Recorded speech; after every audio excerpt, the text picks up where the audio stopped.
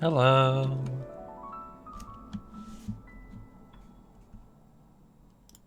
You. Found it on Spotify and I haven't been shot yet. It was done by Lily Bell. It's currently available on Spoofy. At least that's where I got it.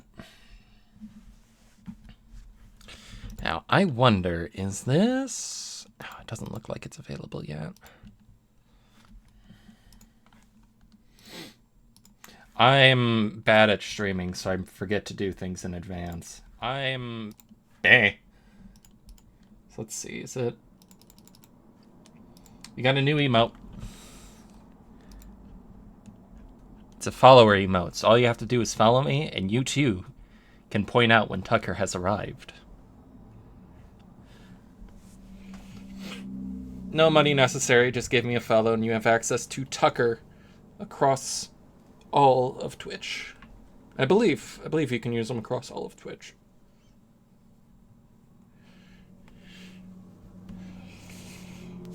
Oh, I should include that in the title.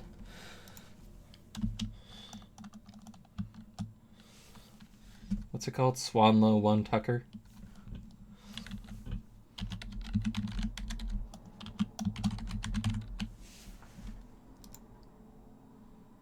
There.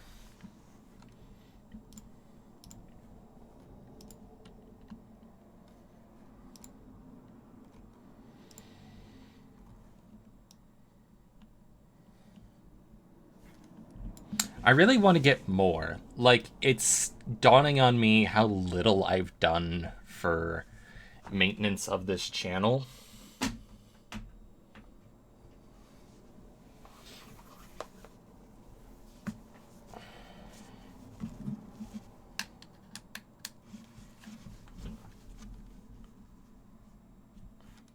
Let's see.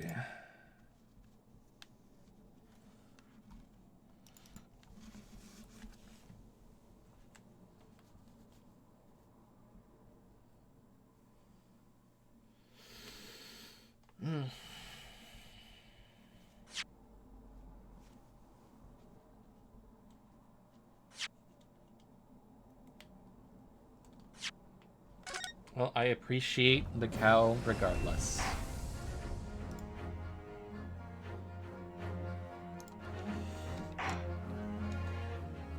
Alright, so we're on part 3 of the trial. After a rather long session last time, I believe. Yeah, V, you're a nerd. Big dork. Biggest dorcas.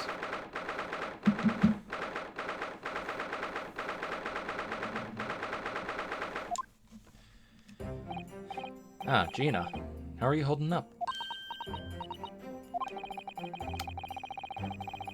I'm starting to feel quite warmly towards her frequent cold shoulders now. Ginny! Are you alright? Why aren't you saying anything? What's the point, eh? Why go to all this trouble and fight so hard for the likes of old me? Oh, you saw it. That picture. What picture? Ah, you mean this? Photograph taken by Hurley's red-handed recorder. Whoop. Well, I didn't think it would have captured a scene like this, that's for sure. It's hopeless. Anyone who sees that's gonna think I did it, ain't they? Well, I won't pretend it was a bit of a shock when the prosecution first presented it to the court. Surely you've got to have your doubts about me now. Still, you can't still think I'm innocent. Of course I can. Ginny, why don't you talk to us? Tell us what really happened that night. Runo's cleverly managed to piece together a lot of new information, but still, we'd really like to hear it from you. Alright then. It was after we had that dinner together at your place, right, Iris?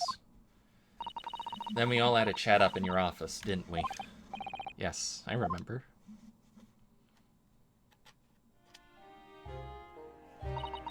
After that, I just couldn't get to sleep. So I slipped out and went down the street to the 2-1, to Windiblank's place. I had to know if Iris's story was there or not, the Hound of Baskervilles. I don't know what it's about or nothing, but if you ask me, there's something to do in it that Sholmes don't like. Something what he don't want people reading. So that's why he lied to Iris about sticking it with Windibank for safekeeping. At least, that's what I thought at the time. So you broke into Windibank's? I had to know if it was there or not. I mean, I had no idea all that was gonna kick off, did I? I struck the lock and snuck inside. It was dark as you like in there. So I gave the oil lamp on the counter a bit of wick. And that's when... What do you think you're doing? I nearly died, I did. Next thing I knew... I grabbed the gun off the counter and was waving it in the air like... I don't know what. Ah, you're the girl who was in here this afternoon. I didn't think pickpockets went in for armed robbery. The manuscript. Have you got it here? Did Sholmes leave a load of papers with you? A story. I beg your pardon?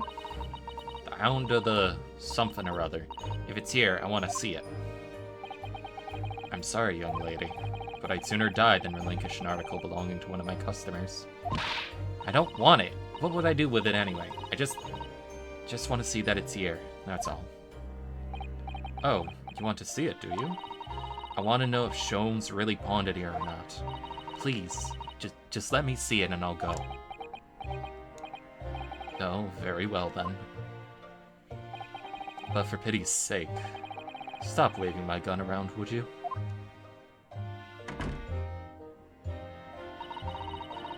So then the old cove unlocked the storeroom door and we both went inside. And it was there alright. The manuscript. Sholmes weren't lying after all.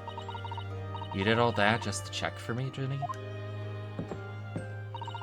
Anyway, then there was a bit of kick-up out in the main bit of the shop. The Skulkin brothers arriving on the scene, yes. What was that noise? Someone's breaking in. Dear me, is there some burglars convention here tonight that I don't know about? I think I forgot to shut the door behind me. Sorry. Better go and take care of it. Could I possibly have my gun back? Oh, well, I'll come with you, Anne. Now don't be foolish, young girl. You must stay right here. Don't leave this room under any circumstances. And with that, he took the gun out of my hands and walked back out into the shop. I hung back in the storeroom like he said.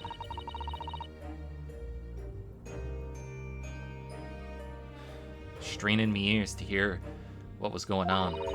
It sounded like they got into a bit of a scrap. I started to think I should help, see. So I was just about to go out the storeroom door myself when...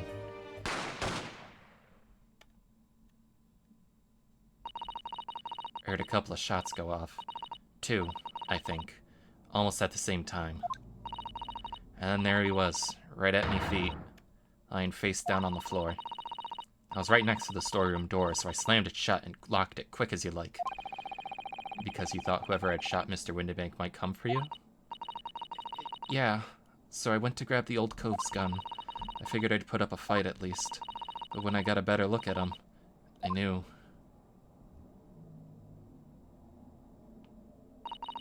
Windibank was a goner. I felt funny in my head all of a sudden, kinda dizzy. And after that, I don't remember nothing. It must be when you passed out, you know? If I hadn't done what I'd done, the old cove might still be alive. Did you tell the police everything you told us? Of course I did, but they didn't believe a word of it, did they? All they said was, if I kept telling lies, it'd make things even worse for me. I'll be alright, Ginny. Don't worry. Just stay strong a little longer. Runo's about to put the real culprit through the mill. That cove, what was there in the afternoon? That Eggert Benedict? Still remember how he looked at me, like I was nothing. He was there that night. We don't know his real name yet, but I'm convinced that he's involved somehow. Anyway, thank you for telling us what happened. I appreciate your honesty. You what? You can leave it all in Runo's capable hands now, Ginny.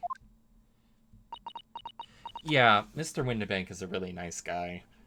It's clear that, like, he does have a nice heart.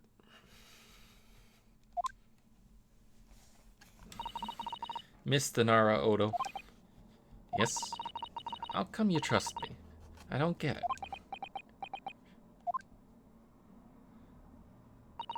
I mean, have you forgot what happened here before? Come on, it was only 2 months ago. Me and McGilded told you a whole pack of lies. And you got Bogtrotter off with him, even though he was a killer. No, I could never forget that. Oh. I did what I thought was best at the time. But the pain of that error of judgment doesn't get any easier to bear. Still, don't forget I also made you a promise. I told you that I'd be on your side to the bitter end, no matter what.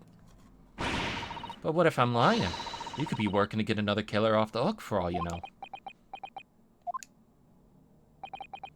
I was once in your position, Gina. I was the accused in a trial. You were?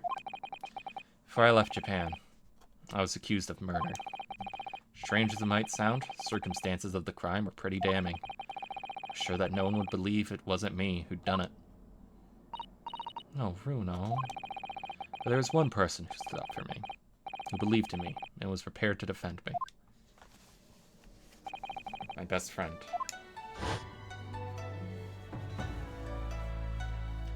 Ryunosuke, no one believes in you more than I do.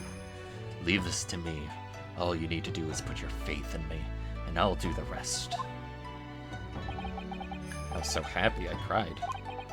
But even then, somewhere inside me, I couldn't help thinking, surely he doesn't really believe in me.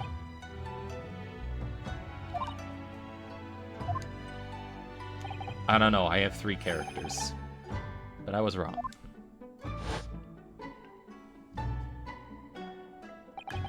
As soon as my trial began, it was obvious that he had an absolute, unwavering belief in me.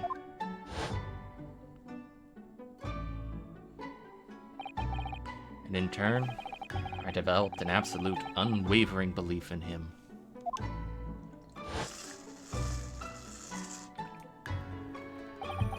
Since then, I came to realize, if you want someone to believe in you, you have to believe in the other person first.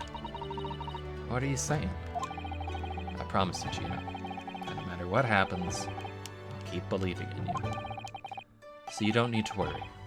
I won't let you down. Even though I'm a diver and a no-good liar, you're not like McGilded. I know that. That's right, you're our friend, Ginny. Iris. We know you better than you think. And we've come to the conclusion that you're someone we can trust. Yes. That's really all we need to know. Exactly. Mr. Naruhodo, I am...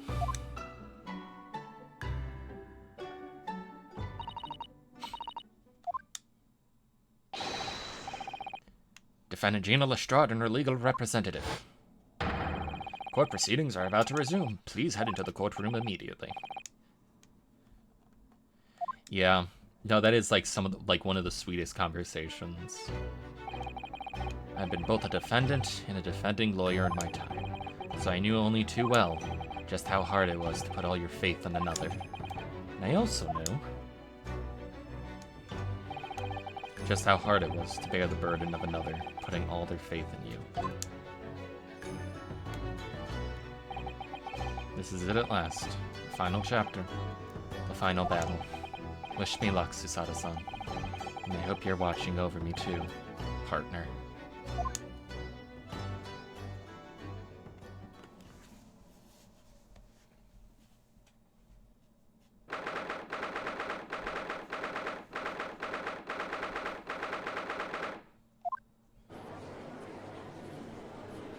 Are they even farther apart now? Yeah, because I gotta make way for Eggy. Soon, the trial of Gina Lestrade. Lord Van Zykes, have you successfully subpoenaed the witness? The subpoena was delivered to the communication station, where the man works effective immediately, my lord. However, the heavy rain has delayed the arrival of his carriage, it would seem. I see.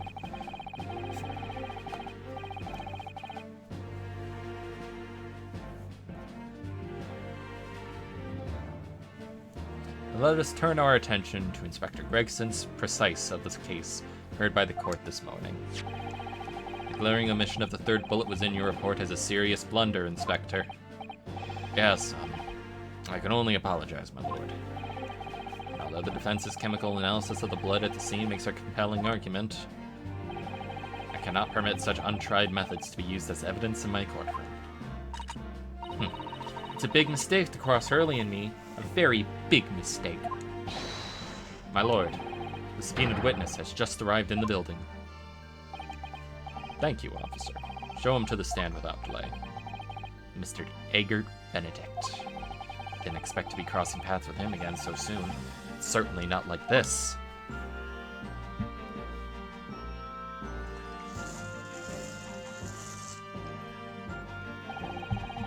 Thank you for complying with the court subpoena at such short notice, sir.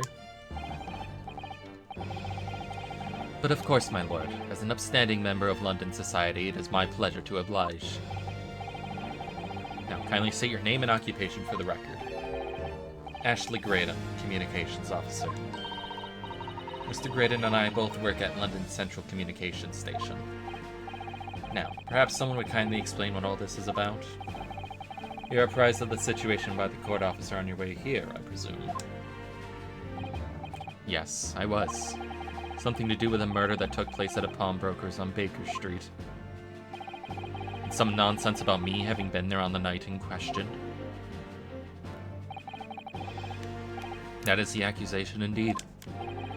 This really is beyond a joke, you know. Very well, without further delay, the court will hear your testimony now, Mr. Graydon. You will respond to the accusation made against you under oath. Gladly, my lord. Gladly.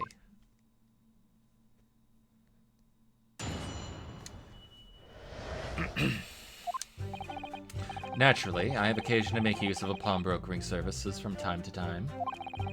But are you seriously suggesting I colluded with these thugs to break into the place on the night of the murder?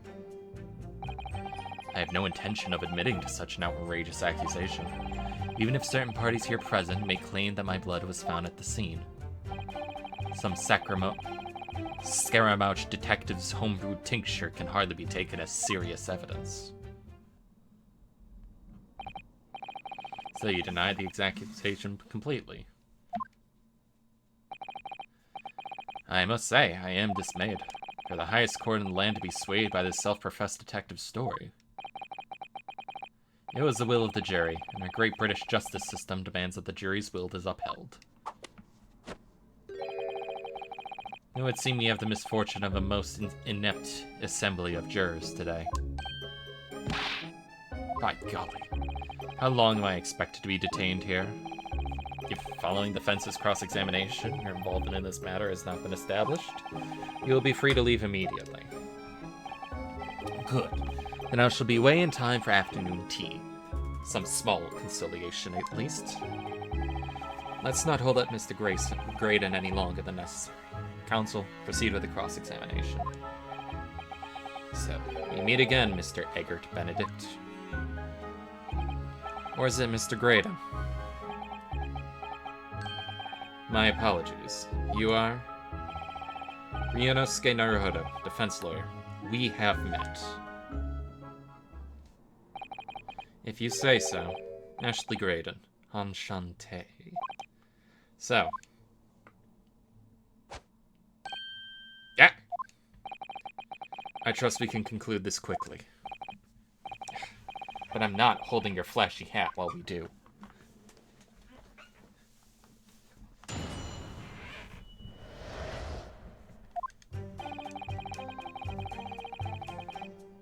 Hold it!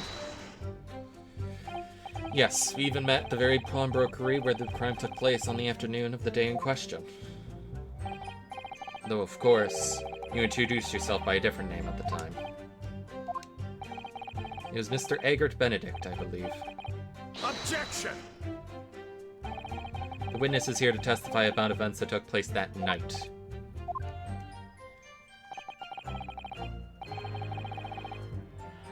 He is under no obligation to answer such unrelated questions. You can't be serious. Thank you, because I certainly do not feel inclined to answer such an inappropriate question. So he's going to be evasive, is he? In an effort not to give anything away. This could be tricky.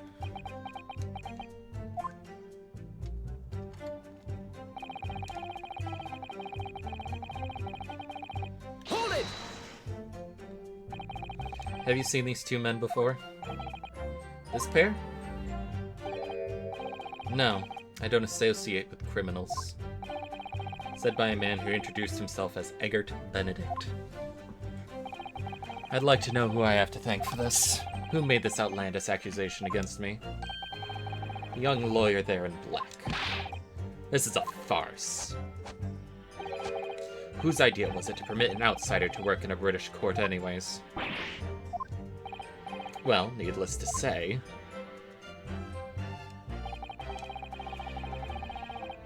Hold it!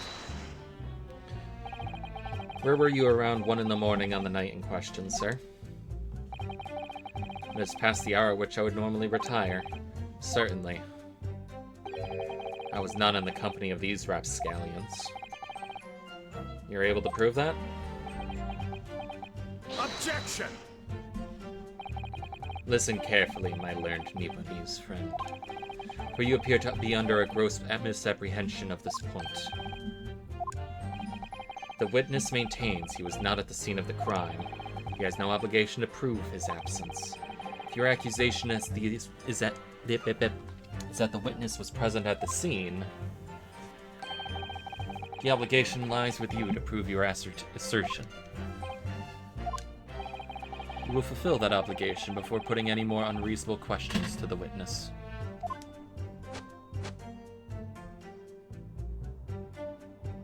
A silent victory, Wiggle. Thanks.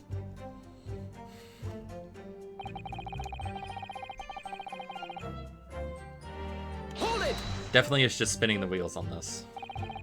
Blood was found at the scene of the crime. There's no question of that. Mr. Sholmes' chemical analysis has positively identified the substance as such. I am not the only human to have blood running through my veins, am I? How can you be so sure that the blood is mine? Could equally be the blood of one of these two miscreants. Every individual's blood has a slightly different composition, it seems. Mr. Sholmes' chemical is able to differentiate blood samples. Spare me the science lesson. Who is this Sholmes character, anyways? Oh, I assumed all Londoners would know the name. He's a great, well, renowned detective. So even you are unable to bring yourself to say, great detective. A great detective, you say? Now we're in the realm of fairy tales. Hey. Excuse me! Do you have something to say about that, Mr. Skulkin? What? Me? No, the Mr. Skulkin next to you. Right, I've had it up to here with this. How many times have I got to tell you? Yes, I know. You're not Big Bruv Scully. Mr. Nash Skulkin. Yeah? Good blimey, Governor. You what? Is it not the case that when Mr. Graydon just spoke, a thought went through your mind? Would you care to share that thought with the court? Yeah, any thoughts? I don't have none of them. It must have been him. You what? Mr. Nash Skulkin. Answer the question, please. What went through your mind when Mr. Graydon just spoke? Nothing. Honest, Gov, nothing. I was just thinking. If he waves his arm around like that much more, it'll open up the wound again, that's all. What wound? Where he took the bullet, of course. It was only 2 days ago. He ain't gonna be healed up yet. So I was, well, you know, I was worrying for him, and... Oh, hell's bells.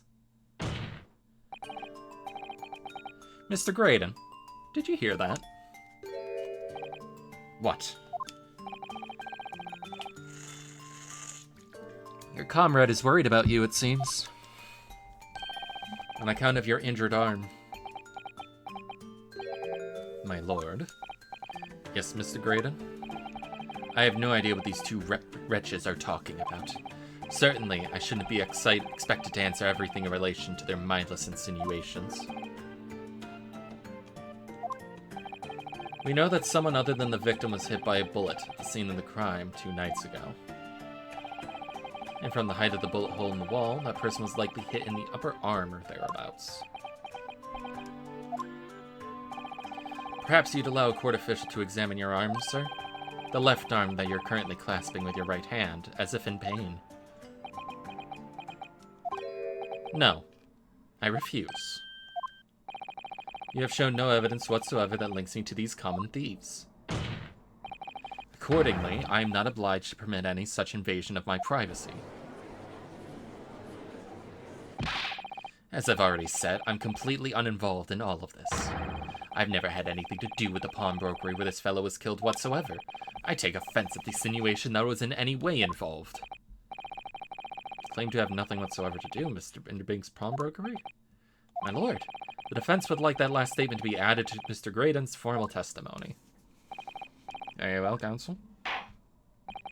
Continue with your testimony, Mr. Graydon.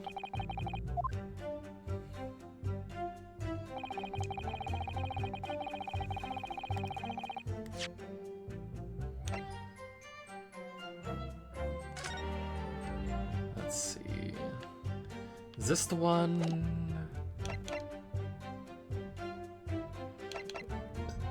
This is the one that he had. Right? And this is the one that Gina had.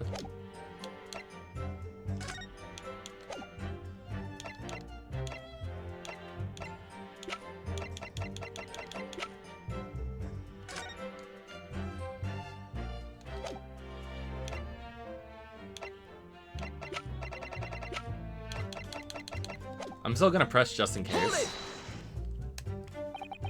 Never had anything to do with it? You forget that I was there, Mr. Graydon, on our very afternoon of the incident.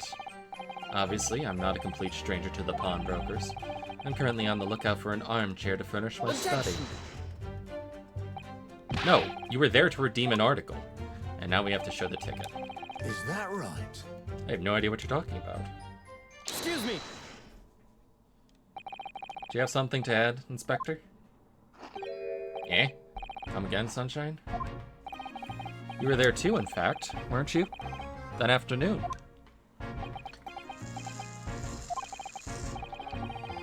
Well, yes, I do remember meeting yourself in the pawnbrokers that afternoon. You, your young Japanese assistant, and the accused were all present, as I recall. And at that time, Mr. Graydon, this witness, Mr. Graydon, was trying to acquire a particular article. Well now. I'm afraid I don't remember too clearly. But you must. I'm not gonna lie and pretend I remember something that I don't. Grexy showed us a picture before, didn't he? You know, from the cameras that Hurley installed in Windibanks. Indeed, and the gentleman pictured bears a striking resemblance to the witness, I must say.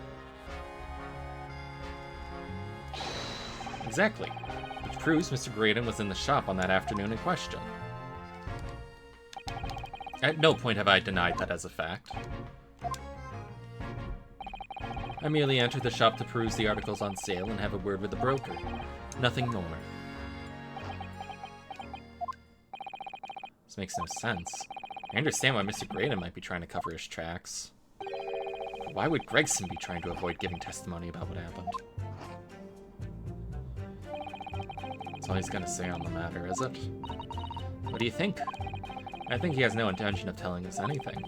He's well aware that the less he says, the less chance he has of giving himself away.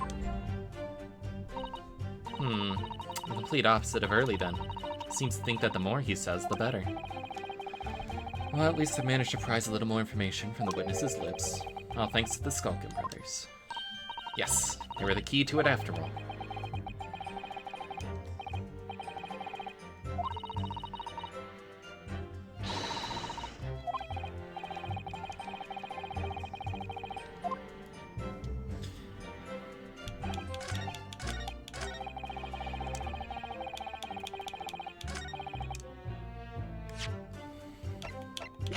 I'm just gonna make sure.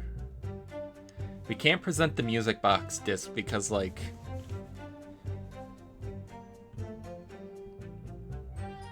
yeah, it has his blood on it, but we can't use Sholmes' chemical to prove that it was his blood.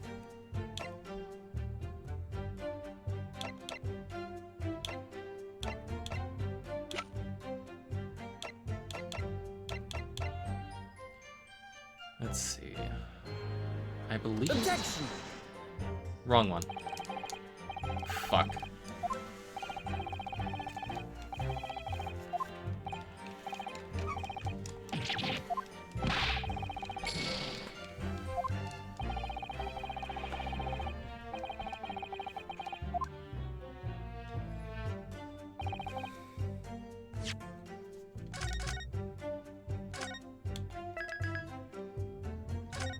Oops. Okay.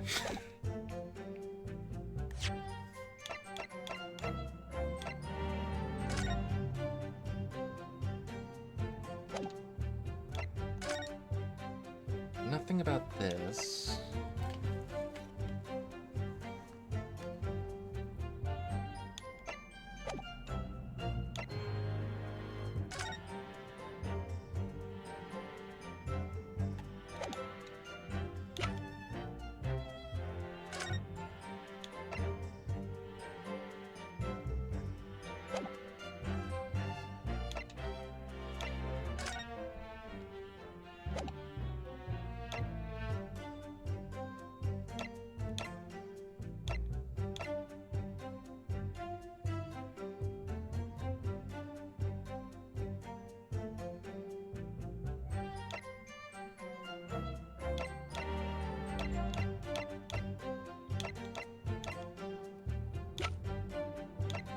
It's either the disc or this other ticket. Is it the disc? Objection! Okay. Have you ever seen this disc before, Mr. Graydon? Why? Is it supposed to mean something? The disc was, until the day of his murder, in pawn in Mr. Windibank's shop. It was redeemed by the defendant, Miss Gina Lestrade, that afternoon. However, someone mysteriously appeared to try and take it from her. And that someone was you, of course, wasn't it? As I have reiterated numerous times now, you are mistaken. That was not me. I've never seen that disc before in my life.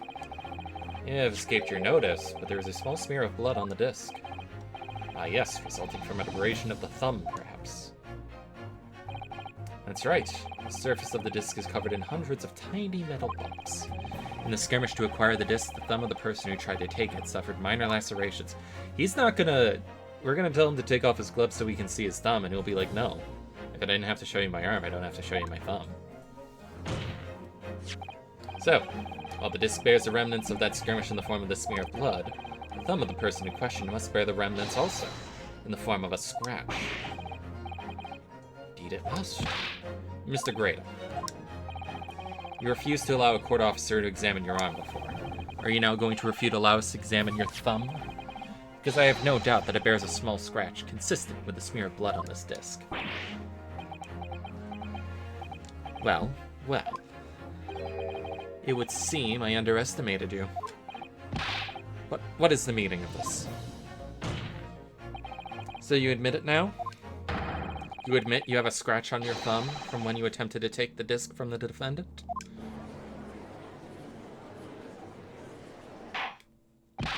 Order! Order! Well, Mr. Graydon? It would appear there has been something of a misunderstanding here. I did not attempt to take the disc, as you put it. No, quite the reverse. What are you trying to say? It's really quite simple, you see. The disc was mine from the outset. There is some crime in taking an item that you own out of pawn.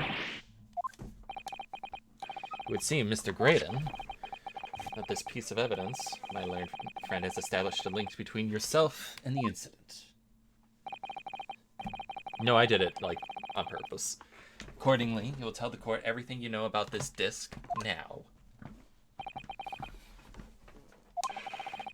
Though I'm quite sure it has nothing whatsoever to do with the pawnbroker's murder.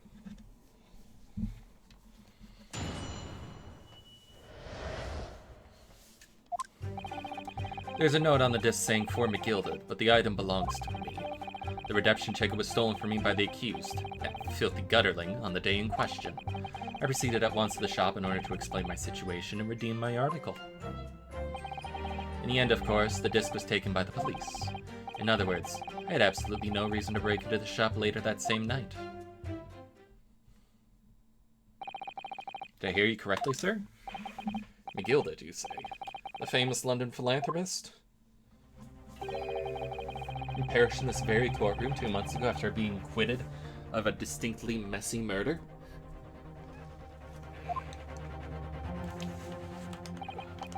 Yes, my lord. The one the same. Good lord. Mr. Graydon, are you saying that Miss McGilded and yourself were acquainted? Yes, that's correct.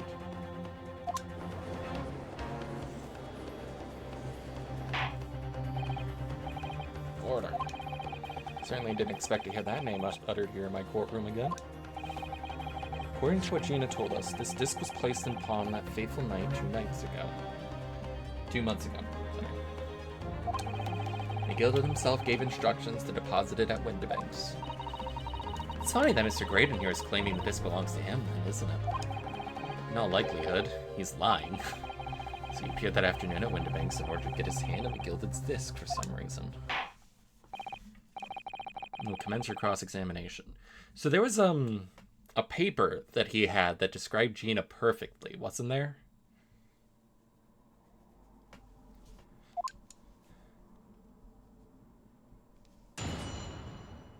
But we don't have that.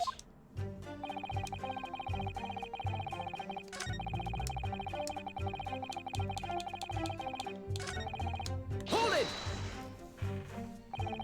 Would you care to explain how this belongs to you? As you will observe, communications officer such as myself commands a fine salary. You're certainly exquisitely dressed, sir. So you see, I have little need to make use of the services provided by the pawnbrokery trade. However, I did once find myself in difficulties having misplaced my purse while on an errand, which is why I pawned my fine black overcoat to the broker in question. You claim that was your overcoat? Obviously, and in my haste I clean forgot that the music box disc was in its pocket. And yet, there is a note on it that reads, "For McGilded." I am a collector of rare and unusual music box music. I first met Mr. McGilded at a gentleman's club in the city, and was interested to discover that he shared my penchant in that area. So the disc in question, it's a pre-production sample. I promised to let Mr. McGilded hear it. But then you forgot that it was in the pocket of the overcoat you were forced to pawn. Yes, exactly. Gina didn't mention any of that in her testimony 2 months ago, did she? No, because McGilded had threatened her to keep her mouth shut. Which means that if we dig too deeply here, it's going to expose Gina's perjury. People get away with perjury all the fucking time.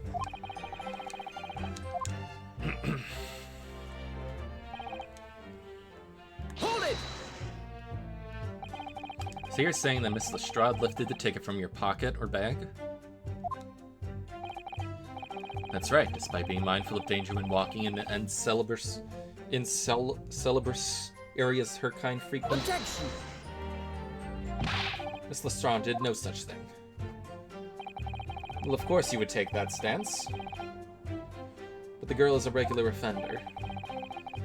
came to the pawn brokery that day prepared with all the information you needed to identify the defendant.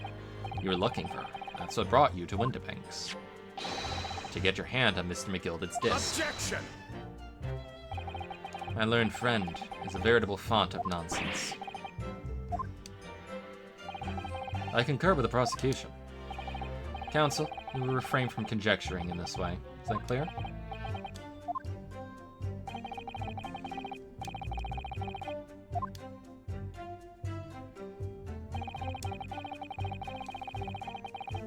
Hold it!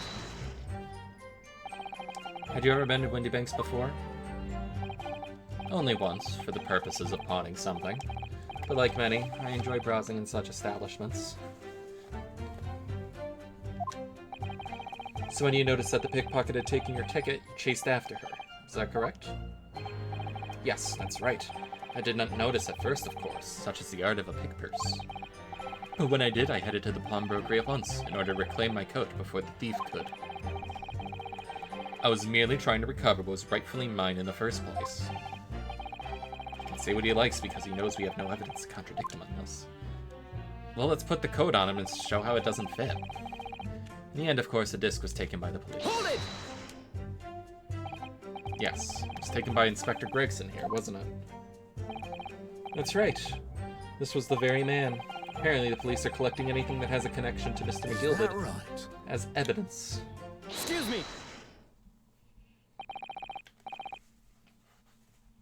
Is something wrong, Inspector?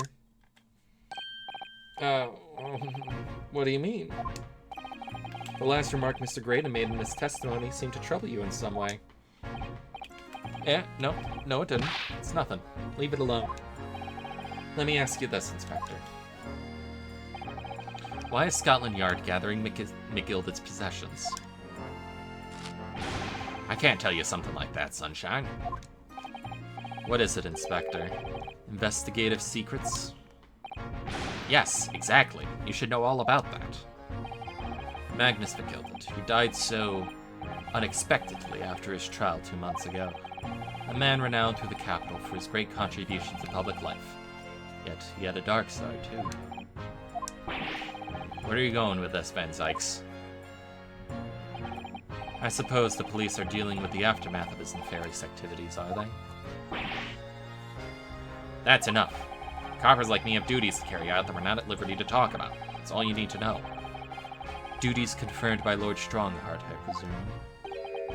The Lord Chief Justice appears to have a great faith in you, Inspector. The bottom line is, if you want to get more out of me, you're going to need Lord Strongheart's paw print first. What's all this about? It's like there's something going on between Gregson and Lord Van Zykes here. Well, I fear that the Inspector has revealed all he is at liberty to reveal. Mr. Graydon, let us return to your testimony.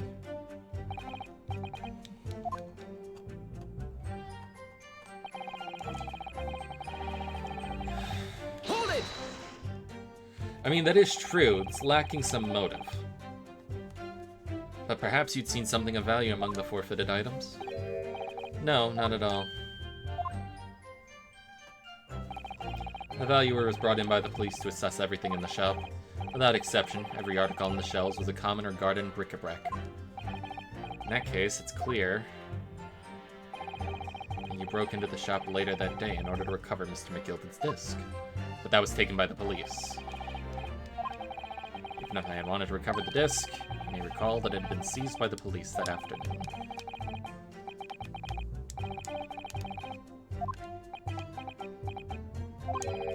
So there was nothing of McGilded's left in the shop that night. Nothing this man might have been after. I wonder if that's really true.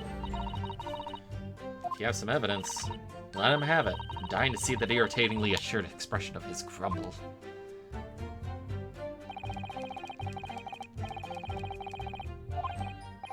We had the other ticket. He realized he was going to be arrested on murder. He threatened Gina and forced her to take a redemption ticket. There's no doubt about it. That witness is lying through his pearly white teeth. Inspector Gregson ends up taking that disc. Gregsy's being very strange about all this.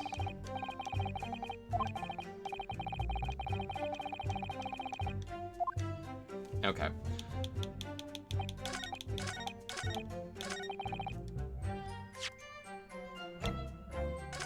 Let's see. What is this for again? One small box.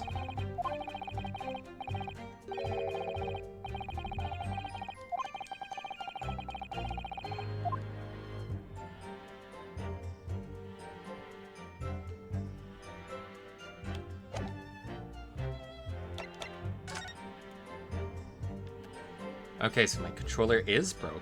Okay.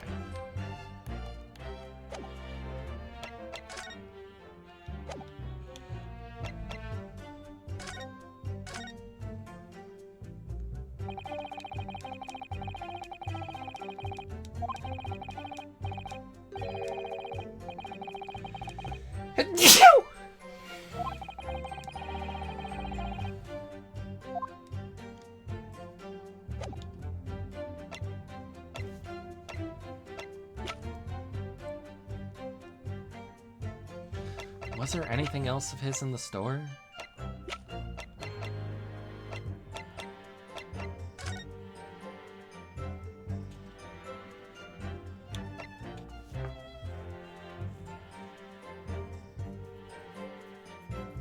I like that Susato put together this whole book of the McGilded case, and there's just 2 pages.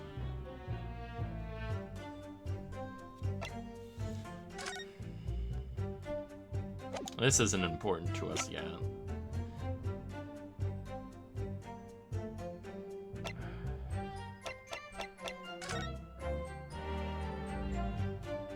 The coat.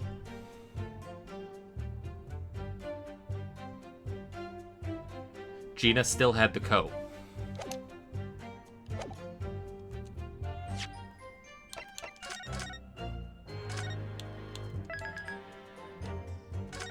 I don't know why he would still want the coat if the disc was no longer in it, but Gina had the coat on when she went in.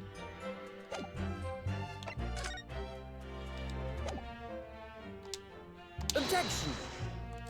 Fuck. I thought I was on a good track there.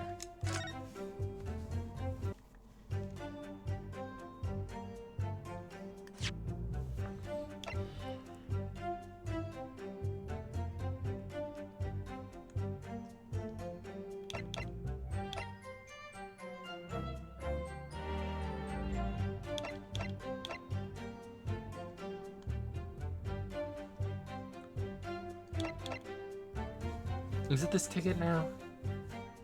Because the box should have been in the store for actual proper selling? Objection! Yeah.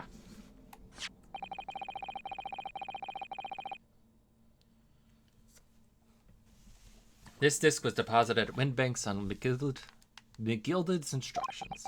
You knew that, and you went there with the intention of obtaining it for yourself. Objection! Let me get there! Conjecture again, and in any case, the disc was taken into custody by the police that afternoon. The witness had no reason to visit the pawnbroker again that night. Sorry, my learned friend, but that's not true. What did you just say to me, you little bitch? Mr. McGilded had another article in pawn at Windibanks, as this second pawnbroker's ticket proves. There were 2 articles belonging to Mr. McGilded in Windibanks pawnbrokery, and the reason you broke into the shop that night was to recover the second one, together with your 2 accomplices, the Skulkin brothers. This is the second ticket, is it? What had the man deposited? The article description reads, "One small box." A rather vague description, it seems to me. Are you suggesting that I broke into the pawnbrokery with these clowns in order to steal some trinket box? I believe there are adequate grounds to suspect that you did. This is absurd. Why on earth would I do such a thing?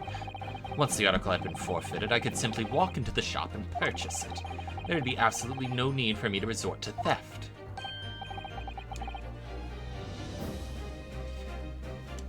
But we weren't sure which box it is, so we could have just tried taking all the boxes. Like, even we tried looking for which box it was, but there were so many boxes there that we couldn't believe it, like, okay, we gotta crack all of them open. This Graydon fellow needed a small box that very night. Objection! Ah. Time to put an end to this nonsense, my lord. Could you be a little less cryptic? I do hate to ruin my learned friend's argument, but the truth is quite incontrovertible. On the night in question, no small box was taken from Windibank's pawnbrokery. And rest assured, the prosecution can prove it.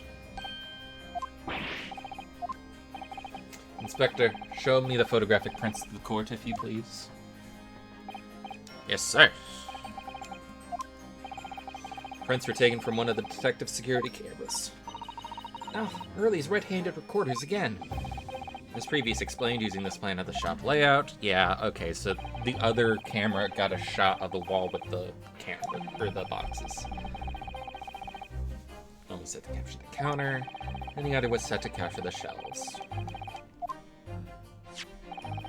According to the information on this ticket, Mr. McGilded's small box had been forfeited already, 2 days before the incident.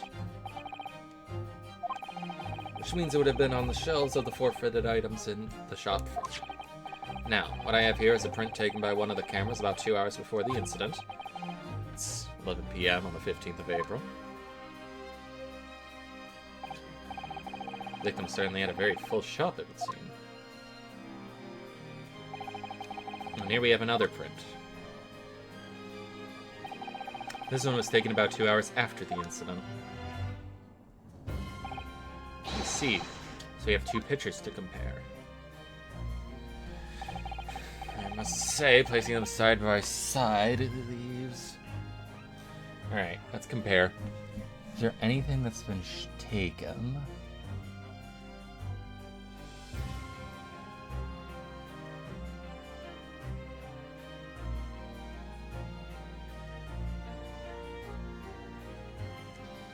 I'm not seeing anything different between these. Unless this is going to be another case of me needing to look cross-eyed at them, like... But... I'm not even seeing a slight shift in the photos themselves.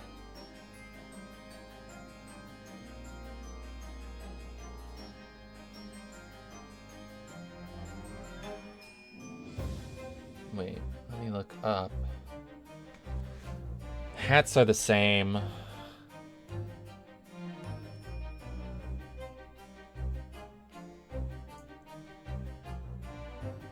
Order of books are the same. Order of the boxes down there are the same. Up there are the same.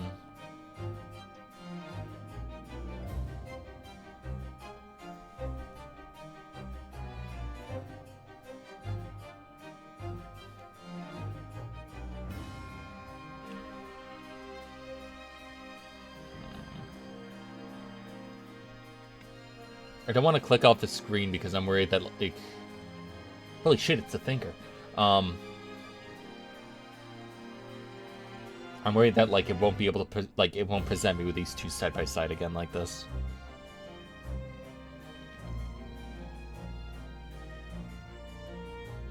The box is shifted.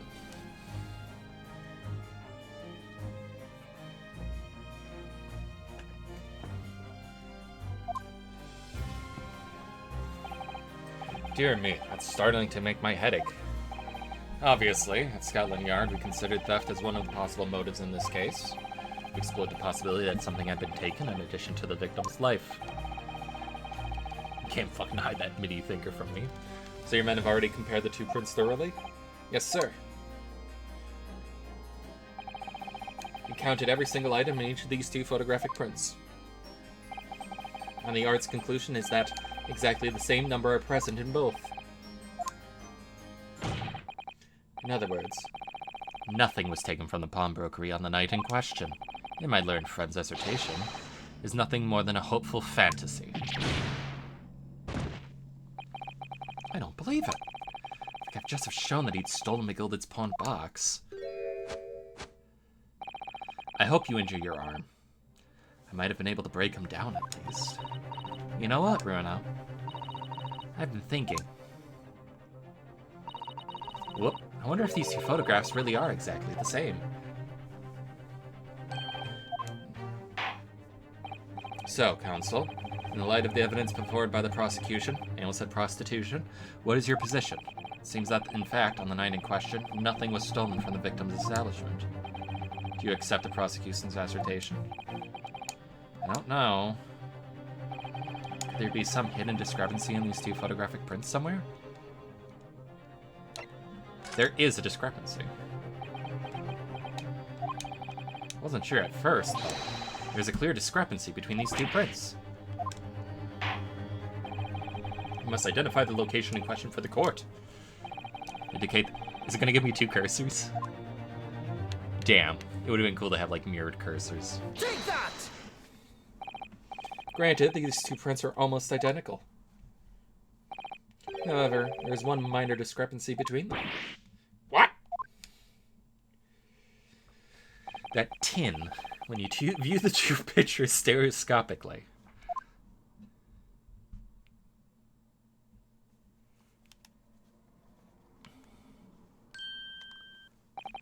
A single area stands out as being different. The location of this small box. Let me wait. Unbelievable. Is there a way to, like, hide?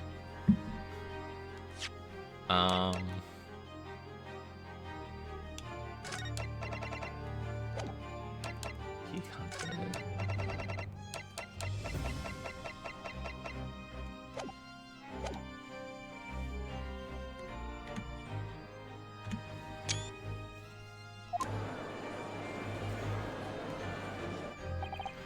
By Jove, you're right. How extraordinary. What this tells us is very simple. Mr. McGilded's small box was indeed not stolen from Windibanks on the night in question. However, there can be no doubt that somebody picked up this particular box and then returned it to its place on the shelves. Are you suggesting that the small box originally deposited by Mr. McGilded is in fact... Yes, the very same small box I just identified in these photographic prints. Mindless guesswork. What if it was? So a box was moved on the shelf. Nothing was stolen. Which means, quite simply, that nothing has changed. That may be true, but... Alright, Gilded's box wasn't stolen. Changes everything. I believe this changes everything about the case. How could that possibly be? The crucial point is the fact that what was moved was a small box. In other words, we have to consider what might have been inside that box. What are you suggesting?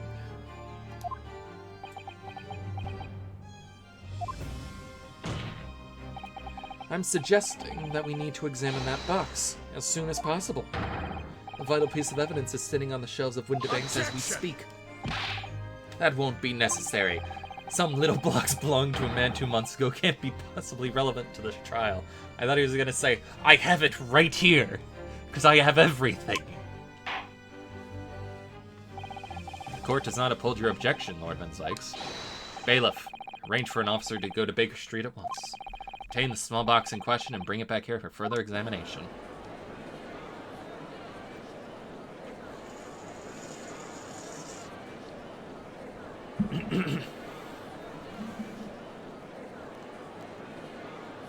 And then they kiss. No, they won't.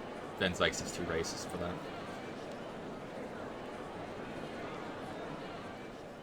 He's not the CEO of racism, but, you know. You should have a report within half an hour. I think perhaps you should recess for a short while until this evidence is brought forth. To be hoodwinked by such a farce. Disappointing. I beg your pardon, Lord Van Zykes. This is nothing but a smokescreen, a Nipponese specialty, it would seem. What are you trying to say?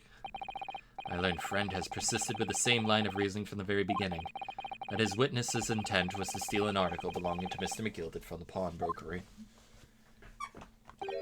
Yet common sense tells us that none of the articles have value enough to be worth stealing in the first place. Exactly. It would be beyond absurd to break into a place for the purpose of stealing such a commonplace property.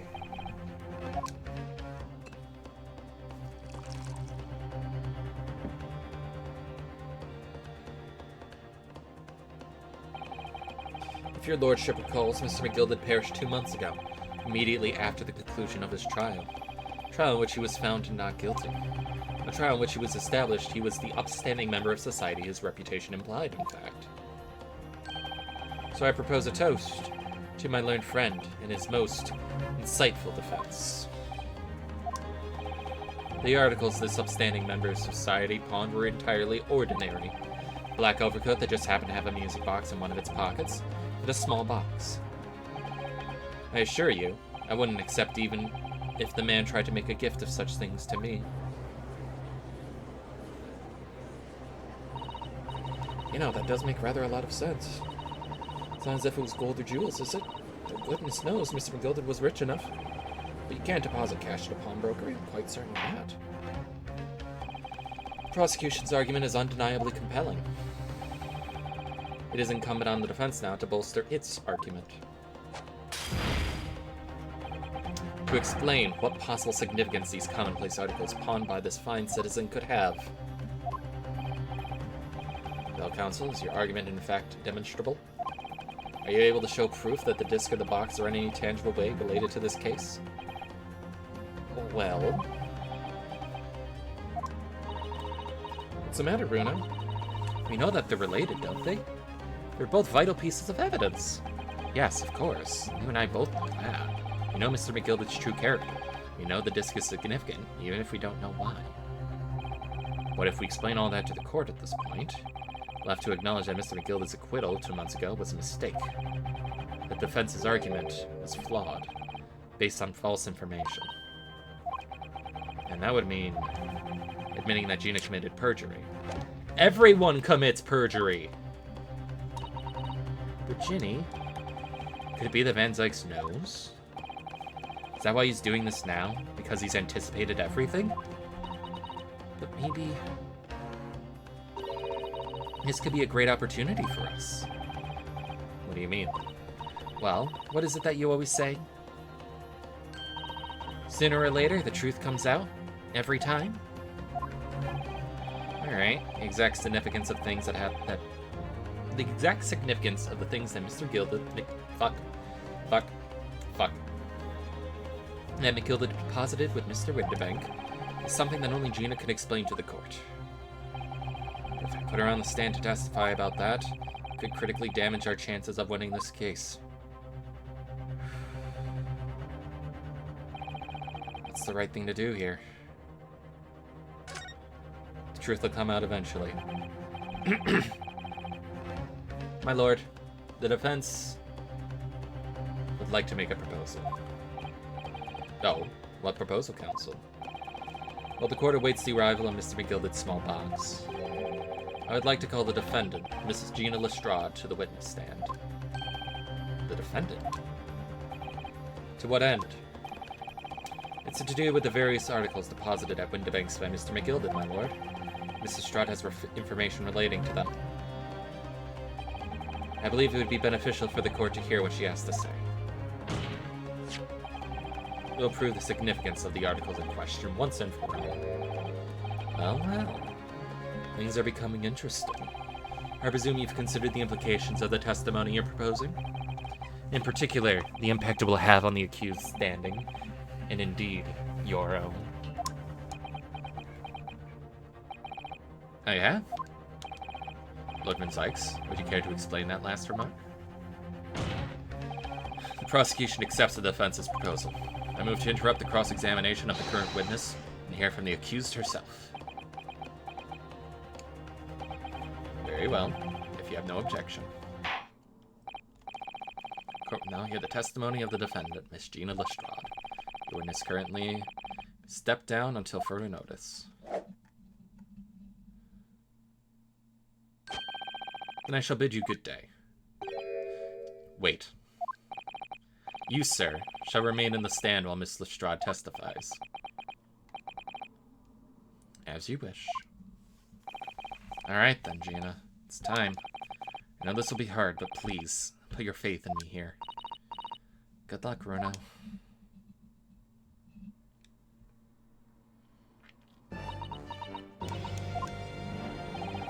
The articles that Miss McGilded had deposited in Windibake's pawnbrokery are intimately related with the omnibus case, the trial which was heard in this courtroom 2 months ago. And I remember this young lady being brought before me in that trial as well. That's right, my lord. Her testimony helped to establish the innocence of the defendant, Mr. McGilded. The omnibus case was intriguing, to say the least. And now here we all are again, the same players in that trial facing each other once more. A twist of fate, perhaps, my Nipponese friend. I'm wondering if this act will get us, like, any sort of respect from him. Allow me to recap the events of 2 months ago. An old brickmaker was stabbed to death in an omnibus running along London's winter streets. Apart from the victim, there was only one other person in the carriage, Mr. McGilded. Naturally, he was the prime suspect for the murder. But as the trial progressed, another possibility emerged, that the murderer, in fact, took place above the defendant's head on the roof deck, with the body then being dropped through the skylight into the carriage below. It was Miss Lestrade whose testimony brought that possibility to light. At the time of the incident, Miss Lestrade was concealed under a seat in the carriage, hoping to pick the pockets of unsuspecting passengers. Then, immediately after the trial, having been acquitted of murder, Mr. McGilded died in this very courtroom, in the most extraordinary of circumstances. A mystery that remains unsolved even now, 2 months on, as indeed does the omnibus murder itself. Be that as it may, I recall neither the disc or this small box being mentioned in the course of those proceedings. Miss Lestrade. Would you tell the court now, please? What really happened at the omnibus 2 months ago, I mean? I don't know what you mean. I already said all of what I know. And what about everything you told us yesterday from inside your prison cell? Please, Miss Lestrade. This is extremely important. But remember, little girl, if it transpires that you willfully withheld information in the trial 2 months ago, the Home Office will seek to prosecute you for perjury. And naturally, you will lose all credibility as a witness. Although, let's face facts, you have little credibility to lose.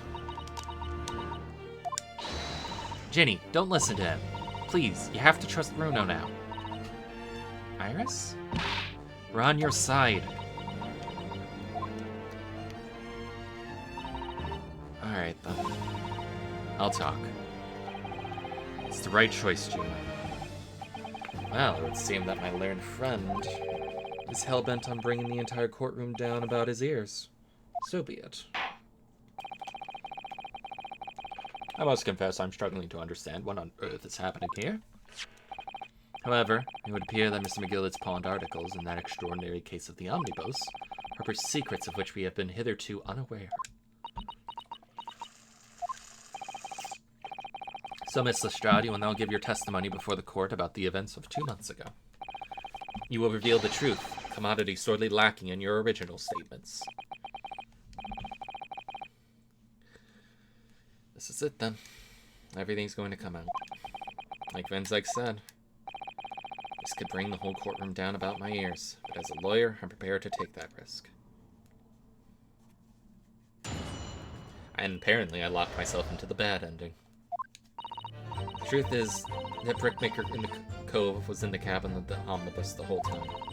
When the Irishman dragged me out from under the seat, I saw that disc on the floor. All of a sudden, I heard a scream from over me head, and the pair on the roof deck went off to call the cops.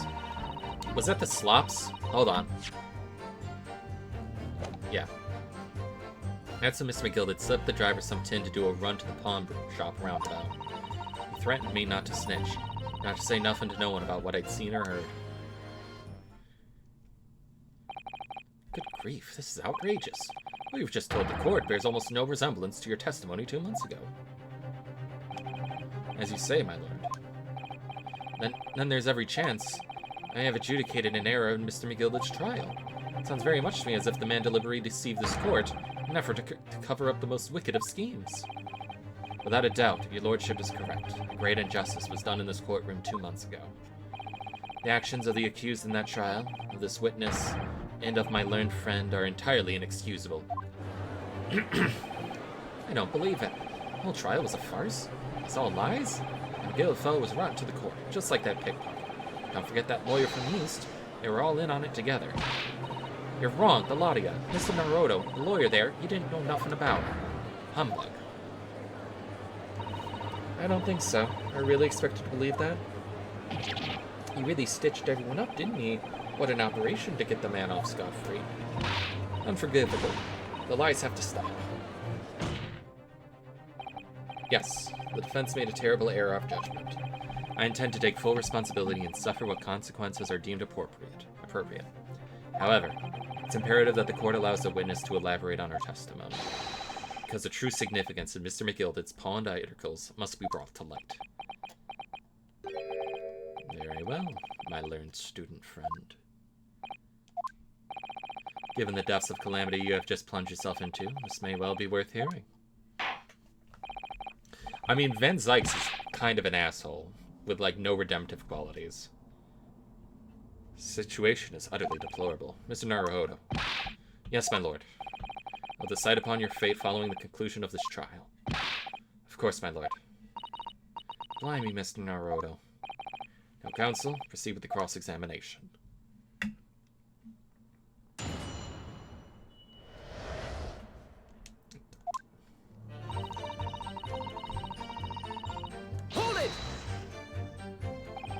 And you were hiding in the cabin at the time as well, weren't you?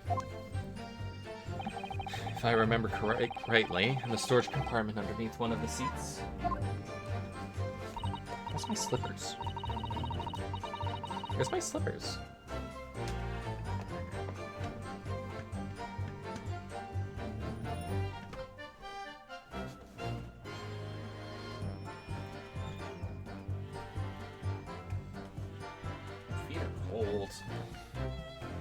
Slippers are in this box.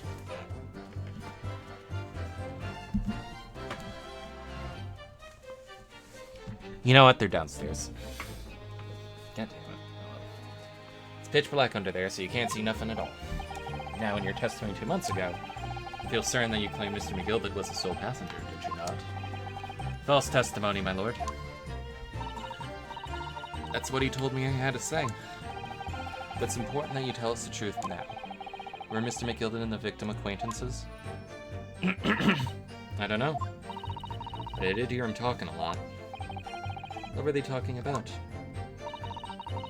Well, I couldn't hear too well, but if I had to say, I think it was about money or something.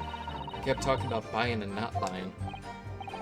Perhaps business dealings of some kind. Well, anyway, it got louder and louder. It started to sound like a proper fight. I was pretty scared by then. I hardly dared to breathe. Then, all of a sudden, I heard a noise like someone keel over on the floor. It was blue and loud and all.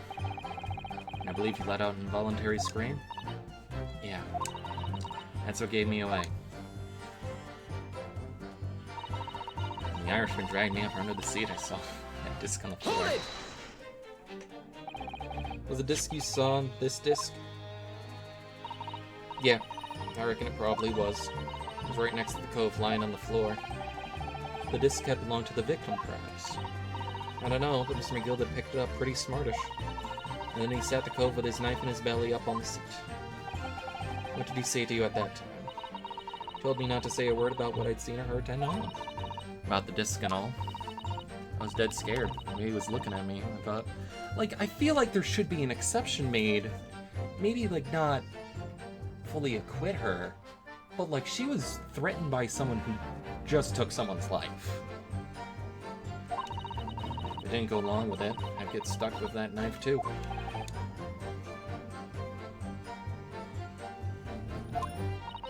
Then he started asking me a load of questions, like what my name was and where I lived and that.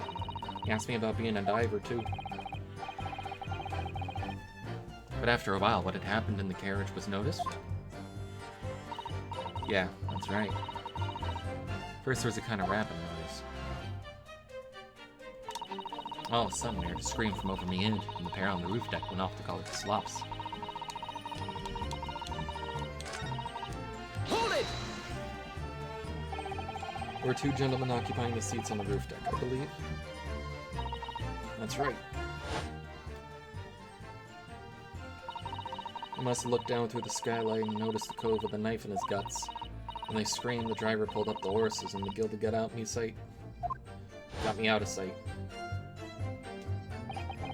Out of sight? Where? Back under the seat where I started off. Once the carriage came to a halt, the two coasts from the roof ran off to catch the slops. They immediately left to fetch the police. It would appear they were entirely unrelated to the incident. So that left Mr. McGilda, the driver, and you still at the scene. Yeah, only the driver didn't know I was there because I was under the seat. Yeah, but I didn't do anything because I was over there on the bench. So you saw him get pushed, and you didn't do anything. Yeah, because I was over on the bench. The driver, yes. He also testified in the trial. A fellow who went by the name of Beppo. Beppo, if memory serves. What did Mr. McGilda and the driver say to each other? I don't know what happened and stuff like that, mainly. That's when Mr. McGilda had slipped the driver some tin to do a run to the pawn shop around about. Hold it! Why am I repeating that? I already said that.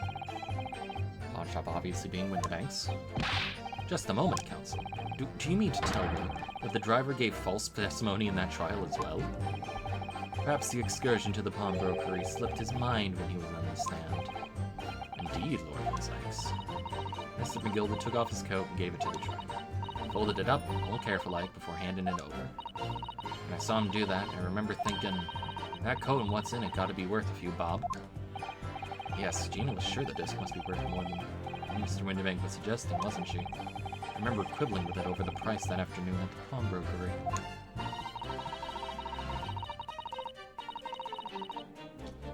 The driver looked pretty happy when Mr. McGilda had flashed some brass in his face, and he went right enough to lick it. Then the bog trotter called to me and told me he'd come out from under the drag's cab.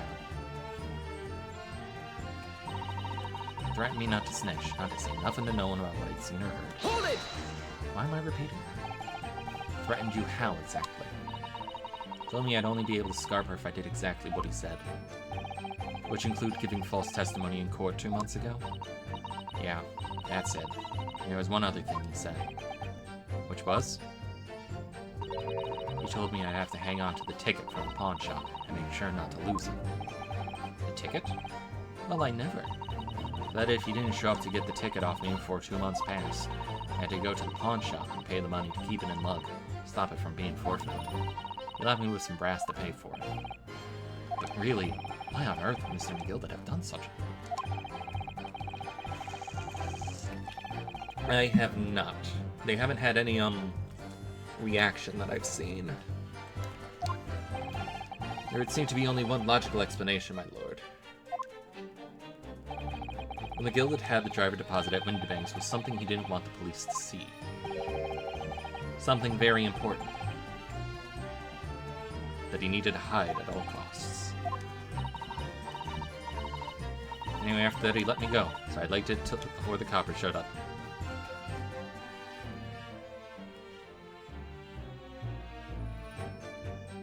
Excuse me! Is there something you'd like to share with the court, Inspector Gregson and Mr. Graydon? Inspector! Mr. Graydon! Blimey, you trying to give me a heart attack? You have been whispering to each other for quite some time now. Tell us, what is the discussion about? Discussion? With this fella? Pull the other one, Sunshine. You think I've got anything to talk about with this shady gent like this? I have nothing to say to this uncouth detective after he deprived me of that disc that was rightfully mine. But they've clearly been talking the entire time I've been cross-examining Gina. It's as if they've been negotiating.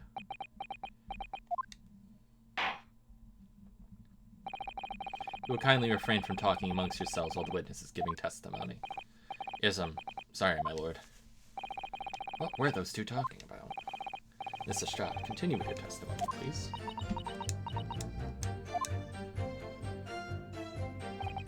Well done, Gina. Can't have been easy to tell the truth like that. Jeannie's really put her faith in you. Yes, and to thank her, she'll have to face a charge of perjury once this trial is over. So I need to use the time you have now to get as much information out of her as possible. It's time to really go for it. Press her on every statement.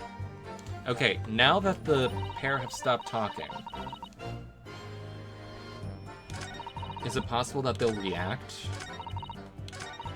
Hold it!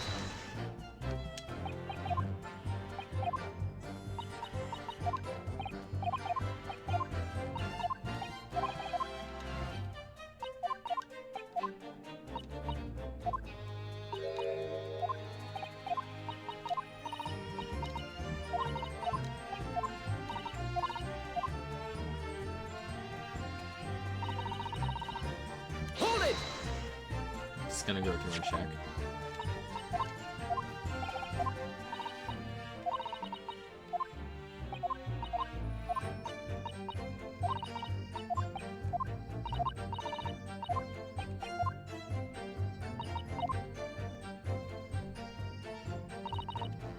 Hold it!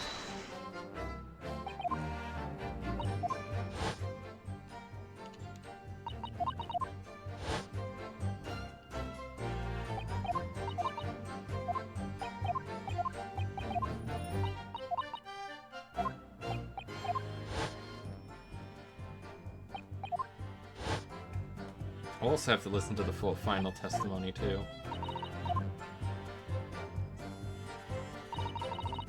Hold it!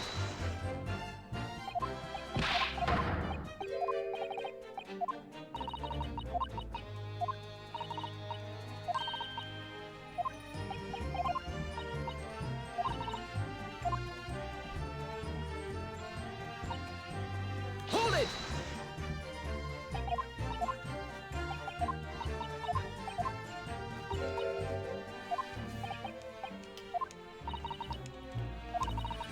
Let's see.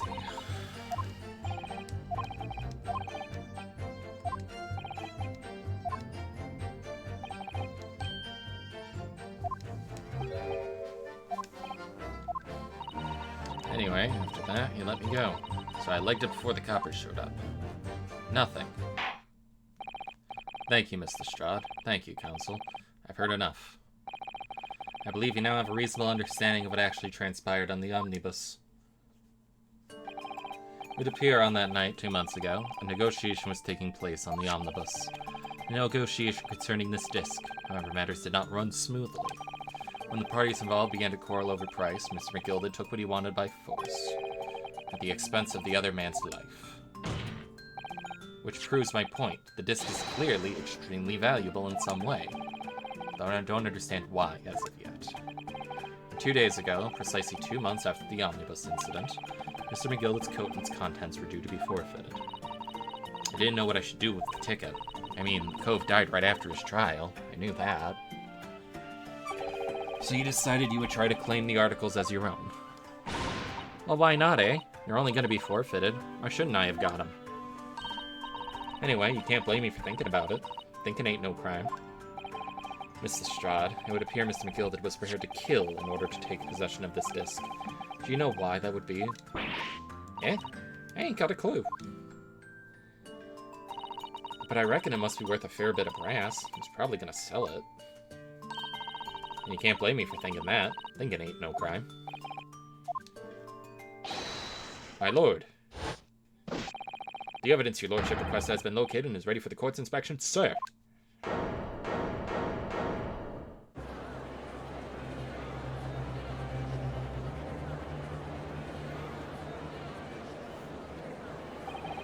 Mysterious little box deposited by McGilded 2 months ago. There's no doubt in my mind that there's a key piece in this far-reaching puzzle.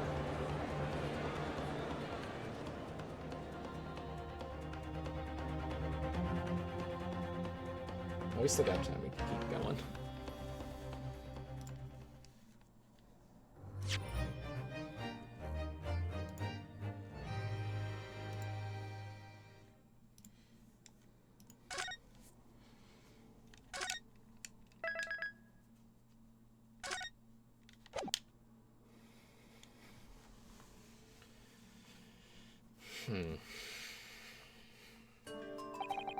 So this is the article in question, is it? Small box deposited with a pawnbroker by McGilded 2 months ago. And on the night of Mr. Windibank's murder, the only item on the shelves that was touched by whoever broke into the shop. Quick, quick! Let's open it and see what's inside.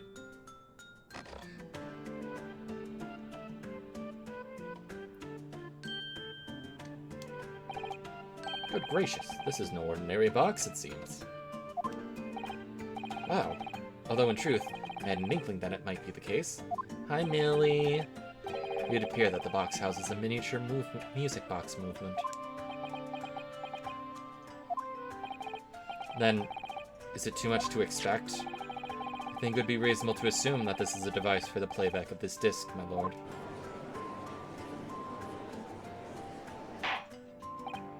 So, here we have the means to play back Mr. McGilded's disc, deposited at Windibanks at much the same time. Not strictly correct, my lord. It was not McGilded's disc. It was the disc of his victim in the omnibus.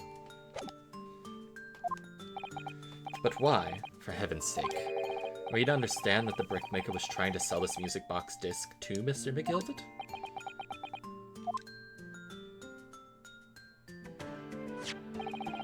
I believe the answer will become clear if you listen to the music on the disc, my lord. Yes, very well. Let the court now listen to this curious disc at length. Hold it! Wait, my lord. Good grief. What is the meaning of this, Inspector? The music box and the disc are, well, they're unrelated to the case.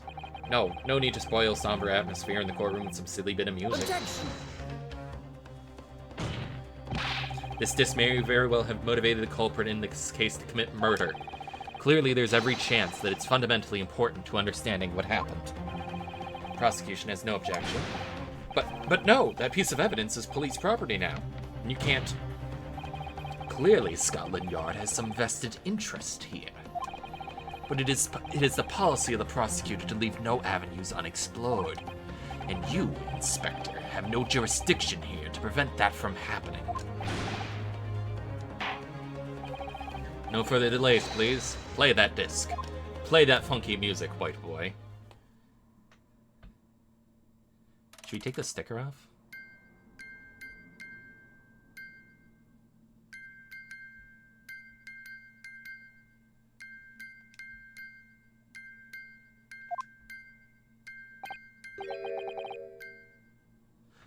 That's Morse code. That's fucking telegraph shit. No. It's just the same note playing over and over again in a regular sequence.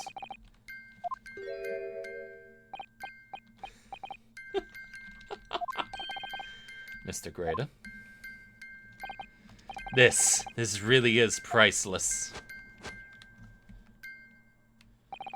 After all that, the music box is broken. Broken? It can't be, can it? Well, obviously. In fact, I wouldn't be surprised if the officers sent to fetch it didn't drop it on the way back to the courtroom. Well, with much regret, I feel the court must accept that this music box offers little in the way of clues. Are you ready to move on, counsel? Yes, alright. It does sound as though it's completely broken, but is it? Could this music be emanating from the music box possibly be a new clue? It's Morse code. I believe that it could be relevant, my lord. But how can it be?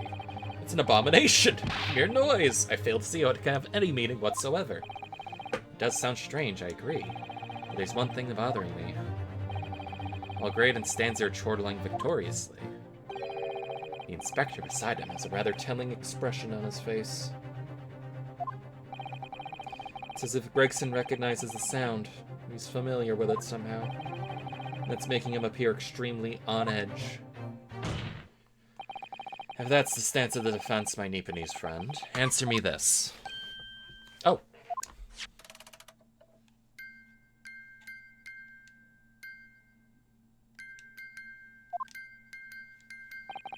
Just what relevance do you propose this woeful chiming has on this case? It's a defensive belief that the sound emanating from this music box is not supposed to be music. Just because it's a music box, it doesn't necessarily mean there's sounds we're hearing are music. Look at that! The smile vanished from Graydon's lips as soon as I said it. I'm on the right lines here. It must be. Making deductions based on how people react to what you say. You're acting just like Hurley, Runo. Objection! He is not! The sounds we're hearing aren't necessarily music. Well, now that you've told us what they are not. I'm sure the court would like to hear what they are. Do enlighten us, my Nipponese friend. Well, surely you have an idea in mind, because if not, it'll be the death of your ill-formed argument. Exactly. The music box is clearly broken. Refusing to accept that fact is pure foolishness. You got me. I don't know what the answer is. Yet. Runo.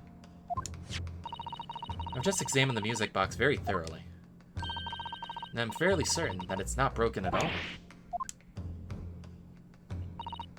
Really, the way it's been made can only produce a single note anyway.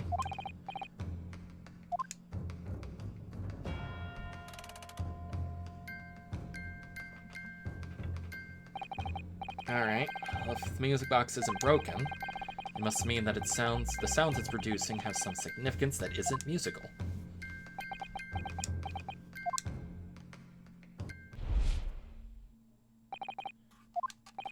Could it be? Is that what these sounds are? Something just struck me. I feel like recently, in the past few hours even, I've heard another sound very much like the one this music box makes. Yes, it's a familiar sound. Oh, we don't have the jury on here. Actually, Iris, I was just thinking the exact same thing. I'm gonna have to press the defense for an answer. If your assertion is that the sound produced by this music is not in fact music at all, then what the devil is it? All the evidence we've seen so far, the testimony we've heard, it's all pointing to this one single answer now. The prosecution demands that my learned Nipponese friend presents proof now. Tangible proof of this latest wild speculation. Alright then. Could be the best chance I'm gonna get to fight back in this trial. If I'm right, I'm gonna join all the dots together. Evidence that explains the true nature of the sounds as this music box is.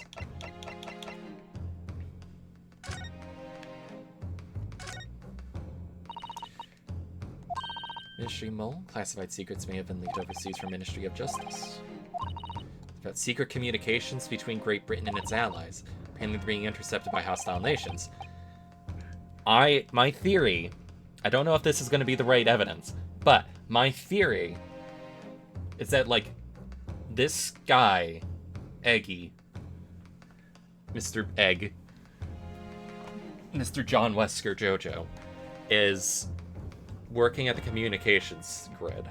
He's taking communications, somehow, like, getting them... Mr. You Will Give Me an Egg is somehow getting them onto a music disc so they can be transported.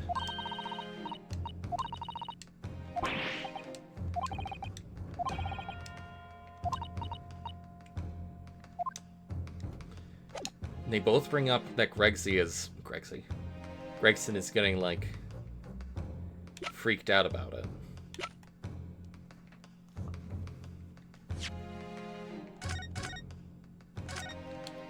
Also, I've drank so much water, I need to run to the bathroom.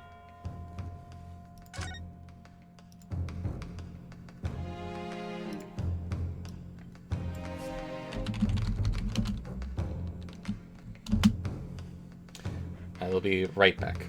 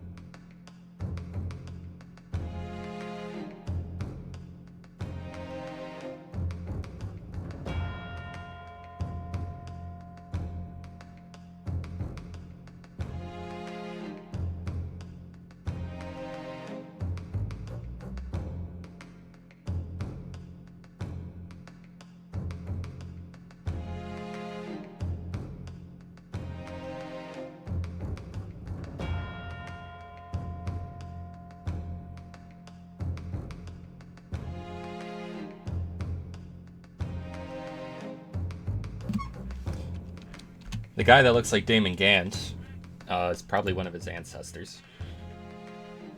Also, we're back.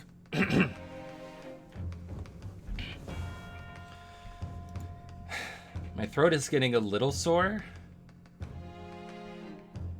So I'm a little worried. But we'll see how much we can get done. Okay. I think this has to be the evidence. Take that! Today's paper, Council? Zippy. Pawnbroker, fuck off. The headline is Pawnbroker perishes in pick-purse plunder. Hardly supportive of your cause. Ah, no, my lord. It was hoping you'd look a little further down the page. Further down? Ministry mole. Classified secrets may have been leaked overseas from Ministry of Justice. Yes, this is a very serious matter, being investigated at the highest level, I understand. I have heard that international transmissions along with supposedly secured lines are somehow being intercepted and leaked to various other countries. And presumably, those transmissions are in the form of wired telegrams.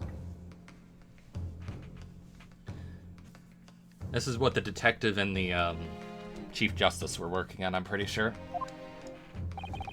Of course. Juror number 5, your input, please. Stop. Oh, me, sir? Whatever is the matter? You told the court before that you worked at the same communication station at Mr. Graydon, did you not? Yes, that's correct. The particular station where you work deals with government communications and newspaper reports? Oh yes, we're not your run-of-the-mill communication station after all. Our work is extremely important. Then tell me, is this not a very familiar sound?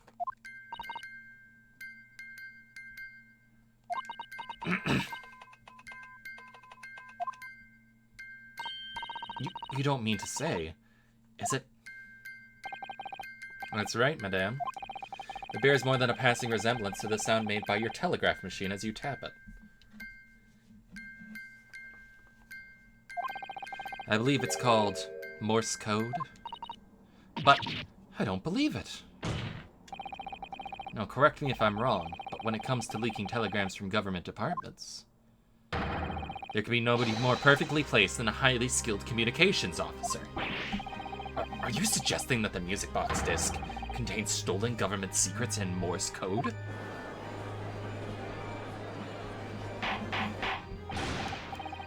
Please, everyone. But this is high treason, Council, deserving of capital punishment. Too much new vocabulary. What is treason, and what is capital punishment? Sorts of words I half expected you to know. For our sovereign government's confidential information, hostile nations would surely pay almost any price. Yes, and on that night 2 months ago, that was the very negotiation that was taking place inside the omnibus. But in the end, Mr. McGilded perished, and the all-important disc laid unclaimed in the pawnbrokery. Mouse. No, the mouse is just a comfort mouse. In which case, whoever stole that information in the first place must surely have been beside himself with worry. Because if the disc were to be discovered before it found its way out of the country, it would reveal an act of high treason, punishable by death. So the culprit had no choice but to retrieve it. And in order to do that, he would have to gain entry to the pawnbrokery illegally in the middle of the night. Because the article left behind by Mr. Gilded would incriminate him too much if it got into the wrong hands. Isn't that right, Mr. Graydon? You think I've been stealing government secrets? Preposterous. Absolutely preposterous. So in response to the defense's accusation, you claim complete innocence, do you? Well, of course I do. I've had to stand here in silence while that pretentious foreign lawyer has been prattling away. Objection! Then by all means, counter the charges, sir. The prosecution demands the witness testifies. Response to the accusations brought by the defense. Delighted, I'm sure. The witness is reminded that the crime under scrutiny in this trial is the murder of the pawnbroker, Mr. Winterbank, that being a most flagitious offense, one of which the law of this land sanctions a capital punishment. But the heinous act of high treason is no less serious a crime. I urge you to bear that in mind as you testify, Mr. Graydon. So then, let us proceed. Okay.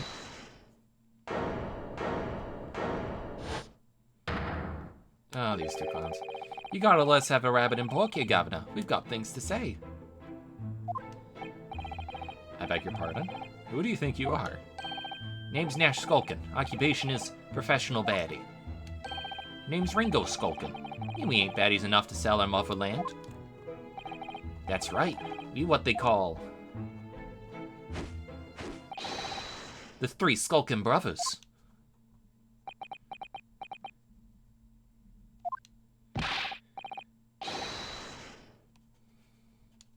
Bad timing, fellas. Very bad timing.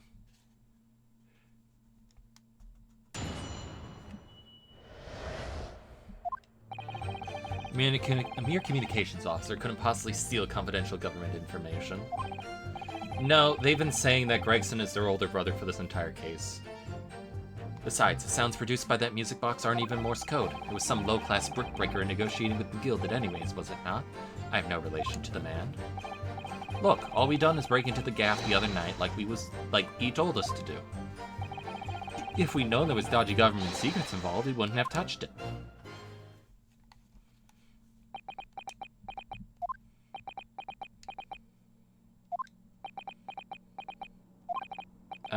Mr. and Mr. Skulkin. One Mr. will do, Governor. What's up? Do I take it that you now admit to the crime? That on the night in question you did indeed gain entry to the premises illegally? And moreover, you did so as a party of three in collaboration with Mr. Graydon here?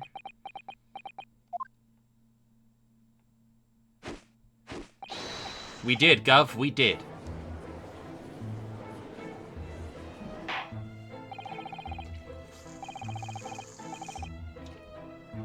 Quieten down, please.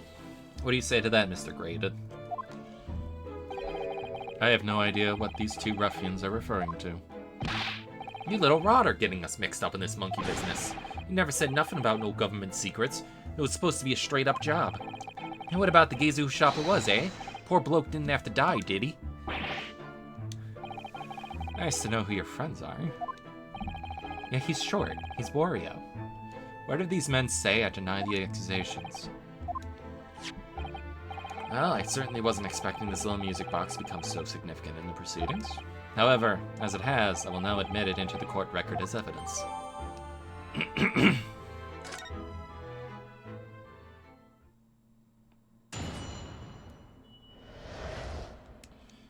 Let's take a look at that music box.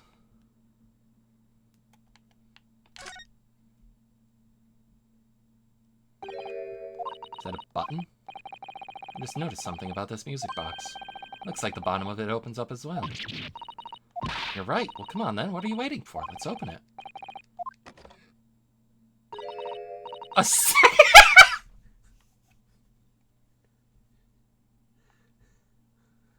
No, that's the last case of Ace Attorney 5.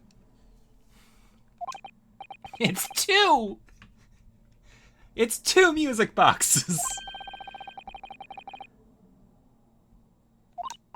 Yes, I think so. And it looks like the 2 movements are linked together. They're linked? So if you had 2 discs, we need to get Sholmes' disc. If you had 2 discs, you could play them both at the same time. I thought there would be a second movement under the other side of the box. Sholmes made a copy of this disc out of his caramel. And he was working on trying to figure out which music box it went to before he got shot. This movement is like the other one. Combs' teeth are the same length. So this movement also only produces a single note, like the other one? Yes, it must do. Except that the length of the teeth in the 2 combs isn't the same. The single tune produced by this movement will be different to a single tone we've already heard. Basically, each movement can only produce a single note, but the notes they produce are different. Music box can only play 2 notes. I feel like this is important to add evidence.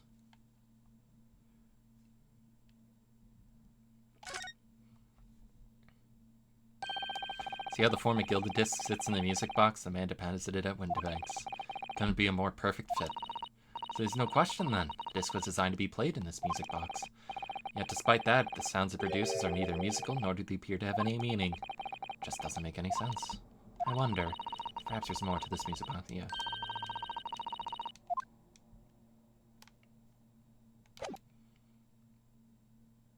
Are we not going to bring out the fact that it has 2 sides? Whatever. Hold it!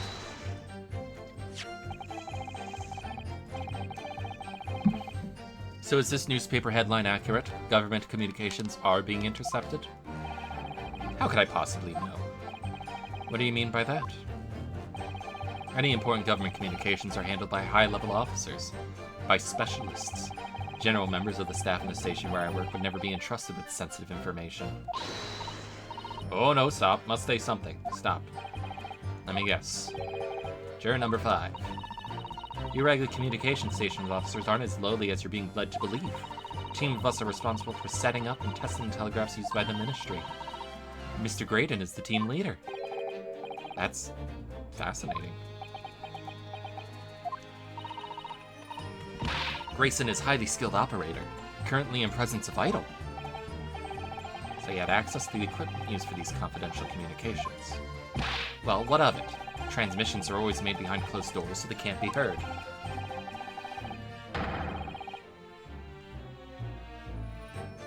All messages are sent in ciphered. Normal employees can't possibly understand them. I must say something. Mr. Graydon regularly attends meetings with the Ministry technicians and Ministry communications team. He assists them in ensuring that there are no errors in important international communications.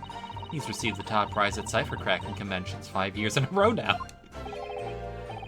That's fascinating. Grayson is a highly skilled operator, currently in presence of Idol. Well, your Idol would appreciate it if you'd keep your mouth shut. She should really pick her idols more carefully. I tell you, this lawyer's accusations are completely unfounded. Besides, the sound produced by the music box aren't even Morse Hold code. it! They're not? To anyone with a brain, that would be blatant apparent. Listen to that music box for even a few seconds. Of course, of course. Surely it can't be that my learned friend is unfamiliar with Morse code. I'm from Japan. He looks genuinely shocked at my ignorance. I would be more than happy to demonstrate the basics for you. A lesson? You're in court? Morse code is a continuous series of 2 distinct tones. Oh, what can get us 2 tones? Yes, a short dot and a long dash. By combining those in different ways, you construct letters. For example, this is A. This is B. That's a lot to get B. But when you listen to the sound produced by this music box, you can only hear 1 tone, don't you? But it sounds so similar. The rhythm of it is the same in everything. But there's no discernible meaning to this apparently random sequence of sounds. So your assertion is fundamentally flawed. This is not Morse code. Really, you shouldn't be so surprised. What did I tell you? That music box is nothing but a worthless piece of scrap. Perhaps you might consider studying your subject matter before casting aspersions in the future. Stop. Nothing more to say, but stop. It's so frustrating, isn't it? I mean, if the government secrets were somehow being leaked using the music box, so many other things would slot into place so nicely.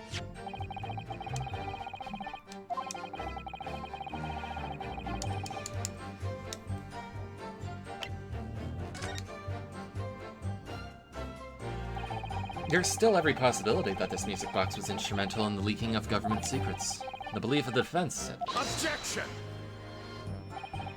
Does it please you in some way, my Nipponese friend, to repeat the same line of argument ad infinitum? It's already been established that to be Morse code, 2 notes are required, dots and dashes. Yes, I'm well aware of that. Then what?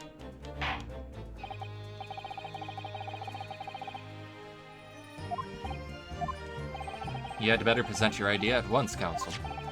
How do you propose that this music box, which appears to produce only a single tone, could have been used to cipher secret messages into Morse code?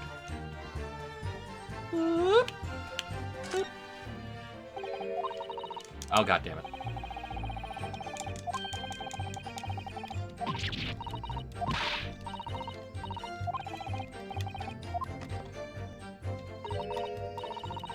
I guess I needed to open it first, I hope.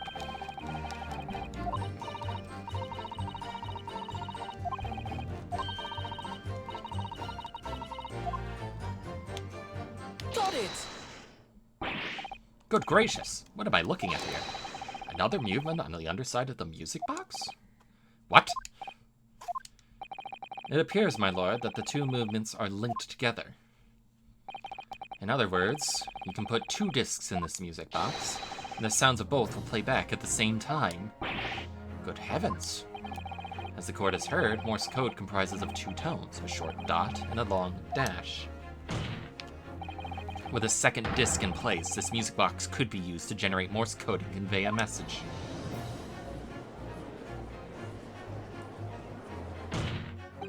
This is beyond a joke. I'm sorry. His poor excuse for a lawyer has absolutely no evidence to support his claims. Though, of course, if my learned friend were able to present the court with the second disc, it'd be another matter. Well, I can't at the moment. And may I remind the court that, as the witness has pointed out, he was not the one in the omnibus with Mr. McGilda 2 months ago striking a deal without over the disc or discs.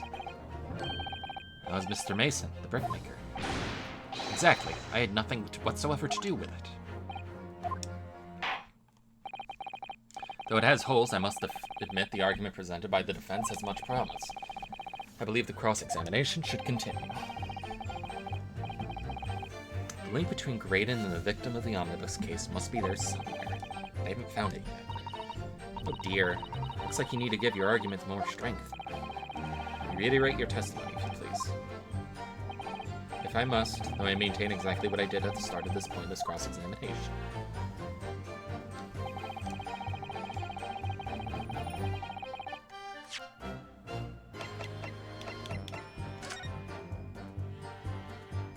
Mason Milverton.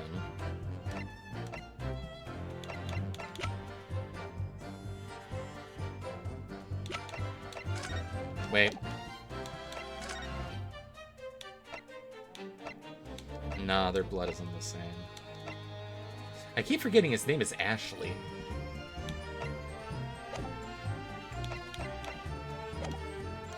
Hold it!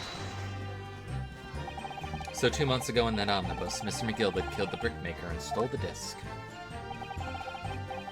Mr. Mason was a single man with almost nothing to his name.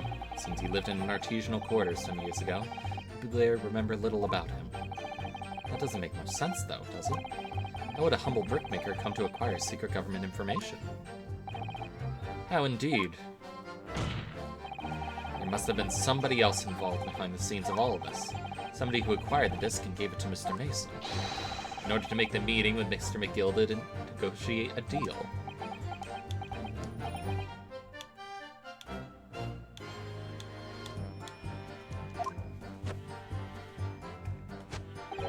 You may have it in for me, sir, but I assure you, I have far more class than that.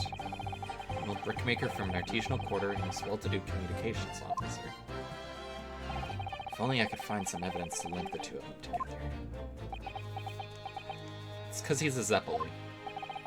You have nothing more to add on that now. Let us return to the witness testimony. I don't think...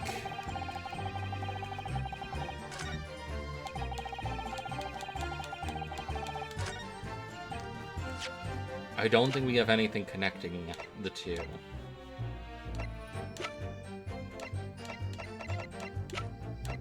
Because the only bit that we got is the coat that has, or the ticket for the coat that had Mr. Mason's blood.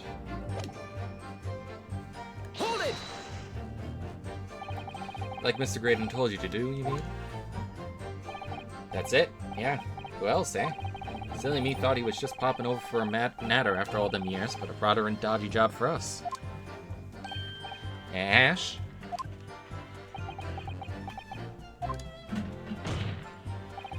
Let me stop you there, Mr. Skulkin. After all them years, you say? Do you mean to tell me that Mr. Graydon is an acquaintance of yours? We're the sociable kind of baddies, you know? Sure, let's say Graydon's old China. Excuse me. Is something wrong, Mr. Skulkin? Eh? No, the other Mr. Skulkin. What? Who, me? When your brother was testifying just now, he said something that seemed to cause you to react. Oh, I was just remembering the old days, that's all. We used to have a right old laugh together way back when. Together? With Mr. Graydon, you mean? Yeah, with Ash. I mean, you look at him now, his fancy whistle and flute. You wouldn't have Adam and Even. When he was younger, he was from the poor part of town, just like us. Is that so? But he was always a leery one. He had the brains, he had the savvy. Always coming up with smart ideas like what would never have gone through our heads. But blimey, and ain't that the truth? I remember Remember Milverton and Skulkin's milk run? That was a corker, eh? Milverton! And neither does your fruit. Oi, the geezer asked us a question, didn't he? And we was answering. Yeah, we ain't done nothing wrong.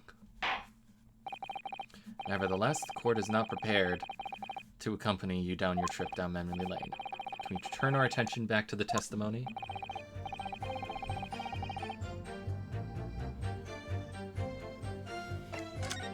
No! Oh, this fucking controller.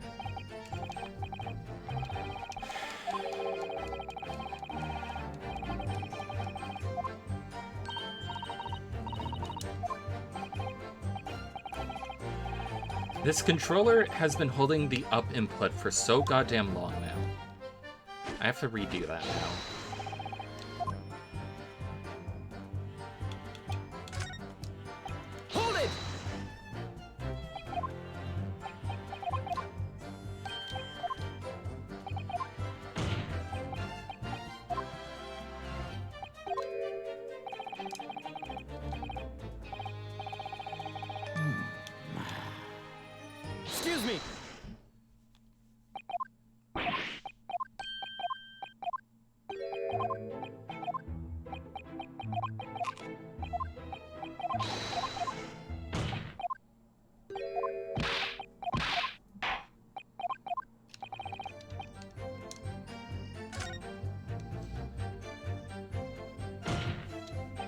My lord.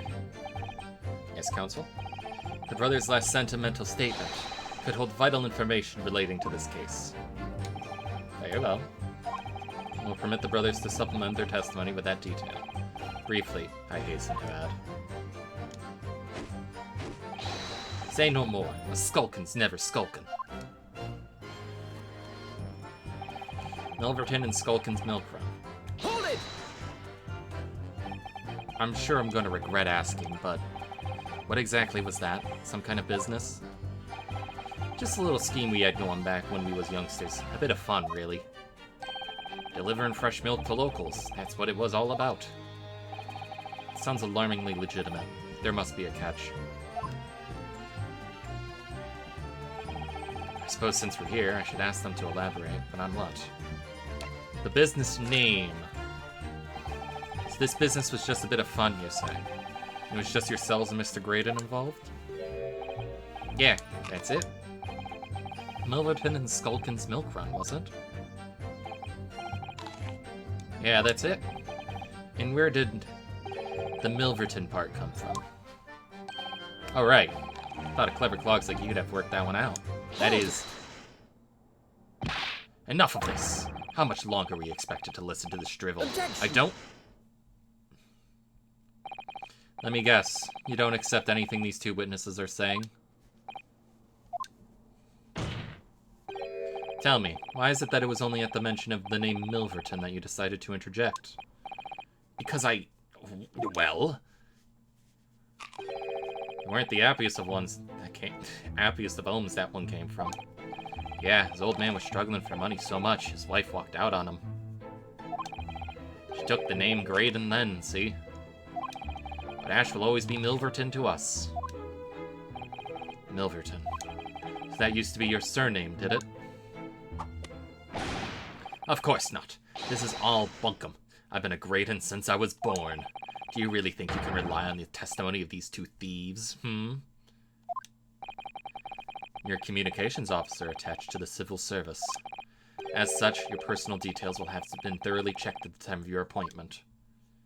It would be a very simple matter indeed to subpoena those records, Mr. Graydon. It will appear that Mr. and Mr. Skulkin's testimony has been reliable, for once. You were born Ashley Milverton, then. Is that correct? Is that what it said on his cane? A.M.? Very well. Yes. So he was once Ashley Milverton. That information could change things. Could turn out to be extremely important. Ashley Graydon's personal profile has been updated.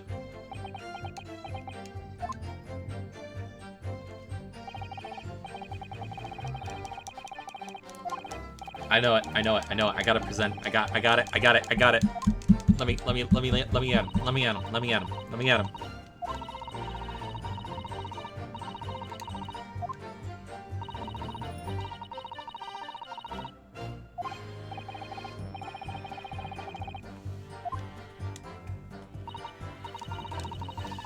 Oh, Millie, you're turning into the Skulkins. I had to find out his dead name to find out the truth.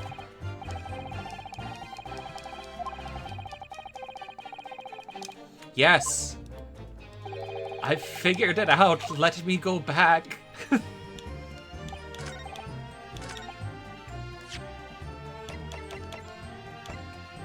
Objection. Mr. Ashley Milverton. Tell me, why do you try to hide your former name from the court?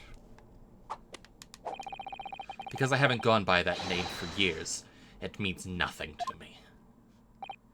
No, I don't think that's the real explanation at all. The truth is, you had a reason to hide that name. Explain yourself, please, counsel. I have here the notes from the omnibus case, my lord. As we all know, the victim, the man who we now understand to have been negotiating with Mr. McGilded, Mr. Mason, the brisk maker. That's right, only Mason wasn't his surname at all. It was his given name. His full name was Mason Milverton. Do you mean to say Saints alive! Ashley Milverton, is it not the case that the brickmaker, Mr. Mason Milverton, was your father? I don't... As I believe I mentioned earlier, your family history will have been thoroughly checked when you join the civil service. And it really would take no time at all for the court to subpoena those records. The truth is, you have been illegally acquiring highly confidential government information and selling it on to McGilded in collaboration with your father.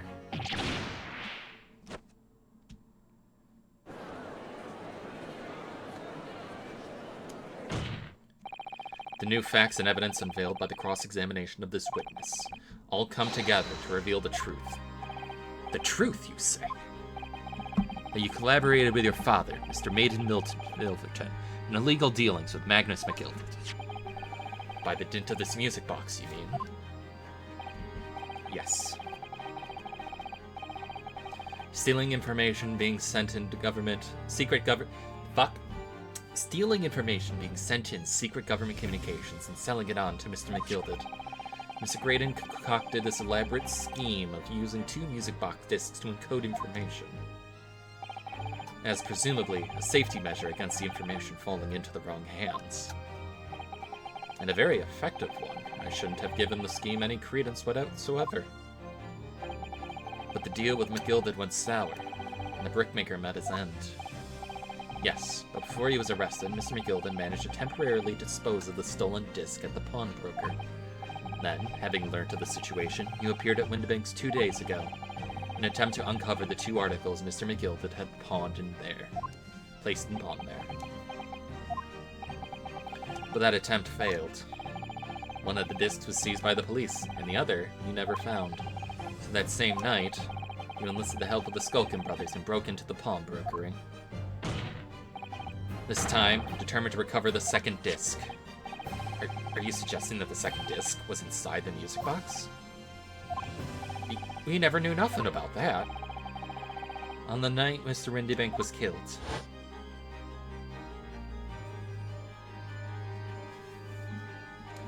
Technically, it's a third case, she says, pushing up her nerd glasses. The intruder to the pawnbrokery touched one item and one item alone, the music box. As rather ingeniously demonstrated with the 2 prints from the security camera, indeed. So, the question that naturally begs answering is this. Why was only that one article disturbed? The answer is obvious, because it contained the second disc to which the intruder was desperate to retrieve. Since, if it were to fall into the hands of the police, it would be proof of high treason. Technically, that's the third case. Gosh.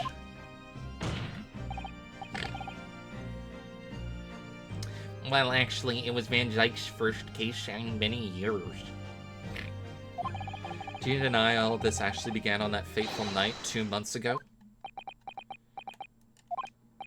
I refuse to accept any of this nonsense. Sir.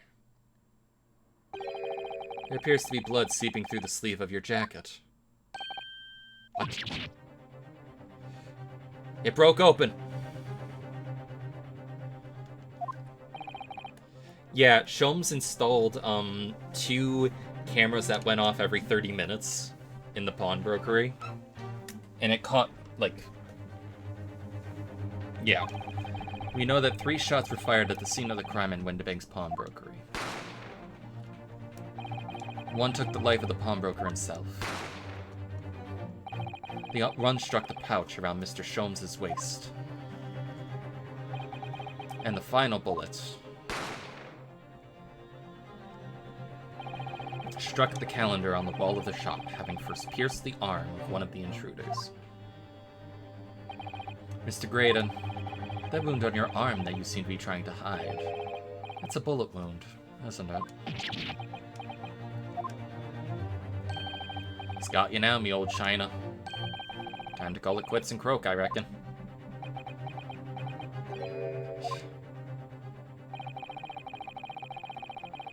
don't acknowledge my presence there under any circumstances whatsoever. Those were my terms, remember? And I paid you handsomely to comply. Clearly, I was a fool to think I could trust some common back slum thieves. Fine. I admit it.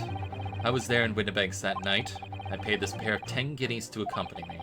And as you've noticed, I sustained an injury in the course of my adventures. Medicine.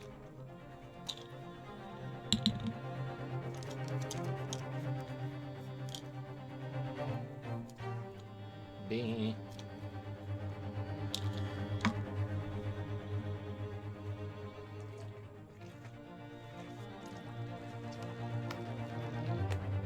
Were ballistics being the fingerprints of a gun mentioned in Dual Destinies?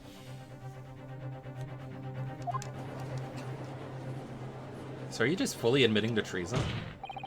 But that is all. I admit to nothing more. Stealing government secrets? Negotiating with Mr. McGilded? As God is my witness, I'm sure I recall nothing of the sort. It's not going to go down without a fight. Not until I can show hard evidence, I suppose. Nevertheless, the defense has now established a crucial fact. Which is... well, you know that one bullet was fired from each of the 2 firearms we have in evidence.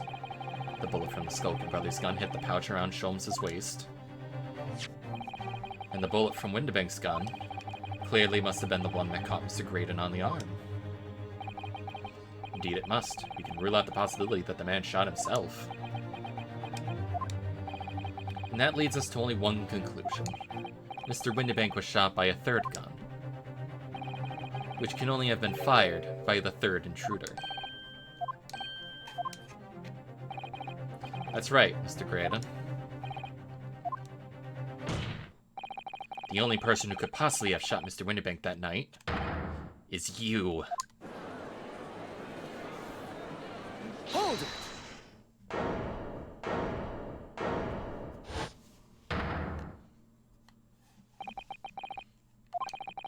You little upstart. You made a grave mistake when you summoned me here. Yes, as you rightly say, I was there at the pawnbrokers. I did my best to hide the fact, naturally. I had no intention of ruining the distinguished career I'd built for myself at the communication station. But did the thought never cross your mind? Did you never consider the possibility? What? What do you mean? What thought? What possibility? The possibility that if I was there at the scene, I may have witnessed the crucial moment. You see, this makes me a key witness in this case, and I have my hands firmly around the neck of your client. But wait. Gina was found with Windibank's gun. Like, I feel like she is demonstrably made innocent here. Because we know what bullet Windibank shot. Are you suggesting? I saw it all. I saw the very moment that pickpocket girl pointed the gun at the poor defenseless pawnbroker and shot him. You what?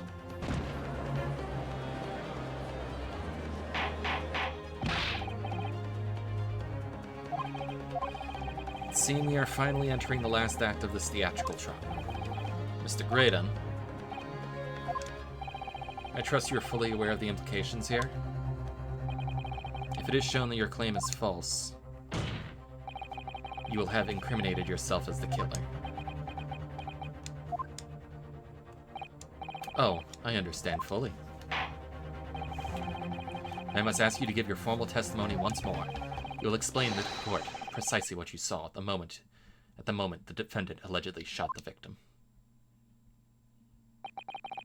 Nothing would give me greater pleasure. Fucking slapped Gregson's chips.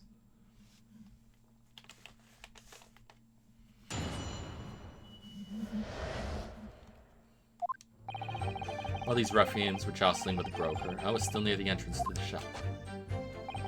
When Windibank threw Nash over the counter, I felt a sharp pain in my arm. I pursued the man, but he shut himself in the storeroom. not seen through the peephole in the door, though. The accused in a black coat shot the man in the back as he was trying to flee to safety. I saw the blood splatter all over that wretched girl. Then she tossed the gun out of the peephole, so I picked it up and made my escape. And then passed out with a different gun in her hand.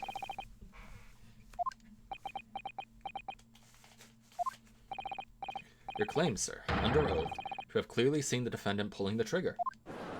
Actually, there was blood on Gina, but it's Mr. Mason's.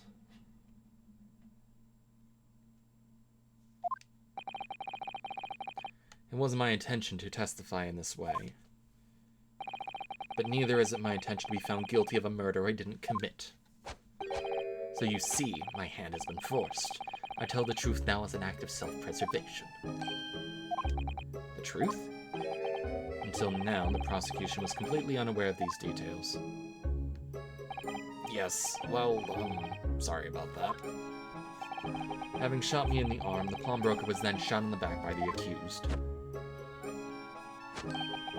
As I said, she was showered in his blood. You say the blood splattered all over the accused coat? Are you sure on that point? Oh yes, quite sure.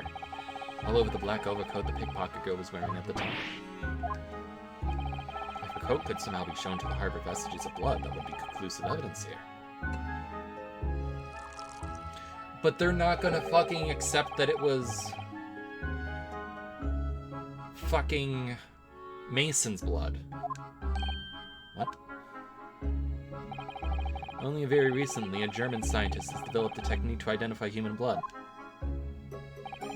So here's to true science, not some amateurish detective's dubious foray into the world of chemistry. There's nothing dubious about Early's work. His ideas are all sound. Ideas are no use to us here. In science, as in law, theories must be proven before they stand. In Germany, the technique has already been employed in the courtroom as a basis of evidence. Scotland Yard has a small quantity of the chemical reagent used. With your lordship's permission. We could shatter the vestiges of doubt within minutes. This doesn't look good, Rono. Well, we know, don't we? That there's blood all over the front of Ginny's coat. If they tested with their chemicals, you're right.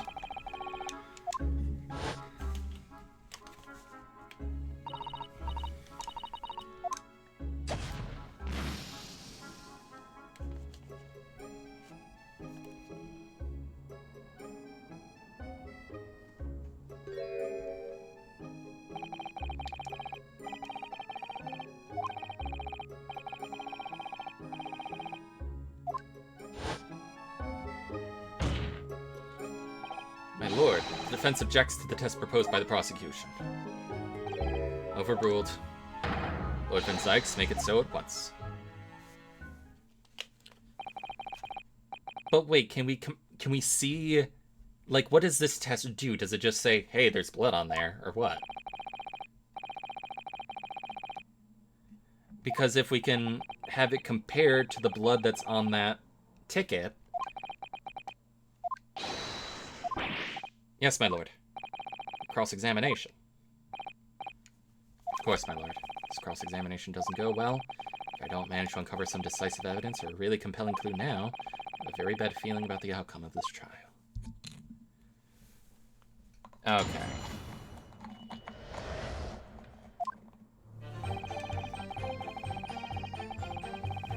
Hold it! Mr. Windibank emerged from the storeroom, I believe. Ringo and Nash were scouring the counter when he suddenly appeared and flew at them. He'd already had the revolver in his hand. Fortunately, I wasn't too close. I've never been so scared in all my life. Yeah, you're just your regular mild-mannered burglars, that's all. You don't like violence. Says the pair who carry a gun. What do you mean when you say you were near the entrance to the shop? I was in the doorway, running my eyes over the shelves of forfeited items. Looking for the music box, of course. Broker went for Nash in the first place. Then Ringo joined in, making it 2 against 1, so I assumed they could handle the situation. But I was wrong. I was trying to help me little bruv, but the old geezer chucked me over the bloomin' counter. So I pulled me gun on the old fella, and that soon made him scarper. Here are you sending upon poor defenseless pawnbroker together? Shame on you. Sorry, Gov.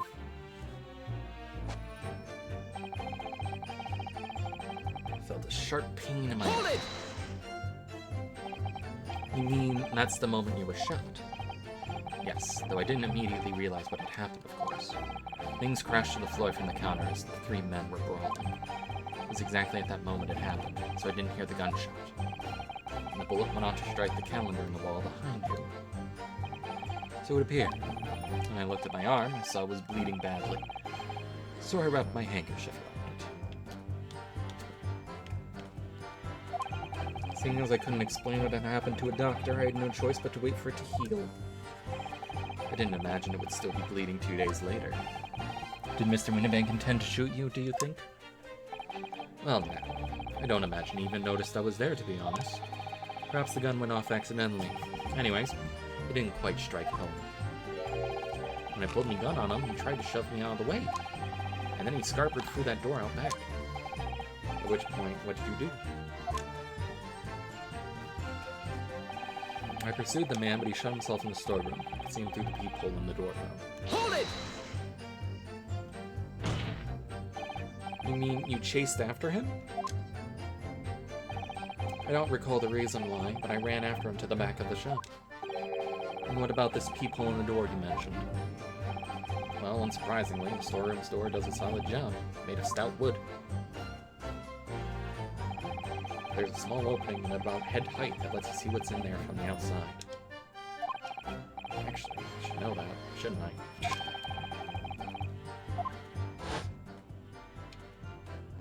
That's how you saw Ginny. And what about you burgling brothers? Did you see what went on through this peephole as well? Not likely, Gov. Didn't see nothing of the sort, Gov. I doubt these 2 buffoons were even aware of the peephole's existence. One of them couldn't even reach it. So the Skulkin brothers were there, but they didn't see the killing of Mr. Winnebank take place. Inside the storeroom, I could see the broker and that young girl standing there. Defendant? Yes, though neither of them noticed I was looking. The girl raised her gun and pointed it straight at the man. And then, what did you see next? An accused in a black coat shot the man in the back as he was trying to flee to safety. What safety? It's a closed-off room. When the crime was discovered, the defendant was found with a gun in her hand. But that was Mr. Winnebank's gun, from which only a single bullet had been fired. And as we've already established, Mr. Graydon, that bullet was fired at you. Ah, but no, it wasn't the broker's gun that the pickpocket girl had when I saw her. Yes, the bullet from Winnebank's gun grazed my arm, and yes, the Skulkin's gun grounded the detective. But this was another gun entirely, a third gun. The broker's gun was not the murder weapon, so clearly there had to be a third firearm involved. In other words, the accused must have had her own gun with her at the time.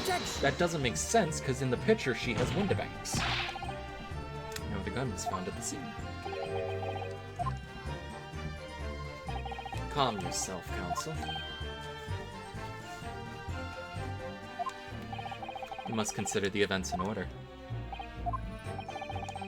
First I saw the broker and the girl glaring at each other, but then all of a sudden, the broker turned to run. It was at that moment the little gutter rat shot him in the back. Chilling image, I must say.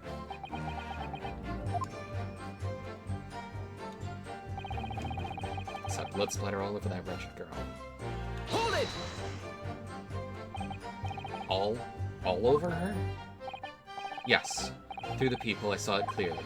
Of course, the stains are invisible now, what with the coat being such a dark color. But I assure you, the garment is sullied with the victim's blood. Well, it's sullied blood, that's for sure. But it's not Mr. Winnebank's blood, is it? No, that's right. It's Mr. Mason Milverton's blood.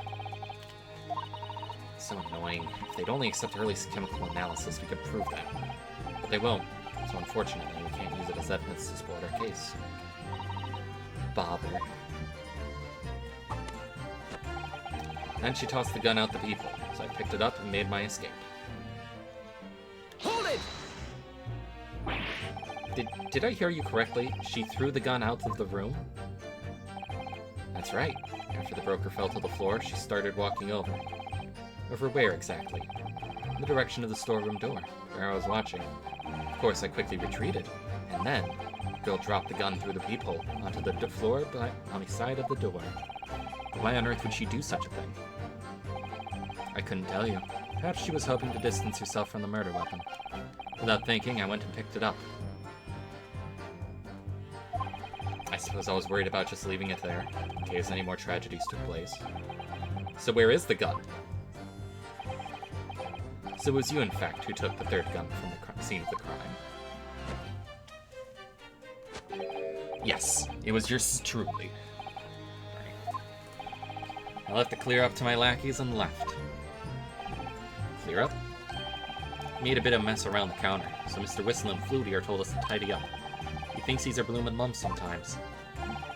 Well, I was paying you enough, by God. Tell me, Mr. Graydon, when you left the pawnbrokery that night, was it by any chance with the second disc in your jacket pocket? You're like a bull at a gate.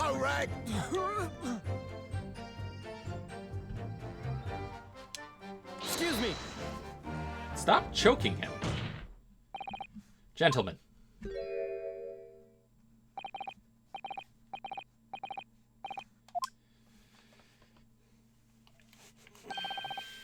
Something wrong, Sunshine? That should be my line. You do realize you were just violently shaking Mr. Skulkin. Blimey, this D's a bit of an hooligan, ain't he? Well, what's going on just now? You saw him, and grabbed me whistle. Why the blazes, he said. Didn't you mention the third gun when we got you down to the station? And why didn't you? 'Cause you didn't know nothing about it. Or that flaming peephole in the door. Sorry about that. I can be prone to losing my rag sometimes. Not hurt, are you? For blimey. See the way he's looking at me? I'm telling you, this D gives me the willies. That was strange. The inspector doesn't normally get quite as worked up as that. He wouldn't normally grab someone. No, that wasn't like Greg Z at all. He's normally all sweetness and light, no matter what I say to him. Yes, well, I think you might be a special case. Well, anyway, that was definitely out of character.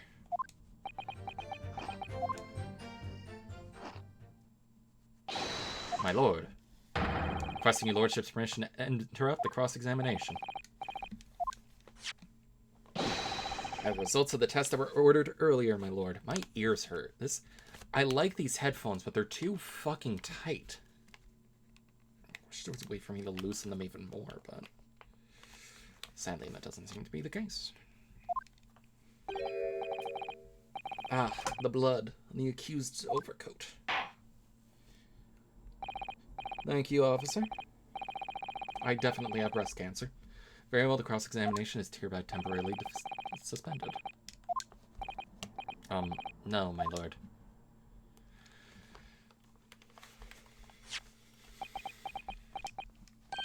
Well, there you have it. The report, please, Inspector. Yes, sir. Traces of human blood were found on the overcoat of the defendant, Miss Gina Lestrade. From the extent of stains, it would appear that they were the result of splattering following a gunshot wound.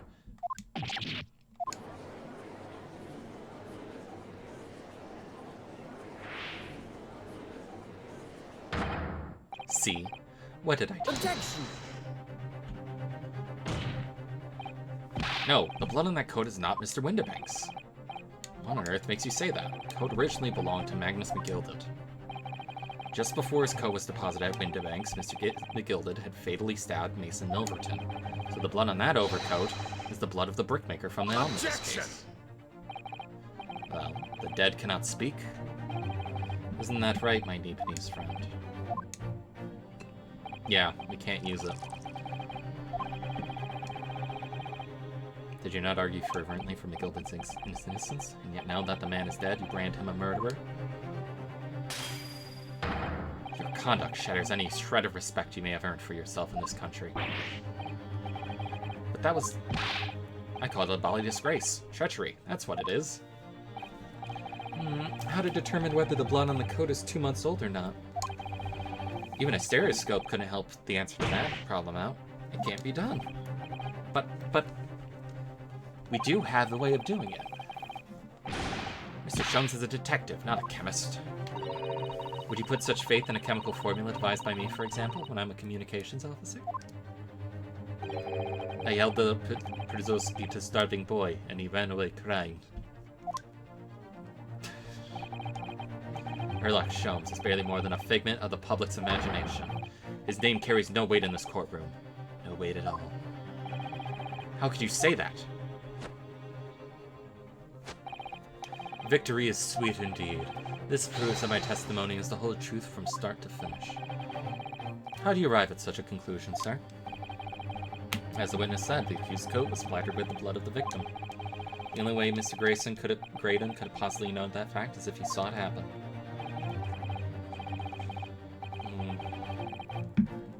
In other words, his testimony is solid and the conclusion is singular.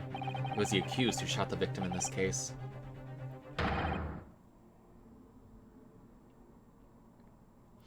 Pierogi are East European baked or fried yeast-leavened boat-shaped buns with a variety of fillings. Pierogi are a popular street food and comfort food in Eastern Europe.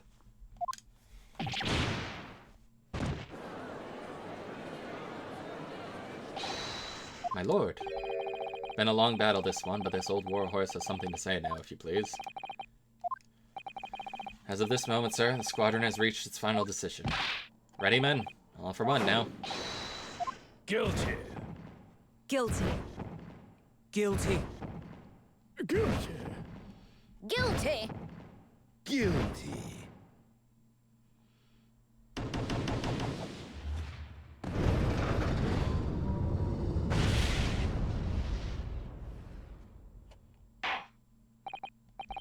Well, it appears the ladies and gentlemen of the jury have reached a unanimous verdict.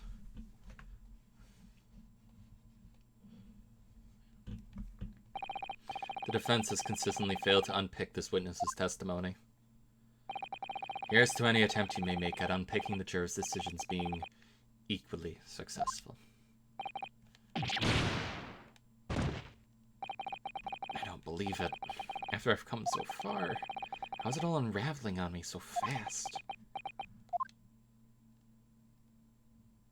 Would a summation examination even help here? How very distressing to be held in such low esteem.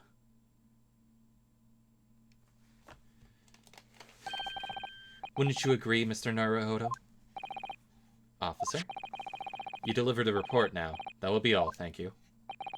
It occurs to me with some regularity, Mr. Naruhodo, that scientific truths are determined not by science, but by none other than the human mind.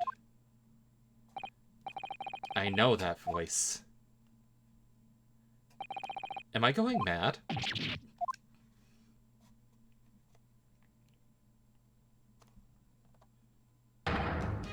Mr. Sholmes! What is the meaning of this?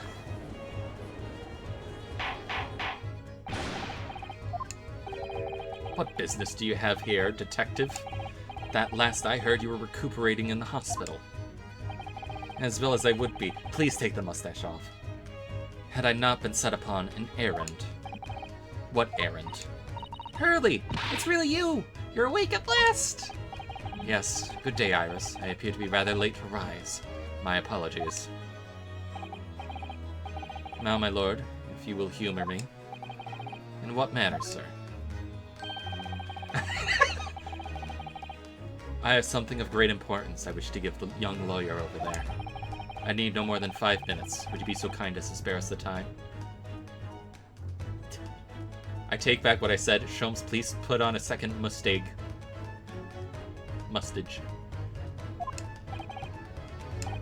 What say you to this, Lord Van Zykes? This trial has taken many hours of the court's time, having spent so long already. Exactly, having spent so long already, we don't want to go wasting any more precious time. As I was saying, having spent so long already, it would seem cureless to deny the defense a mere 5 minutes.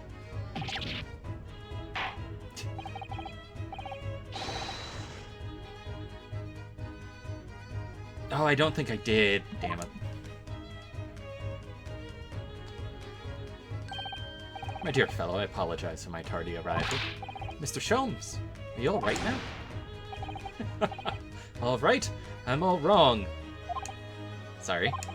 I've only just managed to summon the strength to stand, man. I asked the judge for 5 minutes. But I fear even that may prove too much for me. Pray, forgive me should I pass out. Doesn't look bad as a woman. Let's make this discussion as short as possible. Hurley, this place is full of idiots. None of them can see how wonderful your chemical blood analysis is. I like how the camera had it panned down.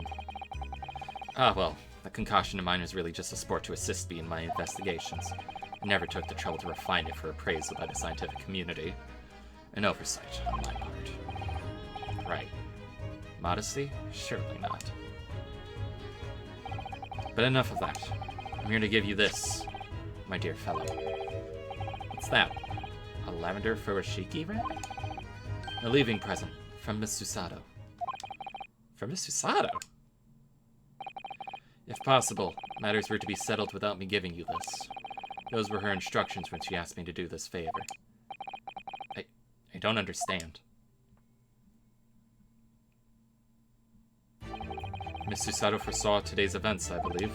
She knew that the culprit would attempt to escape justice by means both devious and underhand. And that you, fighting fairly as you were wont to do, would find yourself in considerable peril. At that very moment of crisis, you were to be given this small parcel. Those are the dear lady's instructions. A leaving present? Whatever could it be? Is that the hole-making gun? The gun that makes holes?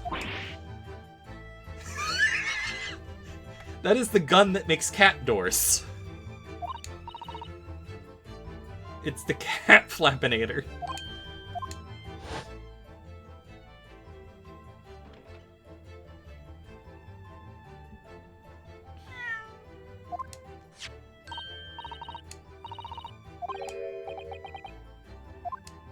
What the fuck is the cat flappinator gonna do here?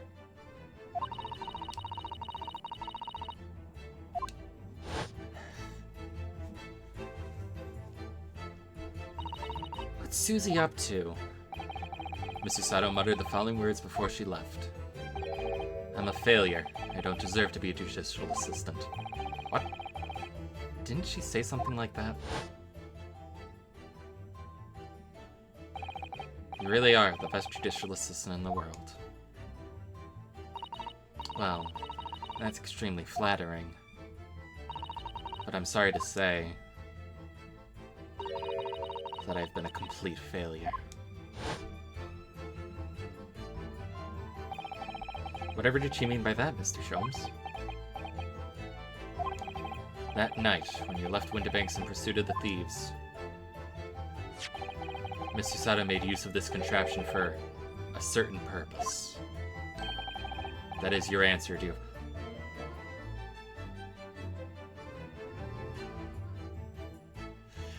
No fucking shot!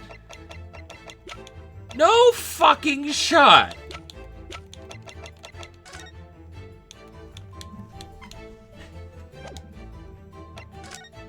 She made the peephole!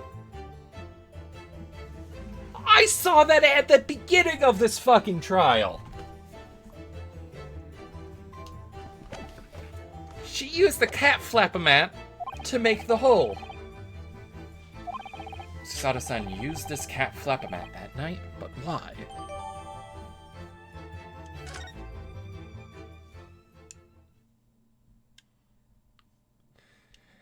And Sholmes be like...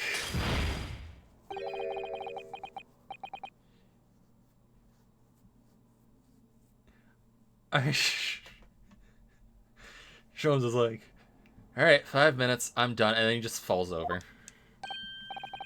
We're out of time already?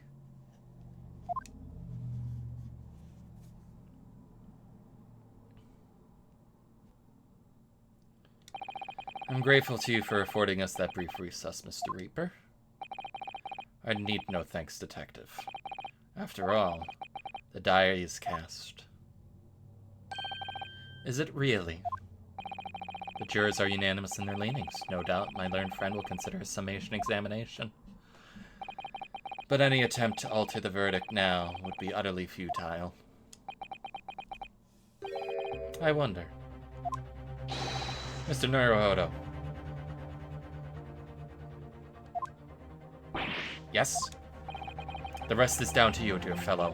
What is your plan? The rest is down to me? I'm going to collapse on the chair in the defense lounge. My lord, the defense requests...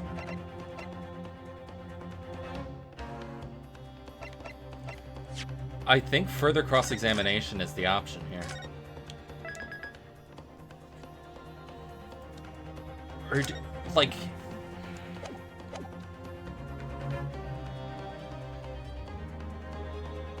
Yeah.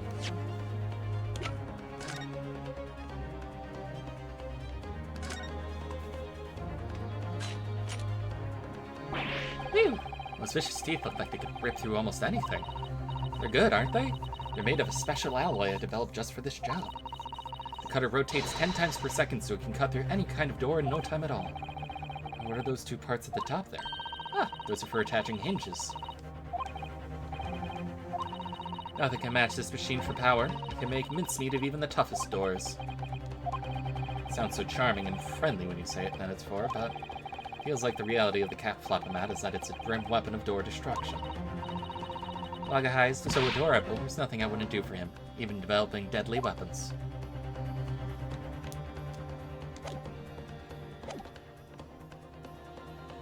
Carnivorous Vileplume. Further cross-examination. Objection! The jurors have spoken. Protocol dictates you may not cross-examine a new witness now. Defense is not asking for the cross-examination of a new witness, rather to continue with one of an existing witness. It would appear that a rather important detail has escaped your attention, Mr. Reaper.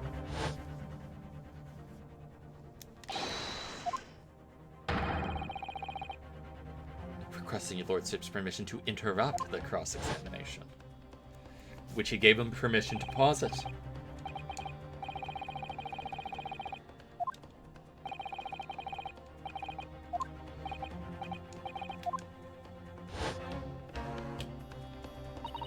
So nobody can say anything then. If Runo asks to resume his cross-examination of Mr. Graydon, the court is obliged to follow it.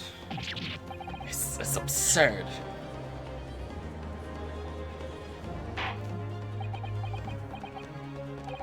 I would remind those present that this is my courtroom.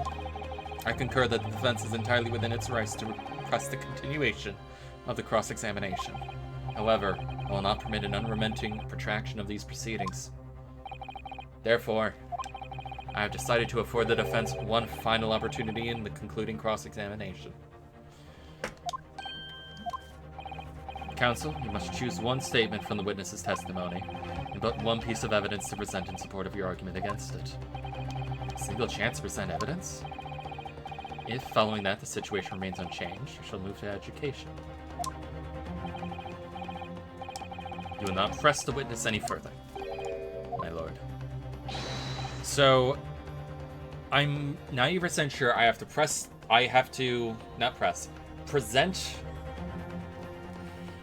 I either have to present the picture of the door without the peephole during this part where he says that you look through it, or I have to present the cat flap-o-matic.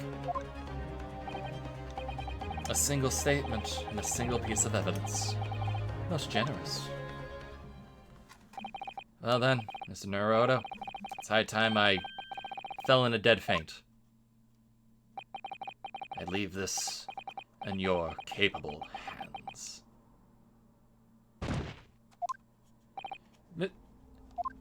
Mr. Sholmes! Please show him laying on the ground. Damn.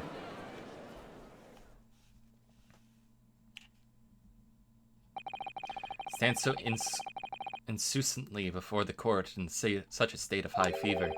Either the man has extraordinary strength of mind or an extraordinary lack of feeling.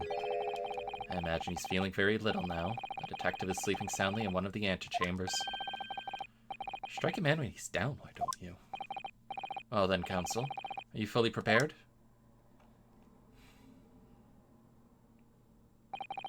Yes. One statement, one piece of evidence. I won't let Mr. Sholmes down, or Iris. And I won't waste this final chance that Tsusato-san has given me. This is going to decide the entire outcome of the trial. Very well then. Under the terms I have outlined, you may resume the cross-examination.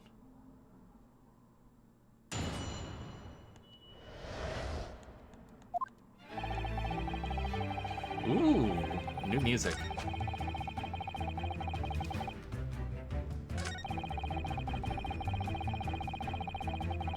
Okay.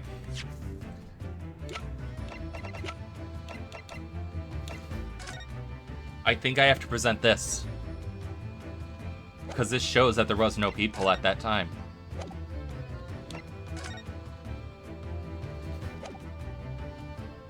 Do I save? Or do I do this with confidence? I do it with confidence. Cock!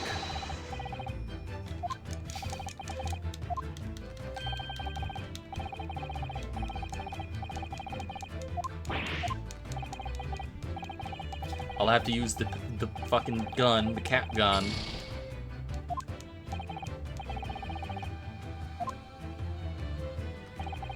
Okay. It's the cat gun I have to present on that statement.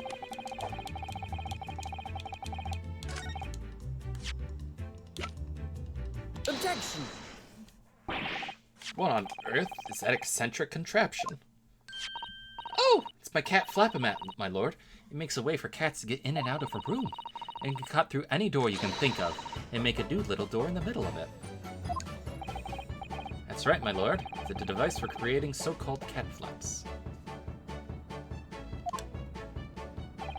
Small doors for cats to come and go as they please. I'm sure we can all work that out for ourselves. Huh. But that cat lover's contrivance has no possible relevance to this case.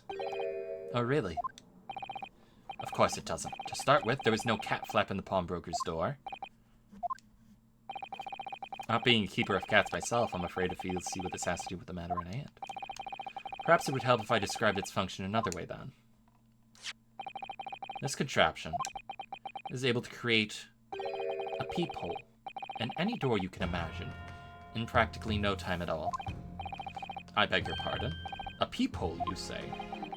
2 nights ago, we arrived at the scene only minutes after the murder of Mr. Windybank had taken place. That's right. According to the paperwork at the yard, it was you, a Japanese assistant, and Sholmes. Yes, the 3 of us were together, and it's recently come to my attention that my assistant made use of this device at the time. Your assistant did what? There was a peephole in the storeroom door. I can attest to that. Because I looked through the peephole myself in order to see inside the locked storeroom. This is ludicrous. What are you trying to say? Of course there was a peephole in the door. I said as much in my testimony. How else could I have witnessed a crime, for pity's sake? Yes. How could you? What?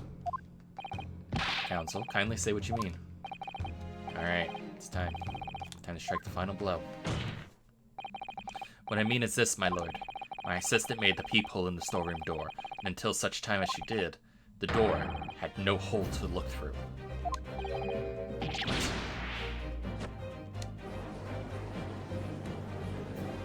Objection! This is a farce. Are you really suggesting that the peephole in the door was... Yes, it was created only after the incident had taken place by my judicial assistant, using this device. Your assistant tampered with the crime scene whilst being fully aware of the gravity of her actions. This is a most serious act of vandalism, for which I humbly apologize, my lord. It was in the few minutes I left the scene in order to pursue the Skulkin brothers and alert the police. Nevertheless, in the light of this new information, it becomes apparent that Mr. Graydon's testimony is riddled with holes. The majority of Mr. Graydon's testimony that appears to incriminate the defendant is based upon what he witnessed through the peephole in the storeroom door. It's that filthy girl shooting the man in the back.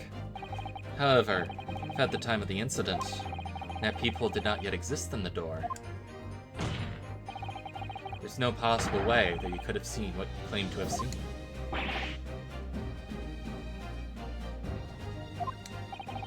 In short, your entire testimony is a pack of lies.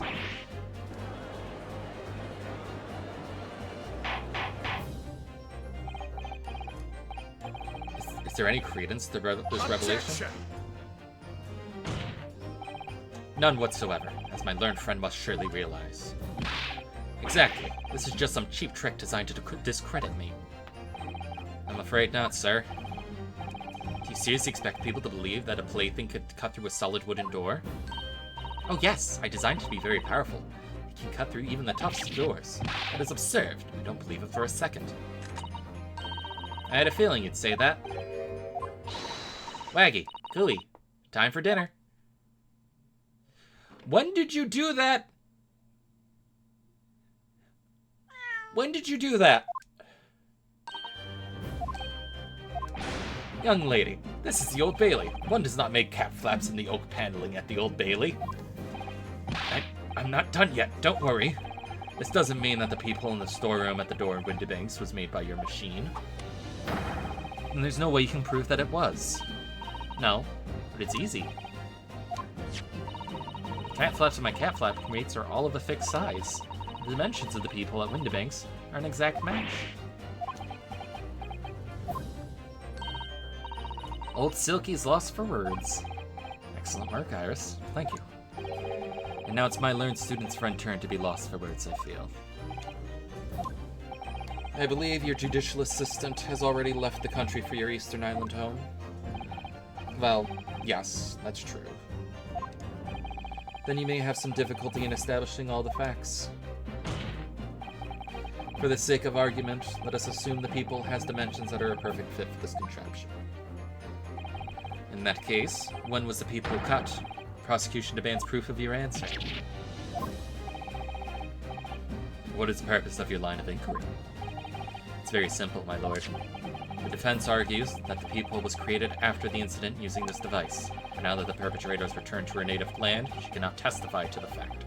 There is no proof.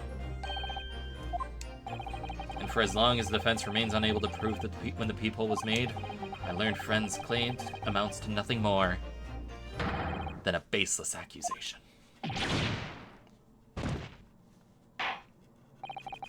Indeed, that is so, Lord Van Zykes. All counsel?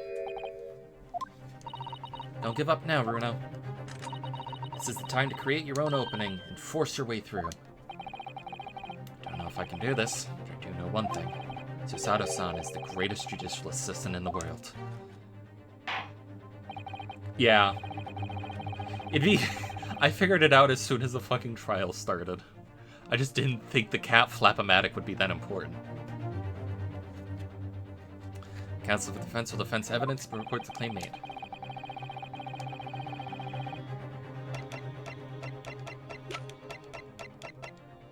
Take that! What are you, a print from that detective's infernal cameras again? My judicial assistant, Miss Susato Mikotoba, is an extremely intelligent and capable woman, which is why I never had any cause to doubt that she would have considered this scenario and made sure I had necessary proof. And the necessary proof is this photographic print, Counsel? This print shows a scene in the shop moments after the defendant entered the premises. Agreed. And it also shows the accused mercilessly wielding a gun in the direction of the defense's broker. But more to the point, it pictures the storeroom door in the background. Let me look at that photograph. The door to the storeroom is completely devoid of a peephole of any description. Mr. Grada, you couldn't have possibly witnessed the crime as you claim to have done, because at the time it happened, there was no peephole in the door. In other words, your testimony is a catalog of lies.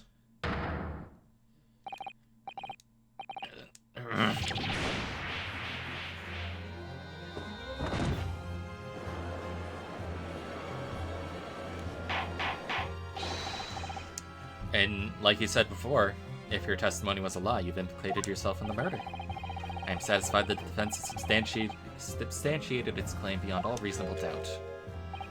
The witness's testimony was entirely fallacious. That's not the only thing we now know beyond all reasonable doubt.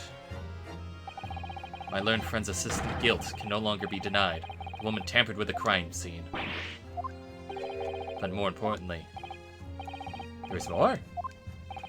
The defense may have established a reprehensible instance of perjury, but that is no proof that this man is the victim's killing.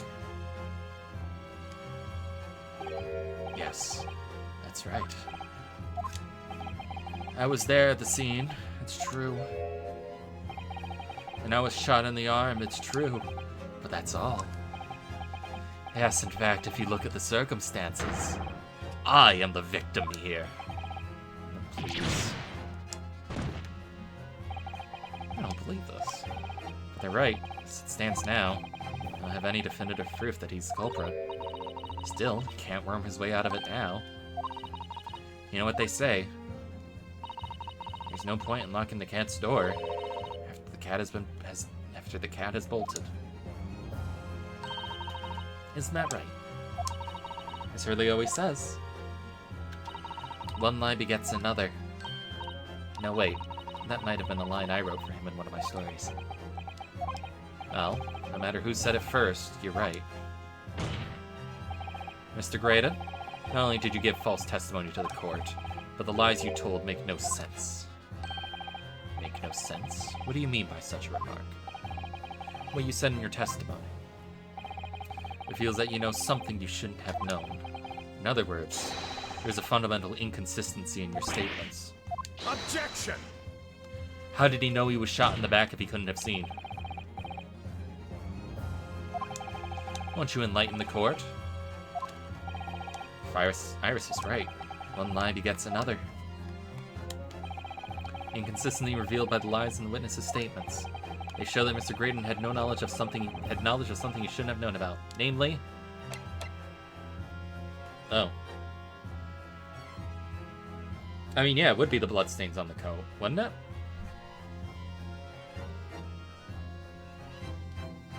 Because how could he have seen the... like... Right.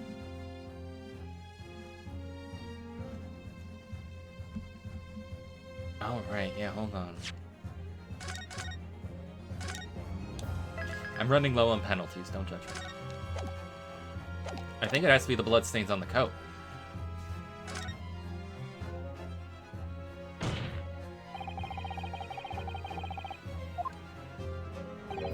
That's right, the victim's blood splattered all over her when she shot him. But how could you possibly have known that? Obviously, because I saw her do it through the peephole in the...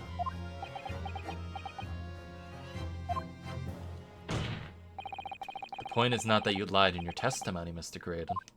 It's the nature of the lie you concocted that is so revealing. You're not making any sense.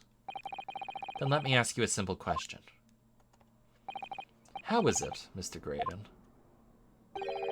that you knew of the existence of the peephole in the storeroom door? What? Well, obviously, Has the cat got your tongue, witness? The peephole in the door was made after the incident occurred, and once I returned to the shop having failed to catch the two burglars, Scotland Yard's investigators arrived immediately. Since that time, the police have been at Windibanks constantly, carrying out their investigation. Isn't that right, Inspector Gregson? Well, yes, of course. The place is chock full of pawned articles, and my lads have to thoroughly examine them all. So I gave the order to have officers working around the clock in shifts so we get through it all. And consequently, there's no way that you, Mr. Graydon, could have gained access to the shop. Therefore, you should have known nothing about the people in the storeroom door, so the fact that its existence forms the basis of your testimony is completely inexplicable. Objection! Yet, the fact remains that Mr. Graydon did maintain that he witnessed the crime take place through the peephole in the door. How on earth is that possible? Could I have a word, please, Lord Van Zykes? Speak, Inspector. It's just that I really ought to be getting back to the station now to put in my report. There's really nothing more I can add to this testimony, so if that's all the same to you, permission denied. Oh. It's not all the same to me, Inspector. Not at all. You will remain exactly where you are until this trial concludes. Of course.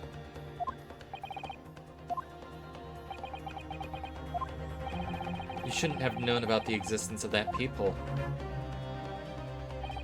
Which could only mean that you must have been informed about it by somebody else. Objection! Stop there, my learned friend. You realize, I trust, that the words you just uttered have extremely serious implications. Yes, but the defense believes that the details about the case that Mr. Graydon claims to have seen must have been revealed to him by a certain person before his testimony. And in fact, considering a particular clue we have, there's really only one person that it could be.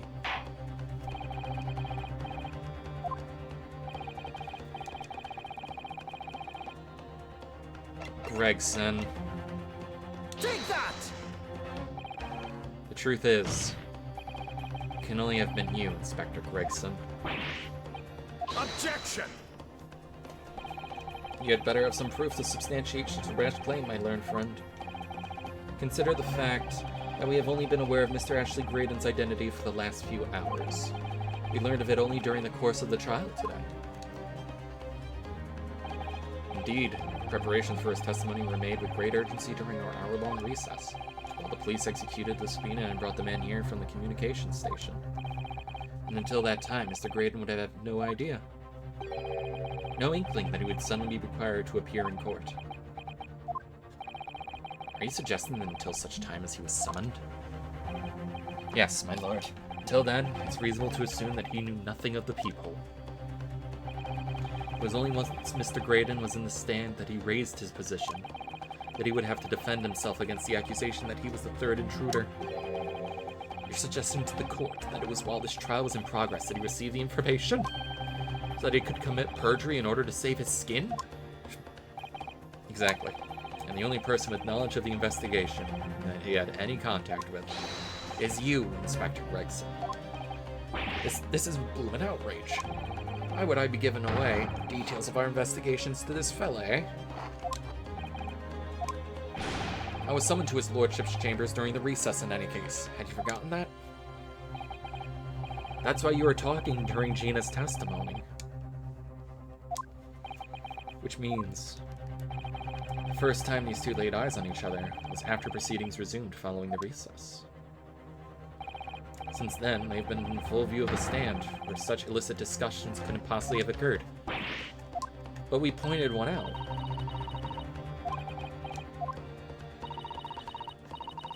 Yeah, I think it was when Ginny was testifying. The bailiff was dispatched to retrieve the music box. It was during that testimony. I remember finding it strange at the time. Mr.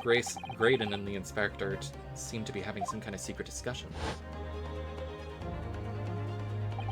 It would have been possible for you to give Mr. Graydon the information he needed then. You little toe rag, you're making all this up. I'm a respectable Scotland Yard inspector, for crying out loud. Why would I do something like that? Why would I be giving away confidential details to the likes of this bloke? Admittedly, you wouldn't have any reason to do something like that for no gain.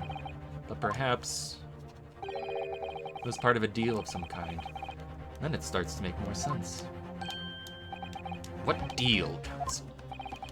I wonder if perhaps, in exchange for details about the people at the crime scene, Mr. Graydon agreed to give a certain something to the inspector.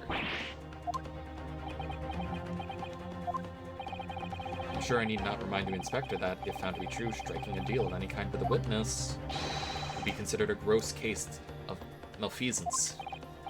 Objection! It's becoming clear that jumping in with accusations is this Nepalese student's speciality. I don't do that. But with the stakes so high, the prosecution is not prepared to listen to baseless charges. It is incumbent on the defense now to present evidence in support of this diabolical claim. Just what are you proposing that the inspector demanded of the witness in return? The court must see proof of this alleged deal. Inspector Gregson really did strike a deal with Mr. Graydon, and logically, there's only one thing he could have asked for. That must be it. Do you think it could be? Yes. It's missing link that would join all the dots together in this puzzle.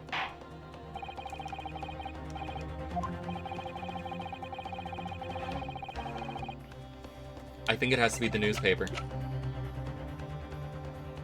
Because if he's leaking the details,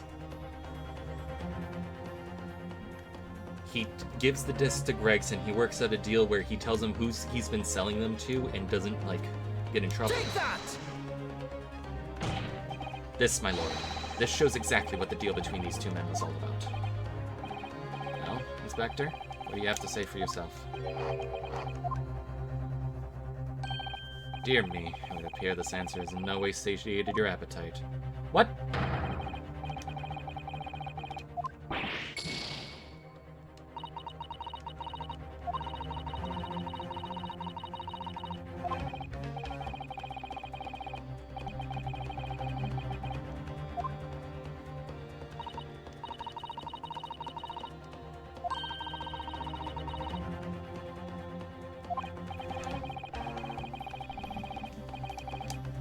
Yeah, it has to be the disc.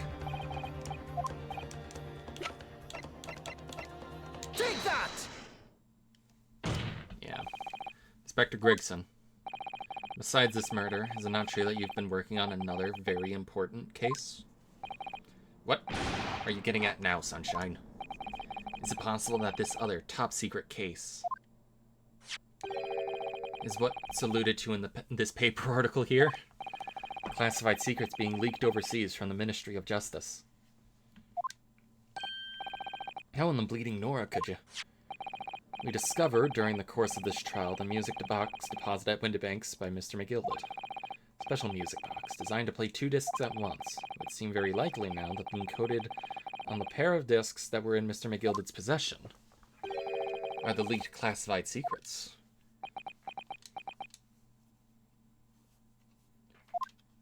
Yeah, that hurts. So I put it to you, Inspector, that in order to recover the second of the discs containing these secrets, you covertly made a deal with Mr. Graydon, in which you exchanged the disc for details of the case. You little...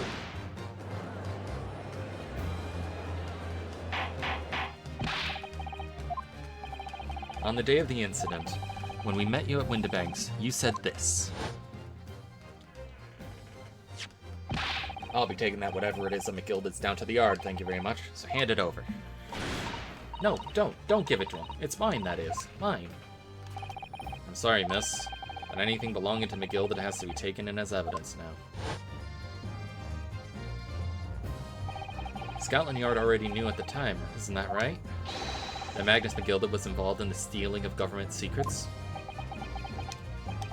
My orders were, recover the medium used to convey the secrets leaked from the Ministry, and do it on the QT. Strict hush-hush.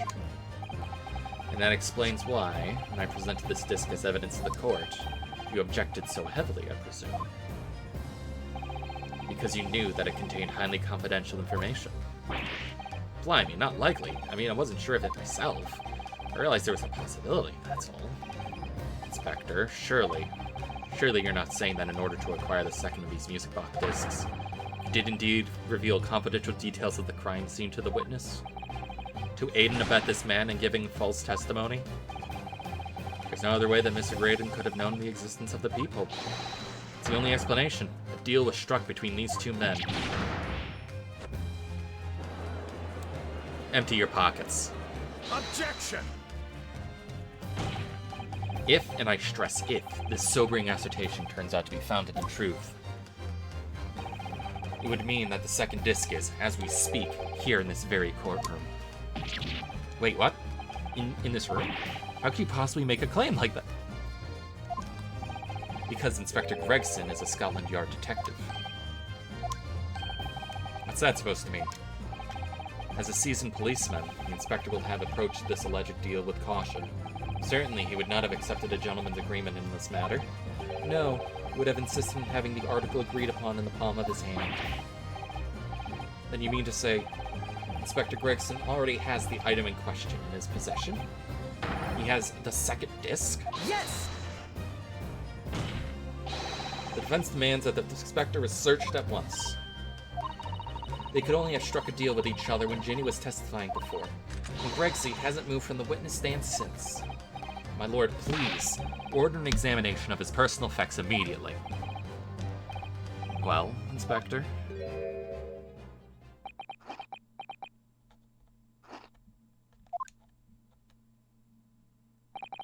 This young lad wants to tone down his imagination. He's insulted me and my profession quite enough. However, if it'll put this matter to bed and dispel any doubts about my involvement, I'll happily submit to a body search.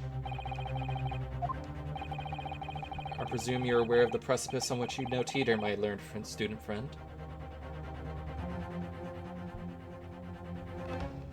Okay, hold on. I need to pee. I've been drinking too much water. I'll be right back.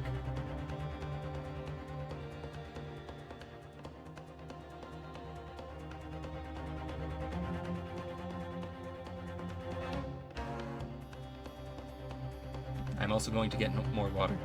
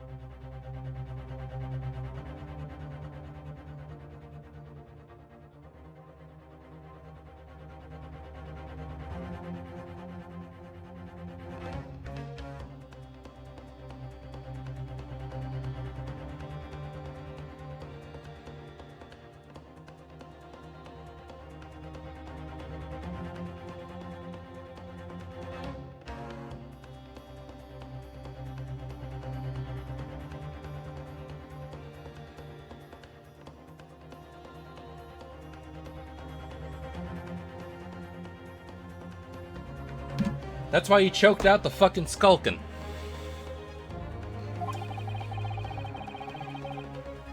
You've made a most serious allegation against Scotland Yard here. If, following the search of the inspector's personal effects, no disc is found, you will be deemed unfit for court service. This trial will end, and my country's government will formally demand yours that you are severely reprimanded. That sounds serious.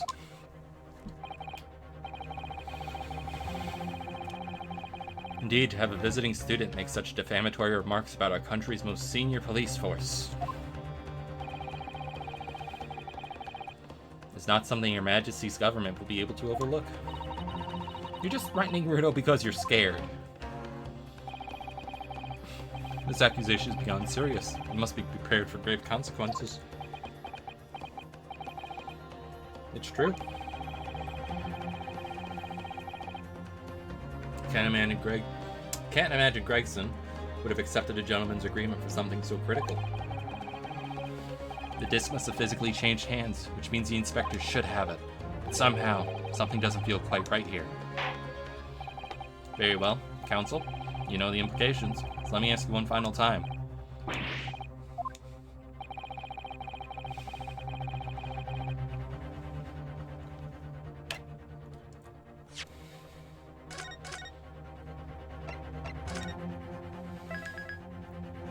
Just in case. Search someone else. Yes, the defense formally demands a search be conducted.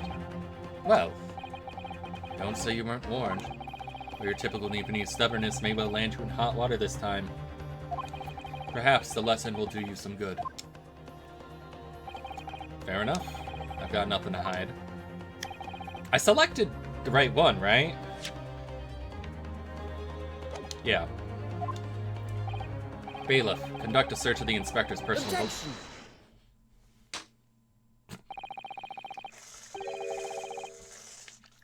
The defense demands a search, but not of Inspector Gregson.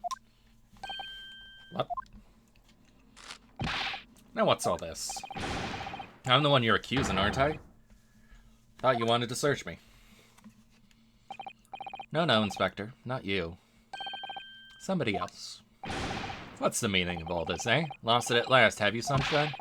This court shouldn't have to put up with this nonsense. You're being completely irrational.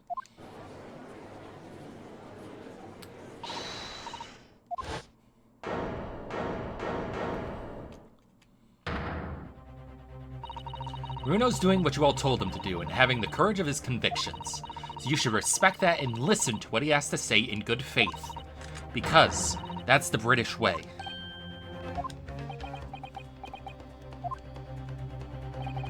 Well said, young lady. Indeed, this court is in awe of the defense counsel's conviction and eagerly awaits his next words. You know what? Now don't be hasty, my lord. Iris Wilson killed racism.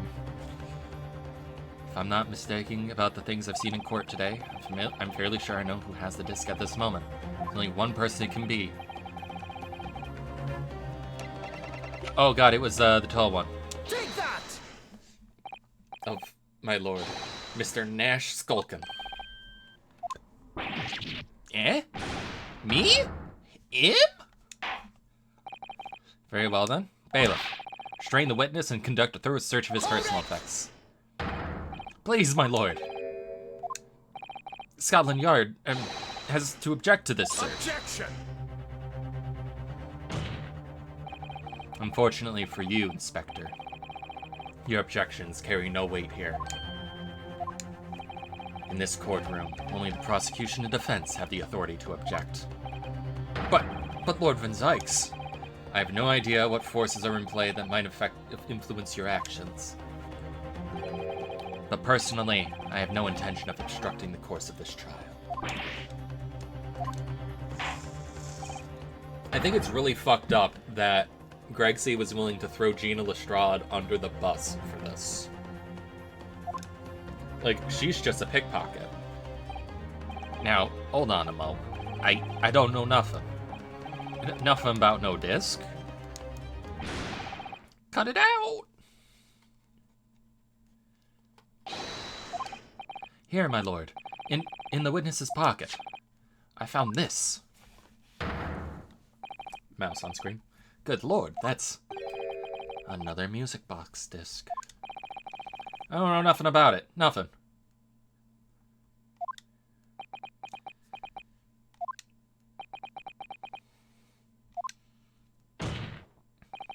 That is the second music box disc left behind by Magnus McGilded. Is it not, Inspector Gregson? I can't believe Gregson was a villain.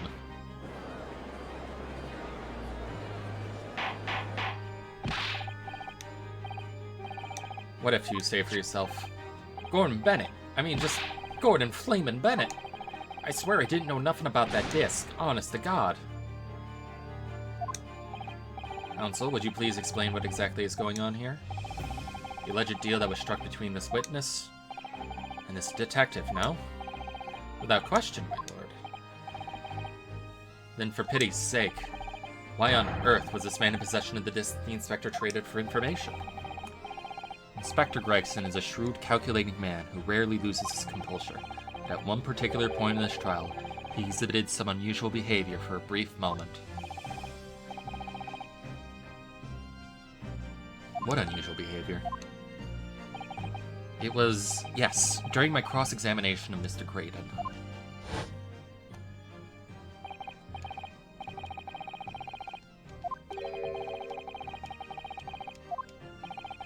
I admit to nothing of the sort. While Mr. Graydon answered my questions, the inspector appeared to have grabbed Nash Skulkin by his coat and was shaking him violently. And where's his other hand? Yeah, he did it all. Thought me noggin was gonna fall clean off, I did. I was wishing I'd been born as me brother, I was. And that's what exactly happened to make the detective attack you like that? I ain't got a clue. He just suddenly turned and grabbed me whistle like that, started shaking me. Why the blaze didn't you mention the third gun when we got down to the station? That's what he said. Yelled it right down my ear, he did. Me head's still throbbing now. The way the detective behaved then was extremely out of character. But looking back now, it must have been then that he did it. That was the opportunity Inspector Gregson created for himself in order to hide the disc. He hid it? But I'm afraid I failed to comprehend the motive here. If the detective had acquired the disc he was after, why on earth would he proceed to hide it in another man's pocket? This is a court of law. He could have submitted the item as evidence. It would appear, my lord, that the inspector was not at liberty to do that.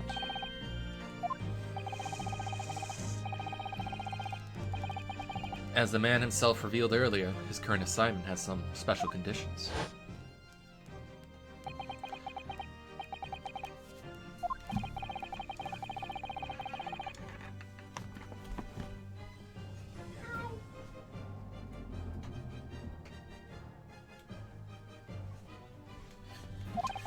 I mean, I definitely think he's a very interesting character.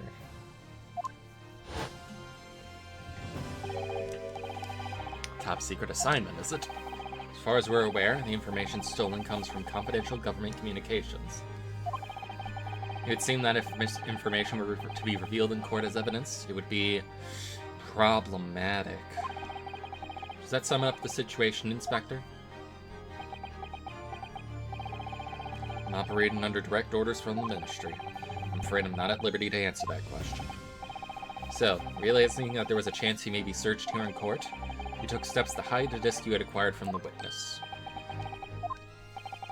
He only pretended to attack Mr. Skulkin in order to get close enough to him, to slip the second disc into his pocket. So it was all a pretense?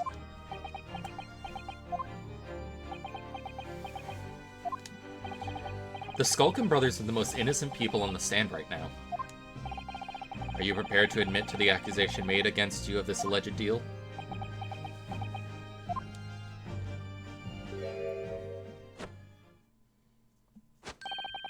Admit to it? Yours truly? Please. Mr. Graydon.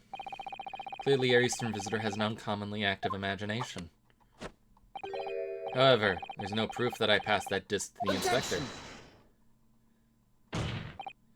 But then, how do you explain the reason why you knew about the peephole? I'm under no obligation to explain. Fuck you! I should kick your ass. Yes, I lied in my testimony. That I admit. So sentence me accordingly. But that is all I admit. Murder, leaking government secrets, striking a deal with a detective. All of it is this young Eastern man's fancy. I have no idea what any of that is about. Yeah, I think it's time to kill him.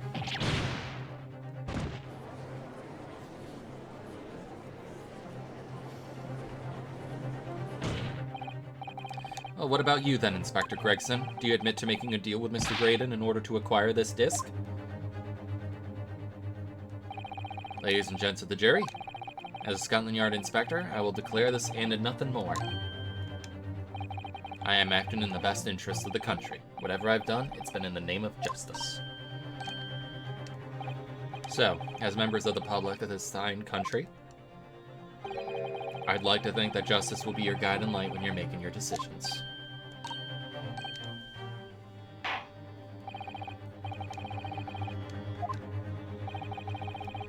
Rarely have I encountered such extraordinary tumultuousness in the concluding of a trial. Nevertheless, in the absence of any further evidence to be presented, I believe it is time that we put the matter to the jury for their final leanings. As a fellow servant of the Queen and country, I must say I sympathize with the old inspector. Yes, he's a dependable man, I'm quite sure. In service, one becomes a good judge of character. Even crossing your eyes doesn't help when it comes to looking at this case. It's all blurred to me. Well, as a fellow professional, I'd like to put my faith in the detective, really. Graydon is a highly skilled operator, currently in presence of idol. Shut the fuck up. Detective is very much trust nice. More than this, I cannot say.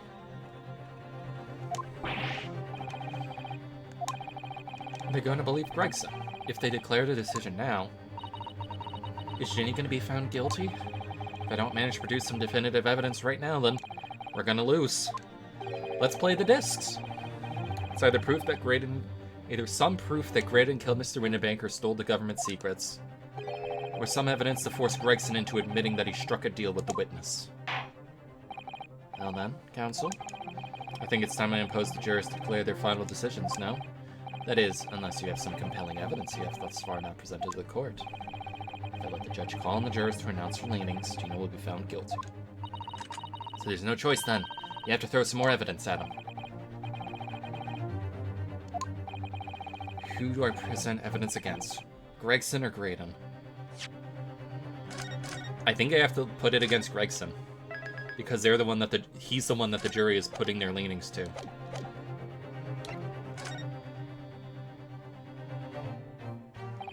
Inspector Gregson, there's one final piece of evidence I would like you to see. If you refuse to acknowledge that you did in fact strike a deal with the witness here today, then you leave us with no choice but to examine this piece of evidence thoroughly. Well, go on. This is my last chance. Looks like I'm gonna have to force his hand here. Final piece of evidence to just get the detective to admit the deal he clearly struck with Grayson. I can't. It's either the disc or the music box. Because I don't have the second disc in evidence, I think it has to be the music box. Because now we have both discs and we can play them both. Take that! Is that, I guess, Mr. McGildat's peculiar music box? Yes, with the disc already in place, ready to play. I think perhaps now would be a good time to listen to the sound produced by the music box again. Only this time, with the second disc we've just discovered set in place as well. This disc? Hold it! No, wait! I can't let you do that! Why not? But because, well, because it's got nothing to do with this case. That's why. Objection! Not true, Inspector. The defense has already proposed that the sounds heard by the court earlier from this music box were part of a Morse code message. We know that Morse code comprises of 2 distinct tones. The defense believes that the second disc contains the second tone needed to complete the message. Now we have a chance to confirm that theory. crying out loud, Sunshine. We're talking about state secrets here. If you go letting the whole courtroom hear confidential information like that, it's treason. Then do you admit the charge? That in order to protect those state secrets, you engaged in unlawful dealings with the witness? You're mad. If you let that secret information out into the public domain, you'll be making an enemy in the entire British government, you idiot. Let's not forget, Inspector, that you, a Scotland Yard officer, leak confidential case details to a witness, that you continue to lie in court, and all because, by fair means or foul, you're determined to do your duty. Well, by fair means or foul, I'm prepared to do mine. Don't you dare. I will stop at nothing to protect my client. I don't care who I make an enemy of.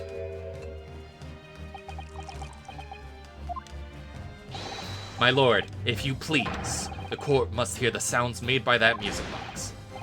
Come on, Van Zykes, for Pete's sake, stop him. Objection! Inspector, you should know my methods by now. I'm a prosecutor. I'm no Scotland Yard puppet.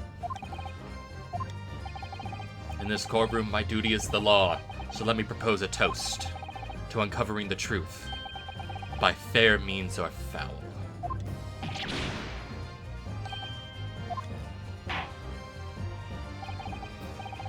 Defense's stance here and that of the prosecution have been made very clear, I feel. Therefore, in accordance with the defense's request, court will now... Oh, that's how you do it. Now, court will now listen to this music box is set in operation once more. This time with the second disc in place and both discs playing simultaneously.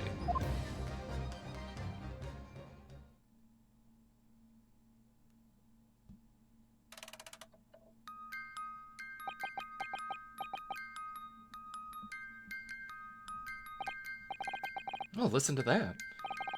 It's unmistakable now. It's Morse code.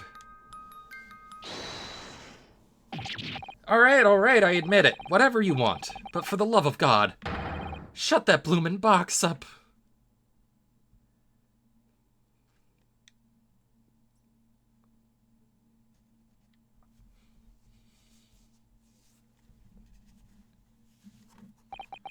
Let me ask you again then, Inspector Gregson.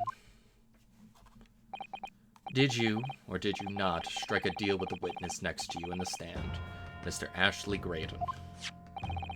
Specifically, did you furnish the witness with confidential case details in exchange for this music box disc? Did you reveal the existence of the peephole in the pawnbroker's storeroom door, Inspector? I did. Stop! What are you doing, man? It's all exactly like the young Eastern lawyer said. When the trial resumed after recess and we were stood here in the stand together, that's when he approached me with the deal. Shut up, you imbecile! Shut up! You there. You're the detective who turned up at the pawnbroker the other day, aren't you? I may have something you're looking for, Inspector. With me at this very moment. So how about a trade? I suggest you accept. Information that may make certain individuals uncomfortable will soon become very public indeed. Couldn't let that information become public knowledge, not under any circumstances. So I accepted the man's proposal. I told him details about the case that should have put him in the clear. The peephole in the storeroom door, and the bloodstains on the overcoat. By giving false testimony, this witness intended to have the defendant wrongly accused of murder. Inspector, you knew that. Yet you still revealed those details to facilitate the witness's perjury. I did. But then it turned out the people had only been made that night after the incident took place. Scotland Yard wasn't aware of that, if I'm perfectly honest. Well, Mr. Graydon, what do you have to say for yourself? There's nothing and no one left for you to hide behind. You struck a deal with the inspector in order to escape conviction of a very serious crime. Namely this. You are the third intruder who broke into the pawnbroker on the night in question. And you perpetrated the murder of the proprietor, Mr. Pop Windibank.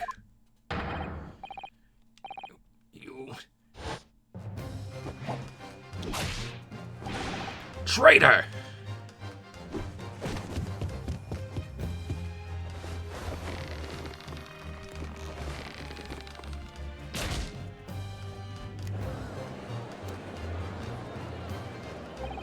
Bailiff! Bailiff!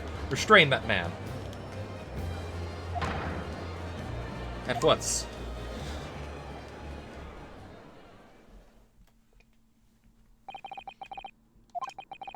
They, yeah. I think so. I'm assuming that Windibank was shot in the back as he was running into the storeroom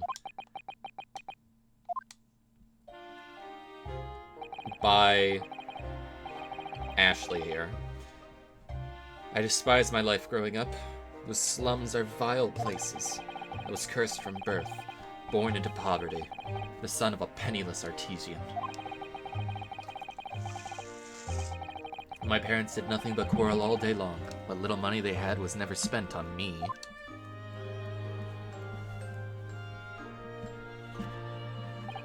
So I set about studying, to better myself, to one day escape from that hellhole. You eventually became a communications officer. I admire your determination. But then you decided to try to sell government secrets? Why?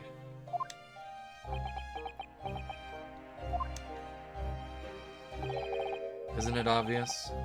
Because I wanted money. Even now, years later, the nightmares of my life in the slums awake me in the small hours. I wanted to drown them out, with more money than anyone who lived in squalor could ever imagine. And one day, I met him. Mr. Magnus McGill. You're a fiend with queer talent, so you are. I have money to throw your way if you're interested. All you need to do is go along with me little plan now.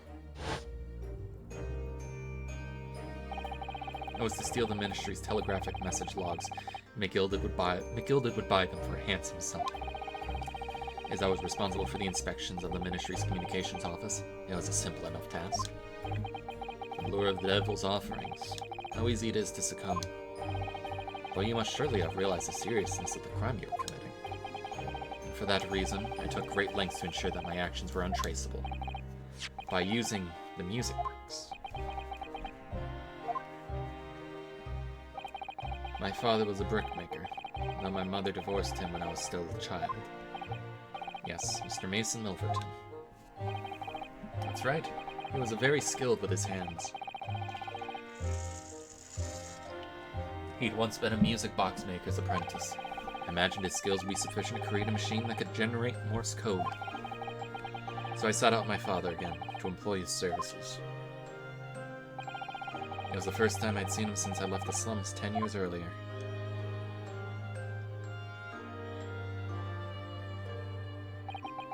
Look at you, Ashley. What a fine gent you've become, eh? He was a different man than the one in my memory. A thin, frail old man. The poverty had never broken him, never corrupted him like it had me. I was sure that he wouldn't help me if I told him the real reason. So I made up a story. I've got some work from you, Father. I need some music box discs made. Music box discs, eh? A musician friend of mine has written some music he wants to sell to the public. I brought the score with me. There are two, actually. Be delighted, son. It's been 20 years since I did any work like this, though. Fetch my tools, would you? They're in the loft. That's how I had him make the 2 discs. Thereby splitting the information in 2. We were taking considerable precautions indeed. It was to protect myself as much as anything. It meant that I could deal with McGilden in 2 separate transactions.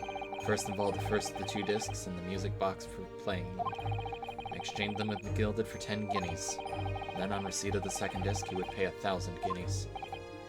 So, what happened on the omnibus 2 months ago was the second part of the deal, the exchange of the second disc. Yes. I'd sold the man information that way a number of times already. It seems he became reluctant to part with his money. Well, that doesn't make sense, for why was it on the omnibus 2 months ago? Your father, Mr. Milverton, was the one dealing with Mr. McGilden and not yourself. When I received the 1,000 guineas after my first dealings with Mr. McGilded, I decided to give 200 to my father for his troubles. But my father realized something was amiss. In time, he worked out that I must be involved in something dubious. When he did, he said to me, "Next time there's an exchange, you'll let your old man do it. Understand? Otherwise, I won't take your money anymore."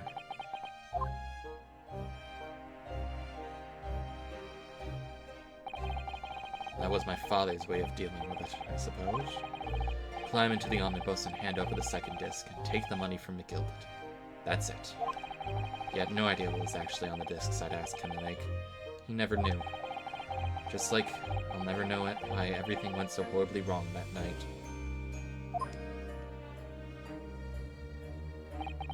All I know is that the disc was taken from him, and he never returned home.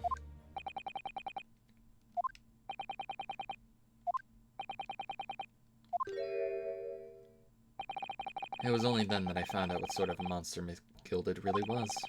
So after 10 years of not once uttering it, I swore on my father's name.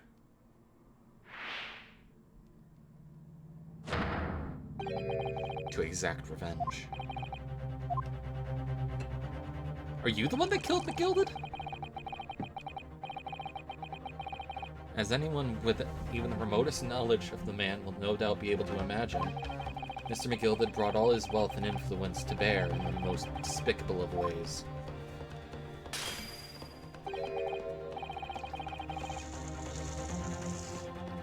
To crush any semblance of justice in his trial. The crime scene was tampered with, evidence was fixed, and witnesses were bribed. That trial 2 months ago was a farce from start to finish. If he'd have barely touched British soil back then. I walked into that hornet's nest completely unaware of the sinister background to it all. I'd made plenty of money out of my dealings with McGilded by then, so I spared nothing in my arrangements 2 months ago. I knew exactly who to hire. If you're willing to pay the price, there are people in the city willing to do anything you ask. Mr. McGilded himself had showed me that. Are you saying that? I think you have the picture now. After he twisted everything to his favor in his courtroom to ensure that he walked free, I took matters into my own hands and delivered the justice that monster deserved. That tragic accident following the trial here 2 months ago was planned and executed by yours truly. That was caused by this man. Everything's ready, sir. If you'd like to follow me into the courtroom. What's this, officer? Sooner than I was led to believe. Oh, it's an inconvenience, sir. There are some changes to the schedule. Well, I must be making tracks now.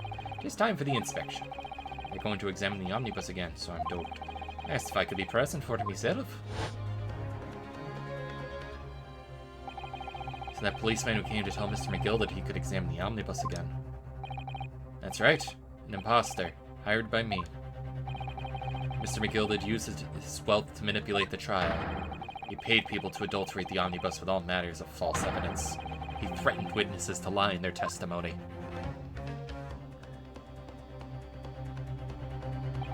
So I gave the man a taste of his own medicine. Once the omnibus was doused in paraffin, one of my sham policemen ushered McGilded inside and sent him on a one-way journey to hell.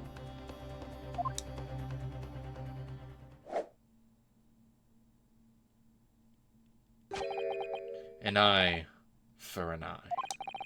That's how I avenged my father's death. Spine-chilling account indeed. But that wasn't the end of it for me. There was a loose end, you see. Yes, I should think it's obvious. The second disc, which my father had taken to exchange with McGilded.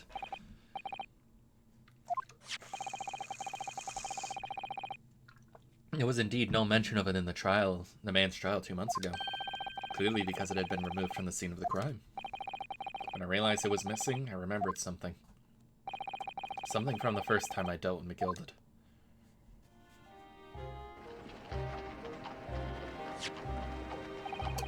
This is the first of 2 discs.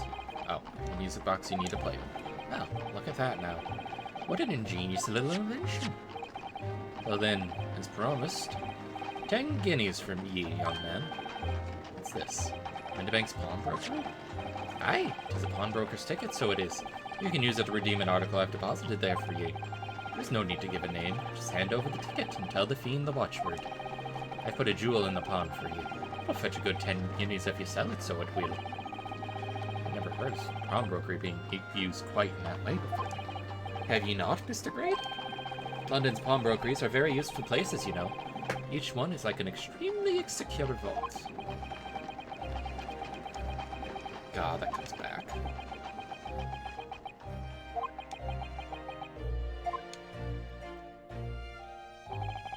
So I knew that if he'd taken steps to hide the disc, it'd be in that pawnbrokery somewhere. And on the night he killed my father, he must have entrusted the ticket to someone. To Gina. I remember now that when we first met you at Windibanks that afternoon 2 days ago, you had a description of Miss Lestrade written down. How did you know who you were looking for? From the trial, that pickpocket's testimony was clearly peculiar. Anyone could see that. I realized immediately that she was another of McGilded's pawns, and he must have threatened her somehow. I was fairly convinced it would be her who had the ticket, so I started to make some inquiries. I had a strong suspicion that the girl would come out of the woodwork on the redemption deadline. He was absolutely right. And yes, sure enough, she did. All I needed to do was wait until the girl went to Windibanks to redeem the articles. But unfortunately, she redeemed only McGilded's overcoat and the one disc that was in his pocket. The all-important music box with the second disc inside was missing, because it had already been forfeited 2 days earlier. But I was unaware of that fact. Had I not been, I could have avoided my nighttime excursion. Meanwhile, at our investigation into the stolen government secrets was progressing, we picked up on the fact that Mr. McGilded was involved. My orders were to recover the stolen information as quickly as possible. So we started gathering the fellow's possessions and examining whatever we could lay our hands on. We had a full-scale investigation going at the yard, but we had to keep it as quiet as we could. And then, when the inspector here took the disc from me in the pawnbrokery that day, I became nervous. I'm sure the music box and the second disc were still in the shop somewhere, so I knew that it was a race against time. I had to find those articles before the police did. So that's what prompted you to break into the place that same night.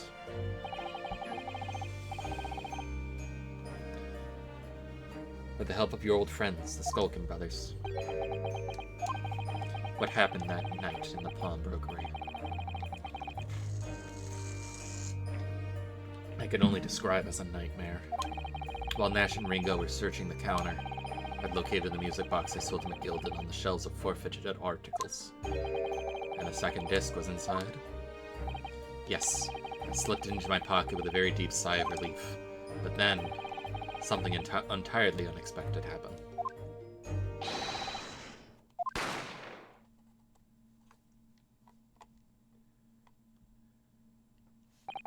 A gunshot rang out in the shop, and I felt a sharp pain in my left arm. The broker fired his gun, and the bullet pierced your limb. Yes, exactly. But unfortunately, I decided to bring my own gun with me that night, just in case.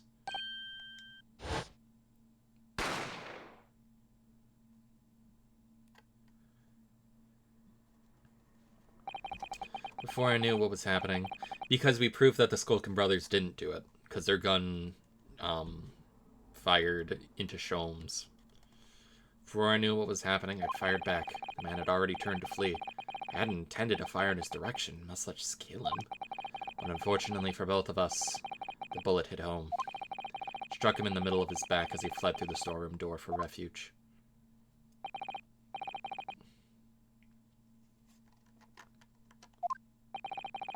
It all took place in the blink of an eye. I don't imagine Nash and Ringo even realized what had happened at first. I was terrified, so I fled. And that's the whole story. That's everything that happened at Windibanks on that wretched night.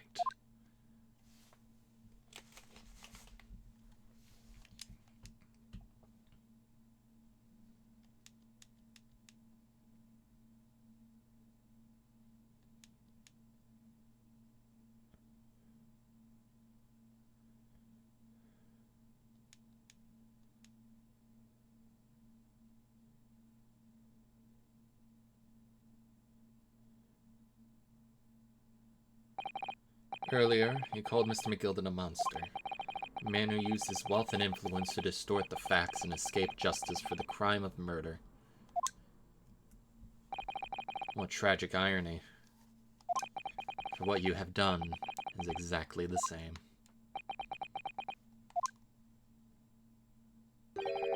You've become the very monster you saw and despised so deeply in McGilded.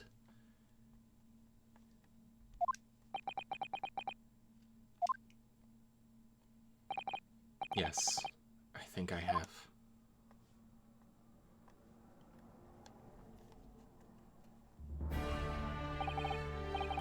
Well, this has been a long and exhausting trial. However, it would seem that at last we have arrived at the truth. Inspector Gregson, what of Mr. Ashley Graydon?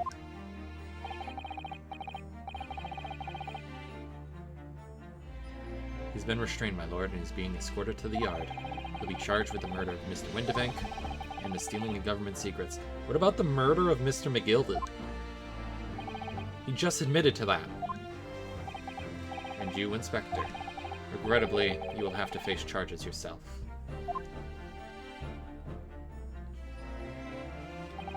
Yes, my lord. Of course. It transpires that you are complicit in helping a criminal escape justice. The fact remains whether or not you were doing so in the line of duty. The crime is a serious one, Inspector, and inexcusable. Now to the defendant, Miss Gina Lestrade. Yeah? It is time for those final adjudication. Is the jury ready, Mr. Foreman? Yes, sir. Garradip Squadron standing by, sir. This really is it now.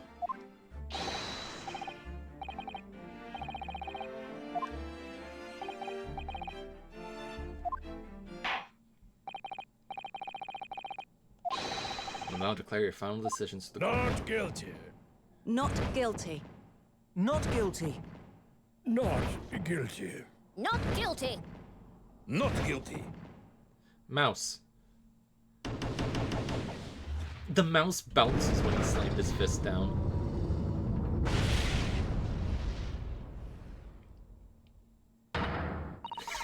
That's the stuff! I'm off the hook. Finally. You finally managed to do it. Finally is the word. I wasn't really sure if you'd come out on top for a while there. Susie was right. You're the best lawyer in the world. Miss Lestrade, I am not finished with you yet. What are you looking at me like that for? Before you start enjoying your freedom, there are certain other crimes to consider.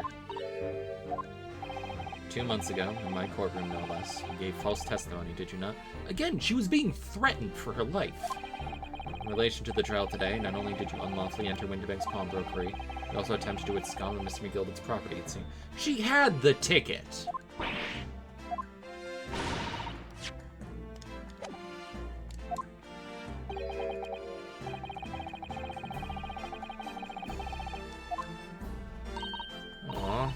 Just when I was getting excited about throwing a party for Ginny this evening.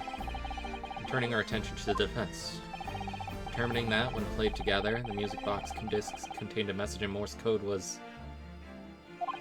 well, it was certainly a most unexpected revelation, Counsel.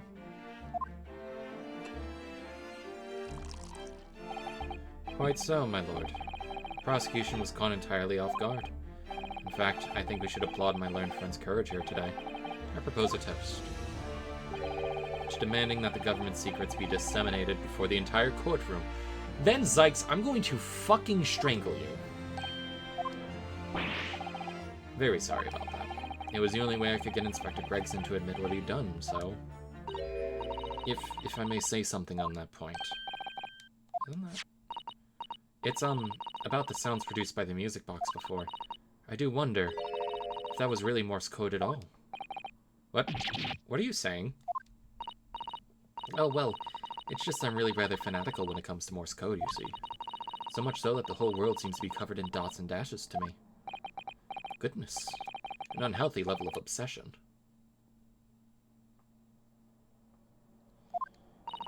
But I must say that in my opinion, the sounds produced by those two discs were nothing more than that. A meaningless series of two different tones.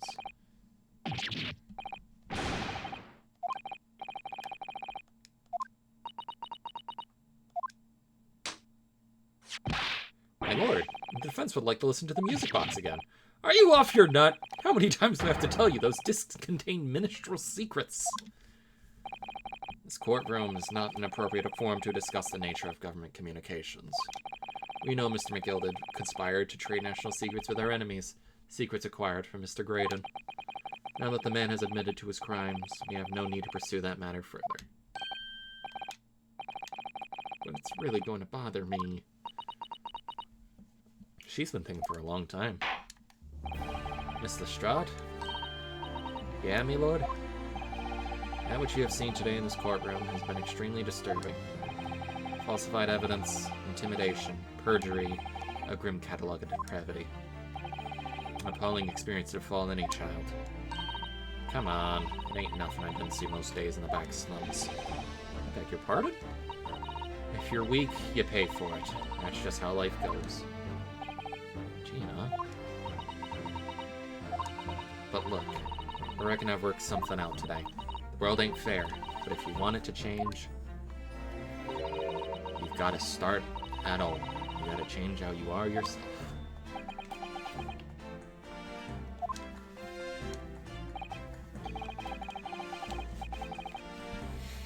Well, that's a very laudable lesson, I would say. I eagerly look forward to the born-again Miss Lestrade never again gracing my courtroom with her presence. Oh, my head hurts. These headphones are too tight. With regard to the murder of Mr. Pop Windibank, proprietor of the pawnbrokery on Baker Street, hereby declare the defendant, Miss Gina Lestrade.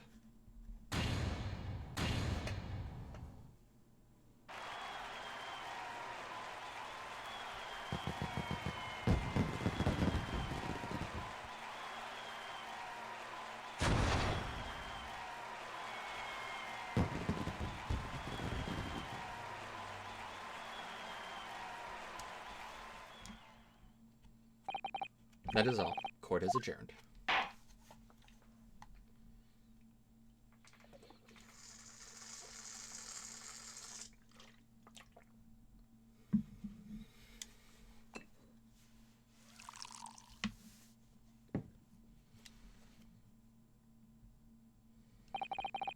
On a personal note, I must say you surprised me, my Far Eastern friend.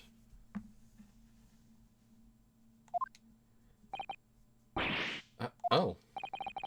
Despite being Nipponese, you saw through the pretense of malice that festered within that Englishman, and at the same time saw through the grime to the surprising heart of your English client. You have a curious talent for judging character, especially considering our very different cultures. I don't think there's anything curious about it. Whether we're from the Empire of Great Britain or the Empire of Japan, we're all human beings. We're not so very different on the inside. You know, I took this case for one very simple reason. To lock swords with you once again, here in the courtroom. You did? When I encountered you for the first time 2 months ago, it reminded me of toasting friendship and trust with another Nipponese, only to find my trust betrayed. Though, through you, I hope to look into the eyes of the man I once knew, and try to understand. You mentioned something similar earlier today, about total betrayal at the hands of the Japanese. What happened exactly? Well, you may ask, and one day, when the time comes, you will learn the answer, whether you like it or not. Alright, and then I'll wait for that day if I must.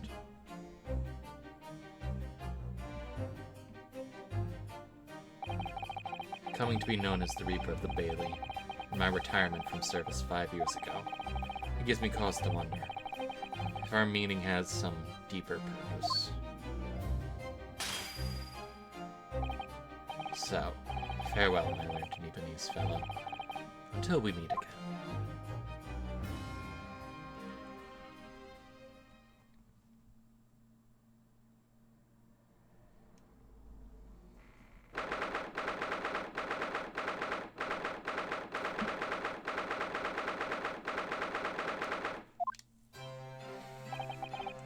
It's done. It's over power at last. But where's Iris disappeared to? Ah, congratulations, Gina. I knew it all along. I knew that you were innocent. Well, you did what you said, Mr. Naruto. You believed in me, right up to the end. You're as odd as your name. What's odd about it? I told you I had faith in you, didn't I? No one ever has before, see? Kept a promise, I mean. Properly. It's awful. I figured something out today. All my life, growing up in the slums, I've never trusted no one. That's just because I've been scared of being stabbed in the back. I mean, the more you trust someone, the more it hurts when they let you down. Yes, I think I can understand that. After all, I had a taste of it in that trial 2 months ago. I chose to trust someone and paid for it. That betrayal left a big scar. You know, though, Gina, I worked something out quite recently, too. Trusting in someone else is really an exercise in learning to trust yourself. And when your gut tells you it's the right thing to do, and your trust is rewarded, there's no better feeling in the world.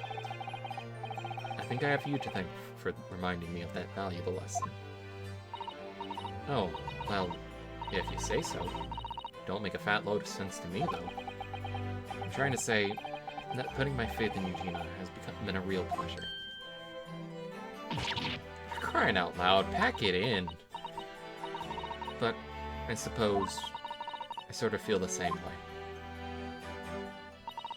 I mean, sometimes trusting someone else is, you know, alright.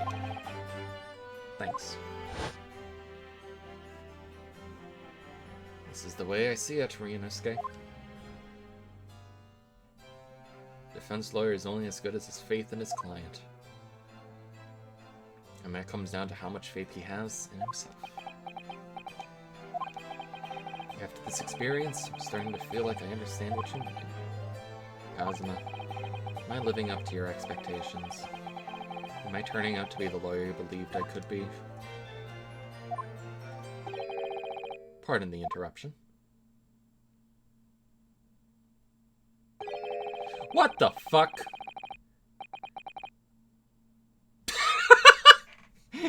even the other bailiff just turned to him.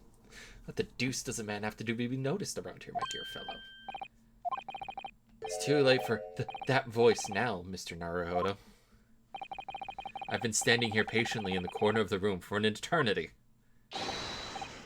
Yes, it was me all along, I would have said when you finally noticed me. But you people, with your incessant babbling. Mr. Sholmes. Yes, it was me all along, you see.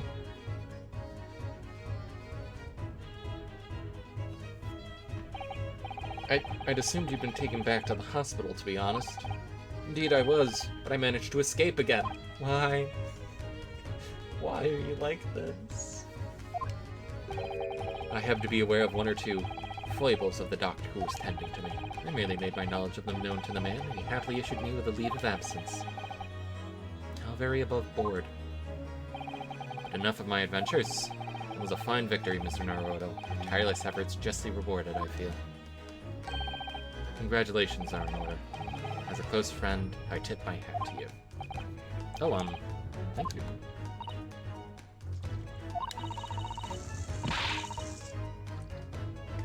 Some great detective you are. Great at being cold as ice, maybe. Have I irked you in some way, Miss Lestrade? While you've been having a snooze in your soft bed, some of us have been fighting for our lives. Ah, well, that bullet did cause me to lose a substantial amount of blood, it's true.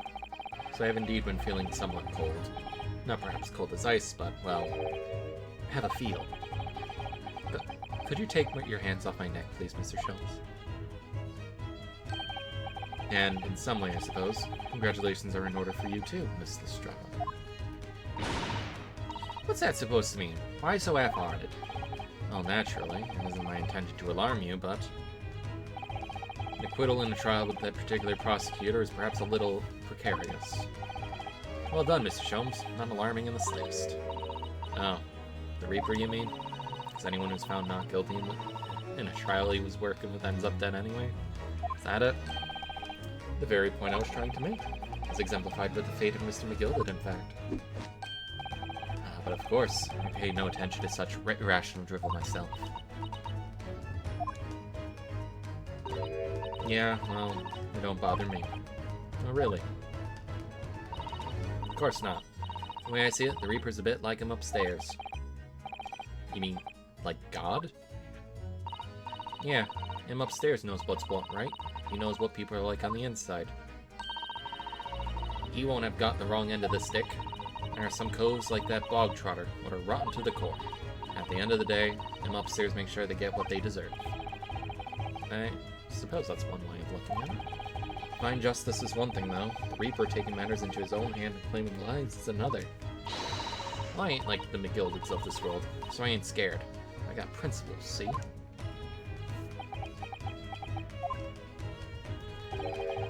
Trade in you, which is to be admired. Oh, just give it a rest, alright? As I was saying, congratulations, sir. The news of your acquittal is very welcome news to me indeed. Let me express my heartfelt congratulations, Gina. Well, there you are. Hurley, how long have you been here? Honestly, I went to the main entrance especially to meet you there. Iris, my dear, I do apologize.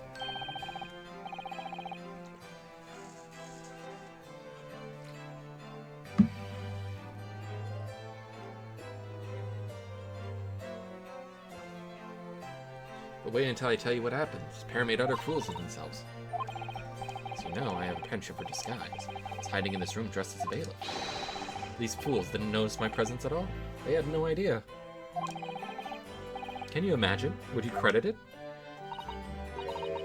I'm not sure, really. I'm sorry, Early, but you just don't have the weighty presence you seem to think you have. In fact, you really ought to be careful about that. It's gonna land you in trouble one day. I'll be careful. Ouch.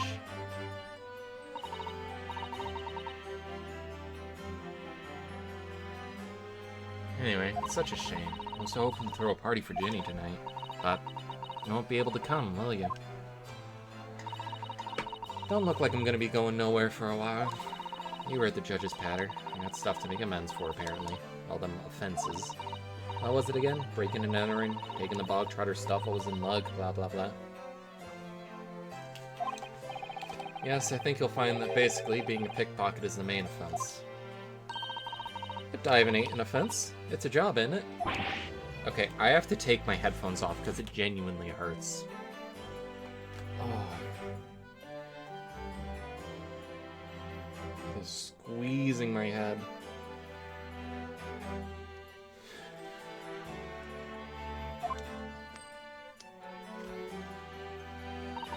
Still, you guys got me thinking all this.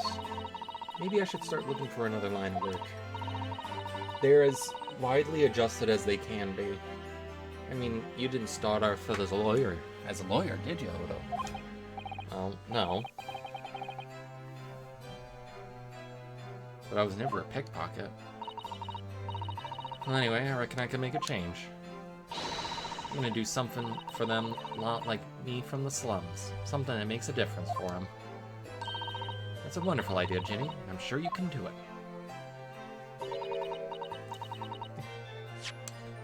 Whoops. What is it?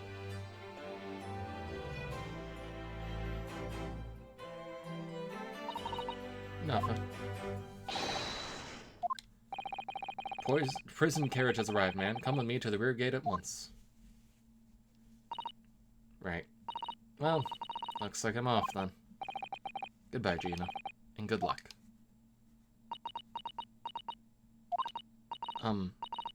Odo? Yes?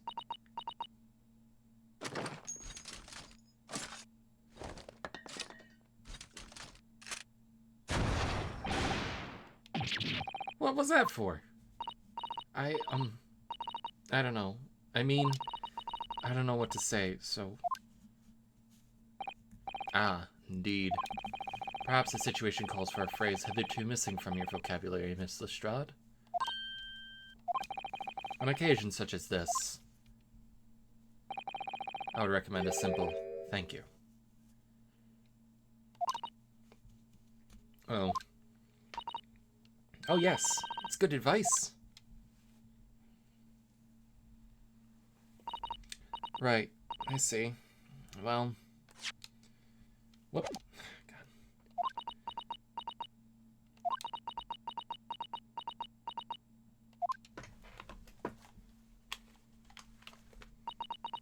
God. Thanks, Odo.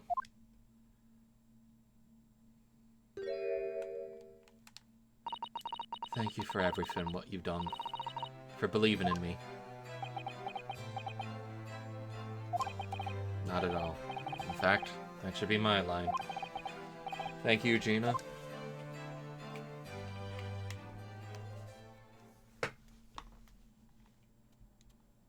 Gina's great. Oh, there she goes. Wonder if I'll ever see her again. Oh well, quite the indomitable pick purse. Oh, I nearly forgot. I brought a paper outside. Its special edition in this trial is all over the front page. This was resolved like 30 minutes ago. Pickpocket's innocent proven. Isn't it wonderful? I should have shown it to Gina, Iris. She would have been thrilled. Oh no, how silly of me. Ah, but anyway, would you like the good news or the bad news?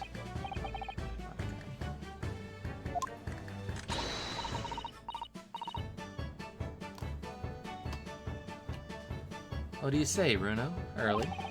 As usual, I think I'd rather get the bad news out of the way first. Absolutely not. I have no intention of listing it to anything but good news. And there you have it. People answer that question says a lot about them. Let's not go there. Alright then. Maybe let's start with the good news this time. The rain has finally stopped. There's a record level of rainfall, apparently. Well, that's good news indeed. You can journey back in greater comfort. Alright then. What's the bad news? A huge storm has left the seas very choppy. The channel in particular is awful, so sailings out of Dover have been delayed by a day or more. That's right. If we head to the station immediately, we may still make it in time to wave Susie off. But there won't be a train, surely. We couldn't be that lucky. Who do you think I am, Mr. Naruhodo? Mr. Sholmes? I rushed to Victoria Station earlier and made arrangements for a special express. If we hurry now, we shall be there in time for dinner. And I know of a fine restaurant that serves the most delicious big sole. The great detective does it again. Indeed, he does! I happen to be aware of a number of the rail transport director's foibles. What? I merely made my knowledge of them known to the man, and he happily laid the locomotive. Elementary. Just an idea, but it might be wise to stop manipulating people that way. What are we waiting for then? To London Victoria.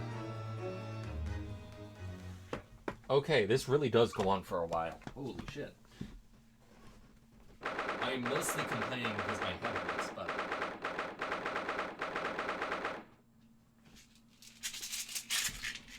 That's why I keep Advil in my purse.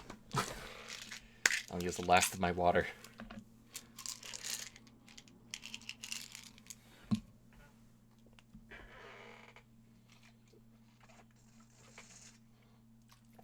Jojo, the last of my hamon, take it! Thank you. I'm just worried about the size. I've never had to worry about the size of headphones before. That took somewhat longer than expected. Susie's boat must be about to leave now. Miss Susato, where are you? We'll grit and bear it for this last scene. Woo! Football. Over there, look. Looks like she's reading something.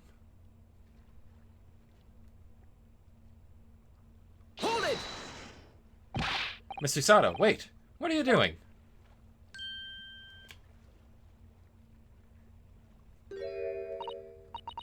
You're about to do some pollution! What are you doing here? We came as soon as we could after the trial. I mean, we heard that sailings were being delayed due to the bad weather, you see. Oh, I see. Then tell me, how did Gina's trial go? It went well. She was acquitted.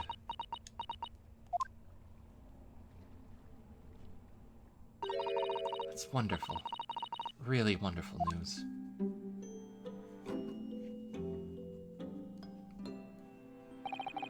The book you were about to throw into the sea. It was your Encyclopedia of British Law, wasn't it? No, dear. I was hoping you hadn't seen that. I'm not worthy of practicing law in any way now, so I was saying my final farewell. You're saying goodbye to law? You? Susato-san? Would I be correct in assuming it's because of the people, Miss Susato? I deliberately altered the scene of a crime, and then I tried to hide the fact. What I did is utterly unforgivable. That reminds me. How did you even come to have this? On the evening of the incident, Mr. Sholmes had invited Gina to dinner, if you remember. Oh yes, we had a wonderful time. Well, Gina gave us a little introductory lesson, didn't she? To the art of pickpocketing. Oh, that was so much fun. I stole Runo's art band. Yes, please don't do that again. That band's very important to me. Well, if it's so important, you should pay more attention to it. You didn't notice for ages. On a whim, I thought it'd be fun to see if I could take the cat flap-o-mat, so I put it up my sleeve. And then I rather forgot about it, until I found myself in Mr. Windibank's shop with it later that night. And then...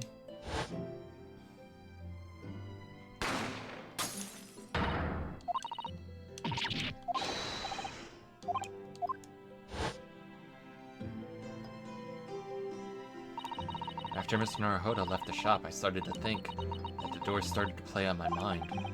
Storeroom door, you mean? Yes. If Gina was anywhere in the shop, I realized it could only be behind that door. At that moment, the little device that I had up my sleeve sprang to mind. I was so worried about Gina, I simply had to know. So I used the cat flap-o-mat to make a peephole in the door. It's captured in photographic print of the shop by one of Hurley's red-handed recorders. Indeed, it was of the first importance at that point.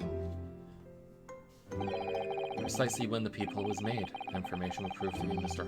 Naruhodo's greatest weapon. Though naturally, without proof, it would have been mounted to nothing.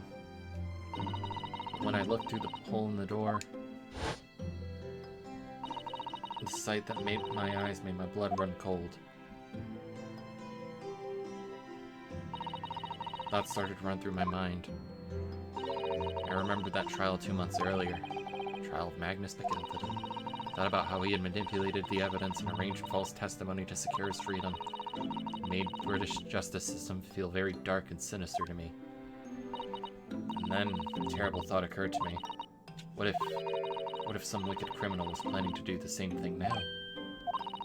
Because from the appearance of the crime scene, it looked exactly as though Gina had shot Mr. Windibank. Even though I was sure she would never have done such a thing. You were worried that the true culprit would try to frame her for the crime? That's right.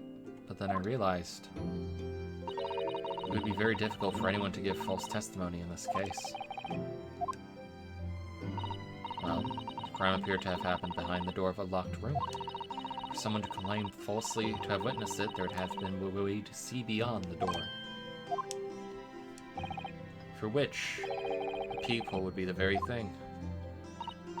Only the peephole I had made wasn't actually there until after the crime had been committed. And the criminal would know that, so it wouldn't make any difference. The possibility of a rather ingenious trap was there, was it not? So, is that why you kept it a secret? You never mentioned that you made the peephole to anyone. not even to the police. I know, and I knew at the time what I was doing was wrong. A criminal offense, even. That's why I decided to confide in Mr. Sholmes. And Mr. Naruhodo was completely backed into a corner with no other possible means of escape. The truth about the peephole could save him. That was my plan. She really does think of everything. But then, why didn't you just tell me everything before the trial began? My dear fellow, you're not thinking straight. If she had done that, it would have rendered you complicit in the whole escapade. You could have been disbarred if you had been seen to have knowingly tampered with a crime scene. So Mr. Sato decided to shoulder the burden of responsibility alone. For your sake and Miss Lestrange's. Mr. Sato, the truth is, when it happened, I did it because I'd lost a little of my faith in the law. I was worried that the right person wouldn't be convicted of the crime, but the moment I allowed myself to think that is the moment I lost my right to call myself a judicial assistant. What you did isn't comparable to what he did. Graydon is the one who lied in the witness stand, using the peephole as a way to implicate Gina. And besides, if the peephole inconsistency hadn't existed, I'm not at all sure that she would have been acquitted in the end. Mr. Sato, what you did saved Gina's life. Well, with your kind words, Mr. Naruhodo, you've saved me too, from my regrets.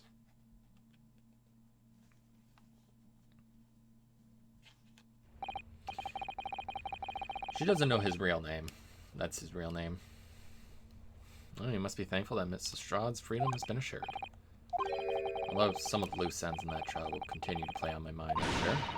But the revelation that the music box contains secret messages. What a triumph to work that out. I'm full of admiration. What a triumph is that? Well, that argument wasn't quite as compelling as I thought it was. I was a communications officer among the jury members.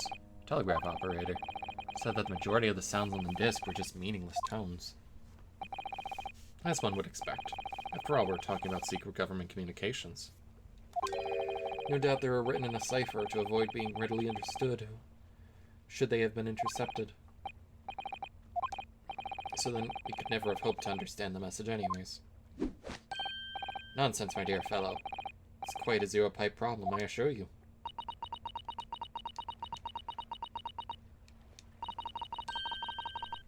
A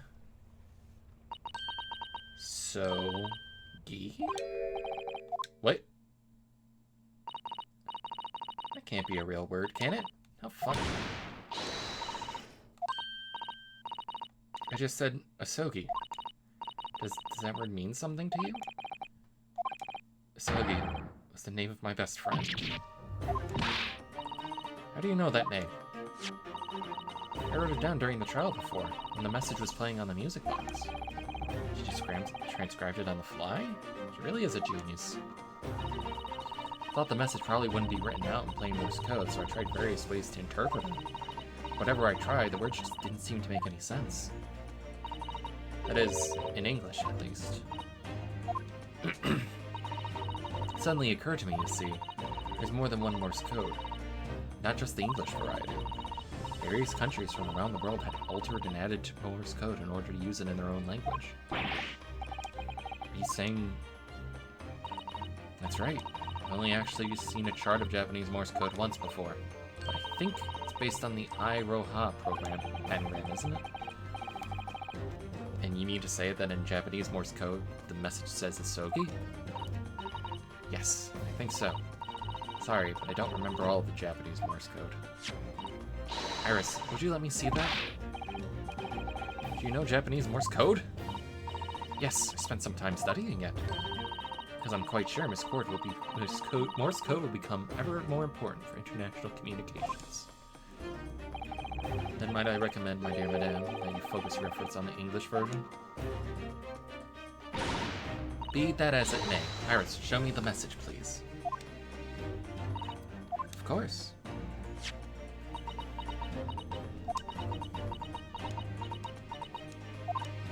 But What can this possibly mean? Whatever is in that long sequence of supposedly meaningless dots and dashes, it's made the color drain from Susato-san's face. There's no doubt that this message is written in Japanese Morse code. The British Empire has been using Japanese for its secret communications. I don't understand the reason why, but the message appears to be a list of 4 people's names. The first is Kei Asogi. Kazuma. Why was his name on that disc? Second is A. Shin. Don't recognize that name. The third is T. Gurigutsun. Gregson. Tobias Gregson is the 3rd man on the list. What's his name doing in a secret government communication as well? And the last name? What's the matter, Miss Susato? It's just so strange. So unexpected. What is it, Susie? Don't keep us in suspense. Last name is J. Wilson. Wilson? John H. Wilson? You mean Daddy? It says only J. Wilson, so I'm afraid I can't be sure. Then, after the 4 names, it reads, if I translate from Japanese, that is all 4. And that's the end of the message. Or rather, the end of what you noted down, Iris. I just can't believe it. Who would ever have thought those discs contain Japanese Morse code? To imagine a strange list of disturbingly familiar names. It appears that this particular message is a communication of some kind between Great Britain and the Empire of Japan. So, Daddy could be in Japan, where Susie and Runo come from. Well, no, it's not very likely, really, is it? I mean, there are thousands of people with the surname Wilson. You must see lots of J's among them. Professor John H. Wilson, visiting professor of medicine at the Imperial Yume University. We can't tell Iris about that now. We just can't. This is so strange. Somehow, solving the case of Mr. Winterbank's murder today, I feel like I've rolled back a boulder at the mouth of a very dark cave. Yeah, he was the guy that we were accused of killing at the very beginning of the game. And so we don't really want to break it to Iris that, hey, your dad is dead. If perhaps it's a dark cave we shouldn't go wandering inside.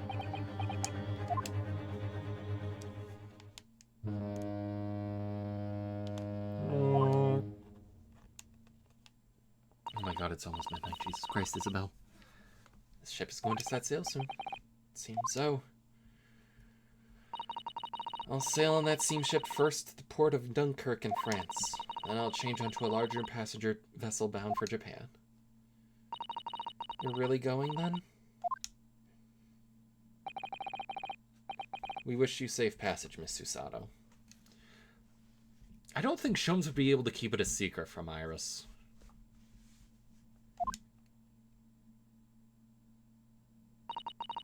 Thank you so much. I wish all of you the very best. Miss Susato, I had hoped to have you always at my side, to guide me and support me.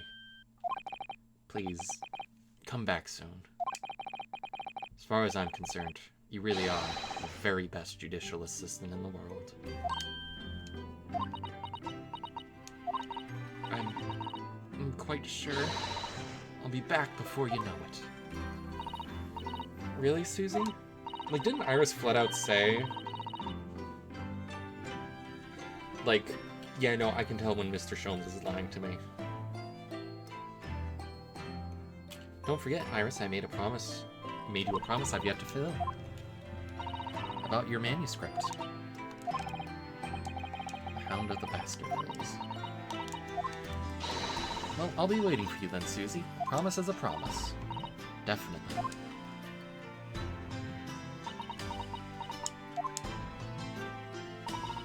Mr. Naruto, do you remember the first time we met? Yes, of course. And yes, this Burio, when I was dragged out from that wardrobe, still half asleep. If I remember rightly, you threw me halfway across the cabin with a Susato takedown. You know very well I'm talking about after that. It's strange, but being thrown together as we were in that case, I feel somehow straight away. And you were the perfect person to continue Kazuma-sama's great legacy. Miss Susato. She's pretty high up there. Like, I don't know. My instincts were right. I really want to believe. No, I'm sure that... I'll be back soon. Farewell until then.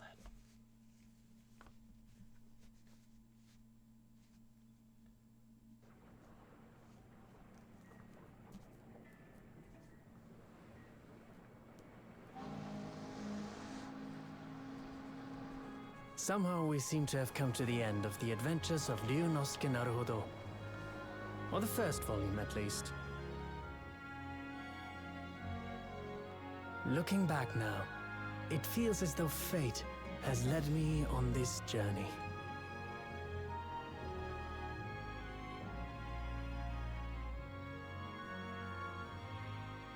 Fate led me to becoming a lawyer, to traveling halfway around the world, to meeting the great detective. I'm sure there'll be trials and tribulations ahead. Of course there will. That's the name of a different game!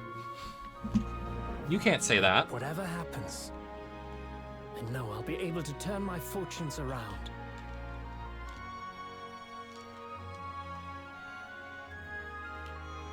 After all, I have the greatest friends in the world on my side.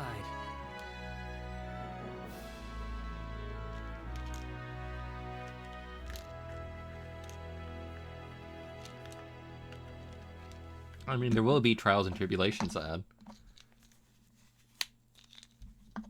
Athena is not problematic. Shut the fuck up. Ah, yes. Mr. Naruhodo. Yes, Mr. Sholmes?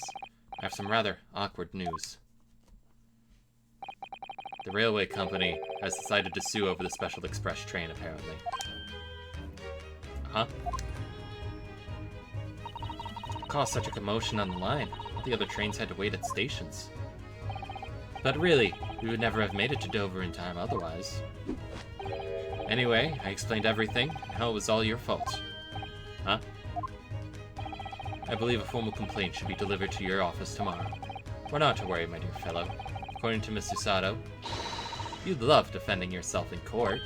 Huh? Huh? It's alright. I'm perfectly happy to testify. He really didn't look like the sort of man who'd do something so outrageous.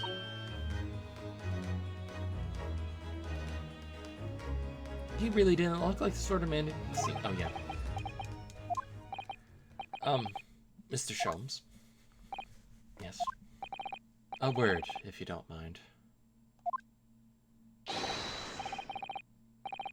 Any word you'd like. Bellow it out, my dear fellow. Oh yes, I love Runo's words, and I know just the one he'll use here. I really must say. Objection!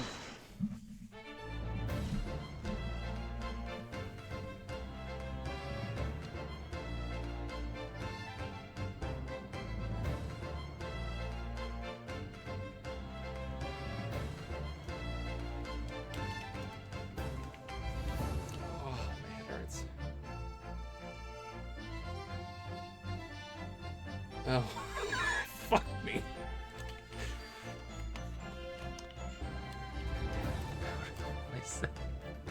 I advertise them for sale with used by Mr. Sholmes to solve an important case.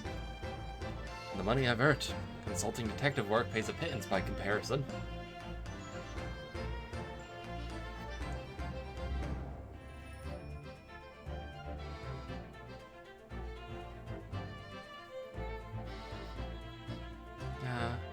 I haven't slept a wink. The manuscript is due tomorrow now. When I'm this busy, Hurley usually cooks me breakfast. Well, cooks is an overstatement. Some dry toast and insipid coffee. I do miss Susie and her lovely Japanese breakfasts.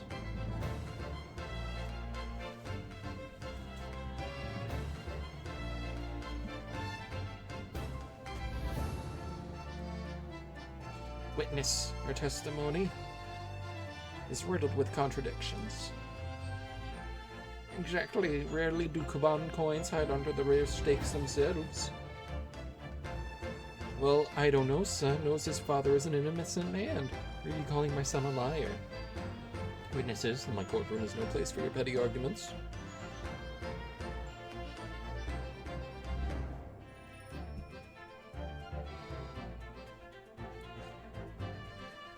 Having delivered the Russian dancer to shore in Shanghai, I laid low on the steamship for a while.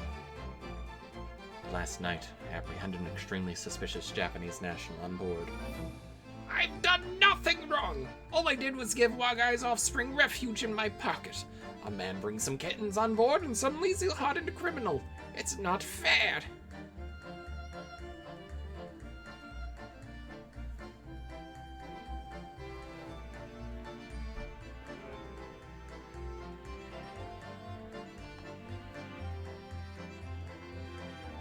Scientific investigation will be the gold standard for policing in the new age. I dream of a world governed by the tenets of order and discipline. Like a great clock, in fact, whose hundreds of parts mesh together in perfect unison. Now, if you'll excuse me, I have but 2 minutes and 37 seconds till my next appointment.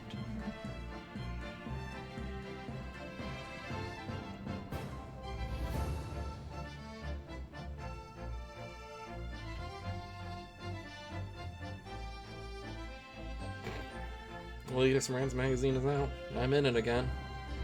Whenever I say that one line she wrote now, I get a standing ovation. Wanna hear it? Not bad, I suppose, for an amateur.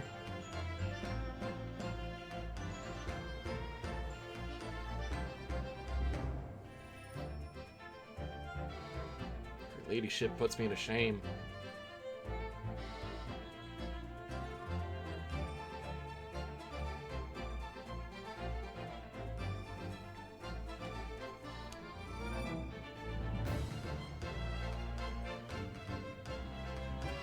Visiting the old girl on a daily basis, of course. Joining my old jailbird. I must say, battling with those badly stairs every day has done wonders for the dicky peg.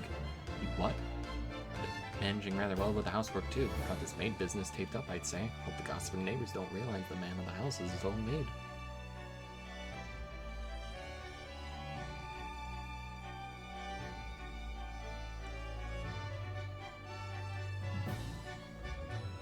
That guy just looks like Mac tonight. My Rolly is back on the beat again. All thanks to the Reaper. There's nothing I enjoy more these days than hunting out small change in the gutter. I'm a better Bobby now, looking out for Londoners that drop the pennies and love my lovely wife. Oh, Pat. Oh, Rolly.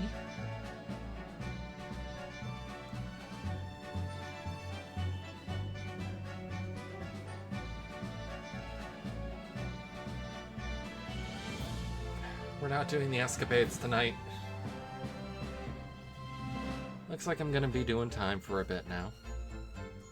But Iris comes every day for Natter, so it ain't too boring. So he's going on about all them cases what Sholmes is looking into. Criminal investigations are kind of interesting when you get into them.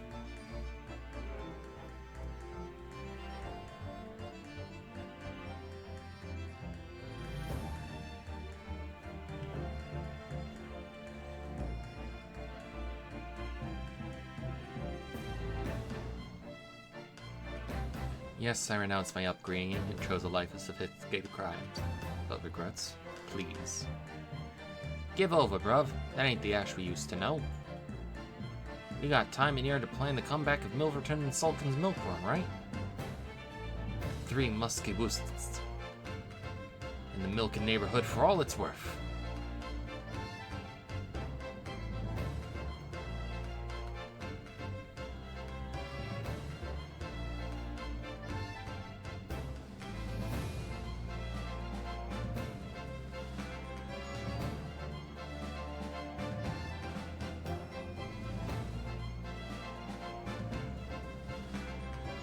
Past 6 months have been a time I shall remember forevermore. Painful goodbyes and wonderful encounters. Come to realize that's what life is all about. Naruto-san, promise? Your assistant will return to you one day. For now, I leave you with many memories and a heartfelt wish that life will treat you well.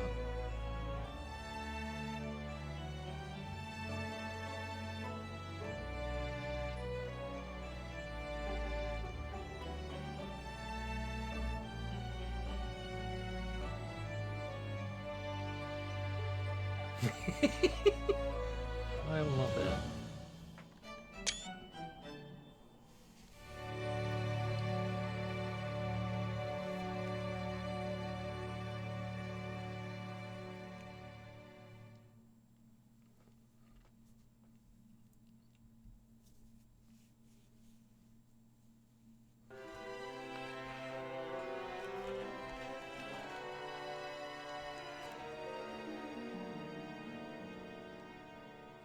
You never see the model with the hat on. In fact, I genuinely forgot he had a hat there.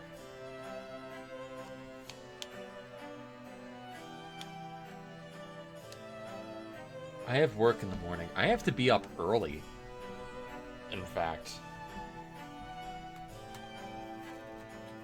Mr. Pilkington? Oh, good. Really good.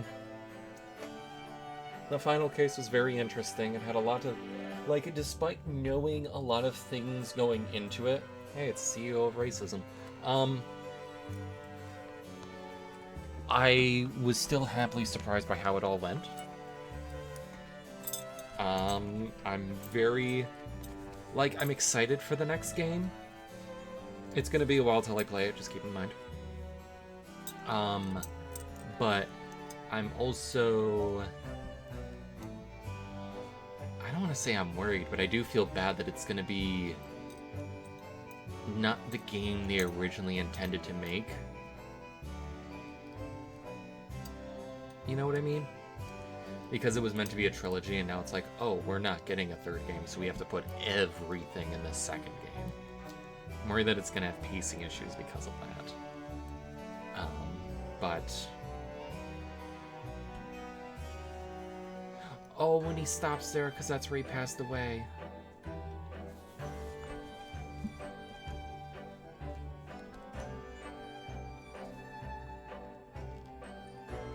I still really like her design. And I hope she's okay.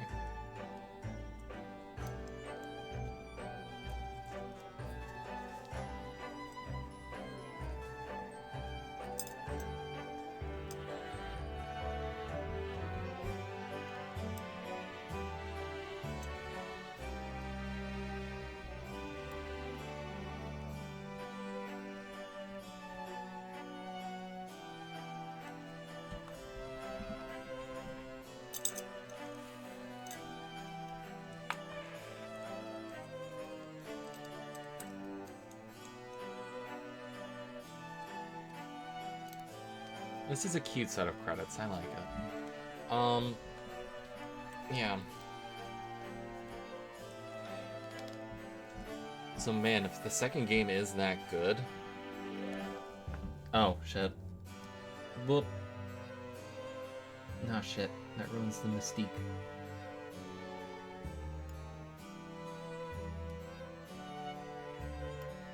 There we go.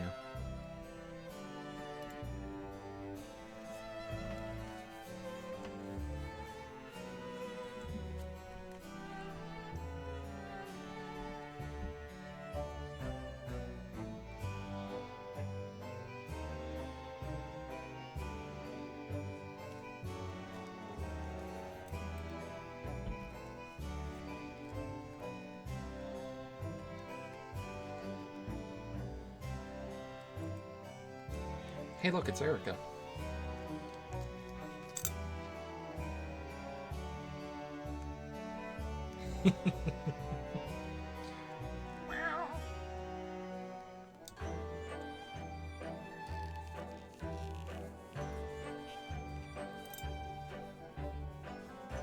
Fortunately, all of these should be uploaded on Twitch. Or YouTube. What the YouTube? Oh, and I love her walk cycle. She has the big sort of like bop, bop, bop, bop waddles. Oh my god, it is the same pose, just from a different angle.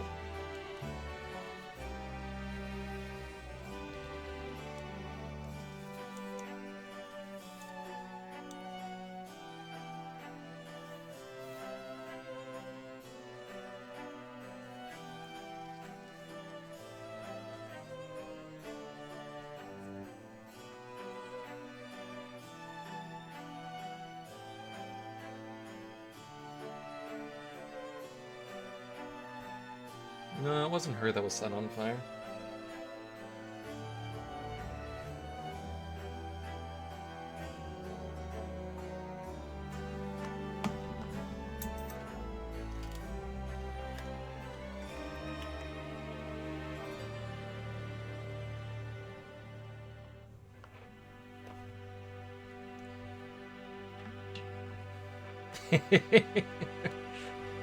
Your Honor, they've kissed.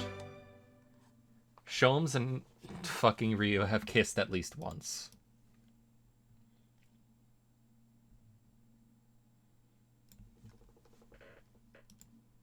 So far.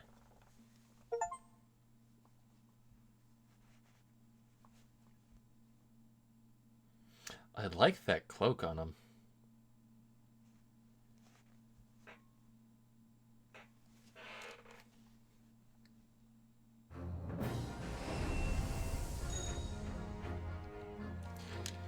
That's it for this game.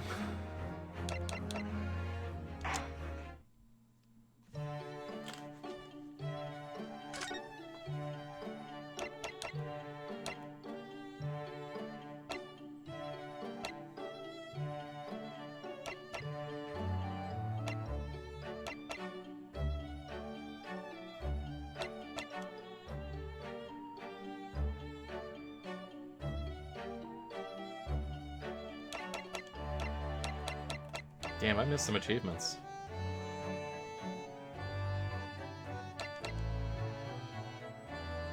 I missed a lot of things, like I didn't do the bed.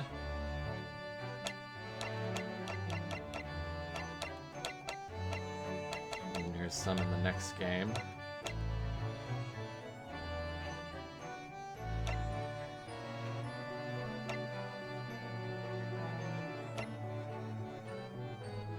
For presenting the armband to Lord Vinzix. Alright.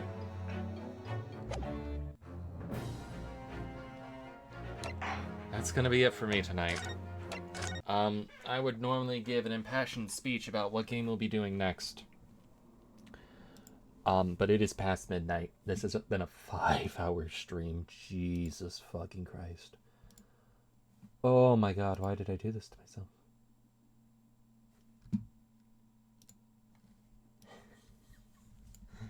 Oh god.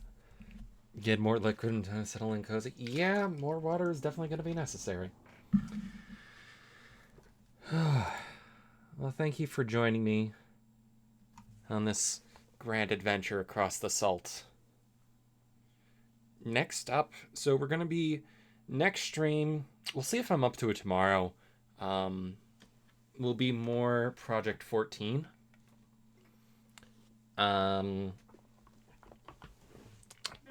Really never intended that to be a full project, but looks like that might be just what we're getting. The next game I want to do after that is kind of up in the air. I don't want to do another visual novel. Because, oh my god, this hurts. I don't know how other people do it.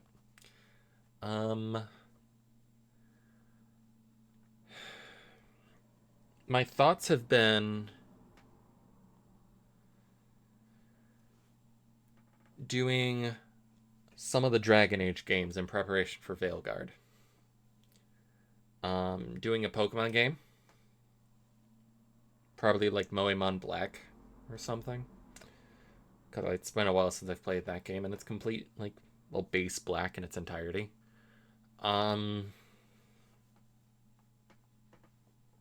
trying to think of anything else that I've been meaning to do.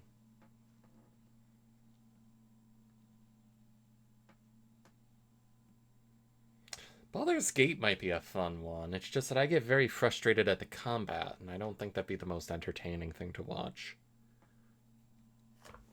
Do I have anything else on my list? I was debating on doing a stream through of Persona 5 Royal with the fat mods, but that isn't done yet. I'm also playing Persona 4 Golden right now, and that would kill me. I'm looking at stuff I have installed on my computer. I was thinking Control maybe. Oh right, yeah, I wanted to do Dark Souls 2. I was right. Okay, so I really need to use the bathroom again, and it's really light. But my idea was I was going to do a spider-thon. Because I fucking hate spiders. And so I was going to play games with them to try and desensitize myself from it. So Dragon Age 1, 2, 3 have spiders. Dark Souls 2 has spiders. So I'm thinking Dark Souls 2 would be a fun game to be like, okay, this is like the first Dark Souls game I ever finished. Seeing what the new version is like. Minecraft is fine. I'm fine with those. I don't like the sounds they make, but whatever. Yeah, I don't know. I think it might be fun. You mean cognitive behavioral therapy, right? Right. I was also thinking of maybe doing some Monster Hunter stuff leading up to it. Leading up to a Wilds release, but I'm not sure if I would do like the story of World since I never finished Iceborne or what. But I don't know. I got lots to think about. And obviously I got time to think about it since Project 14 is going to occupy me for a little bit longer at least. Skyrim has spiders. I've already played Skyrim. And my modded playthrough is broken, so I can't really go back to that without feeling depressed. Yeah. That's going to be it for me. I need to go to the bathroom and get to bed. I need to be awake in 7 hours. Awake in, like, moving in 7 hours. So, that's it for me. I'm leaving you. Good night, everyone. I hope you have a nice night. Remember, take your medicine, drink your water.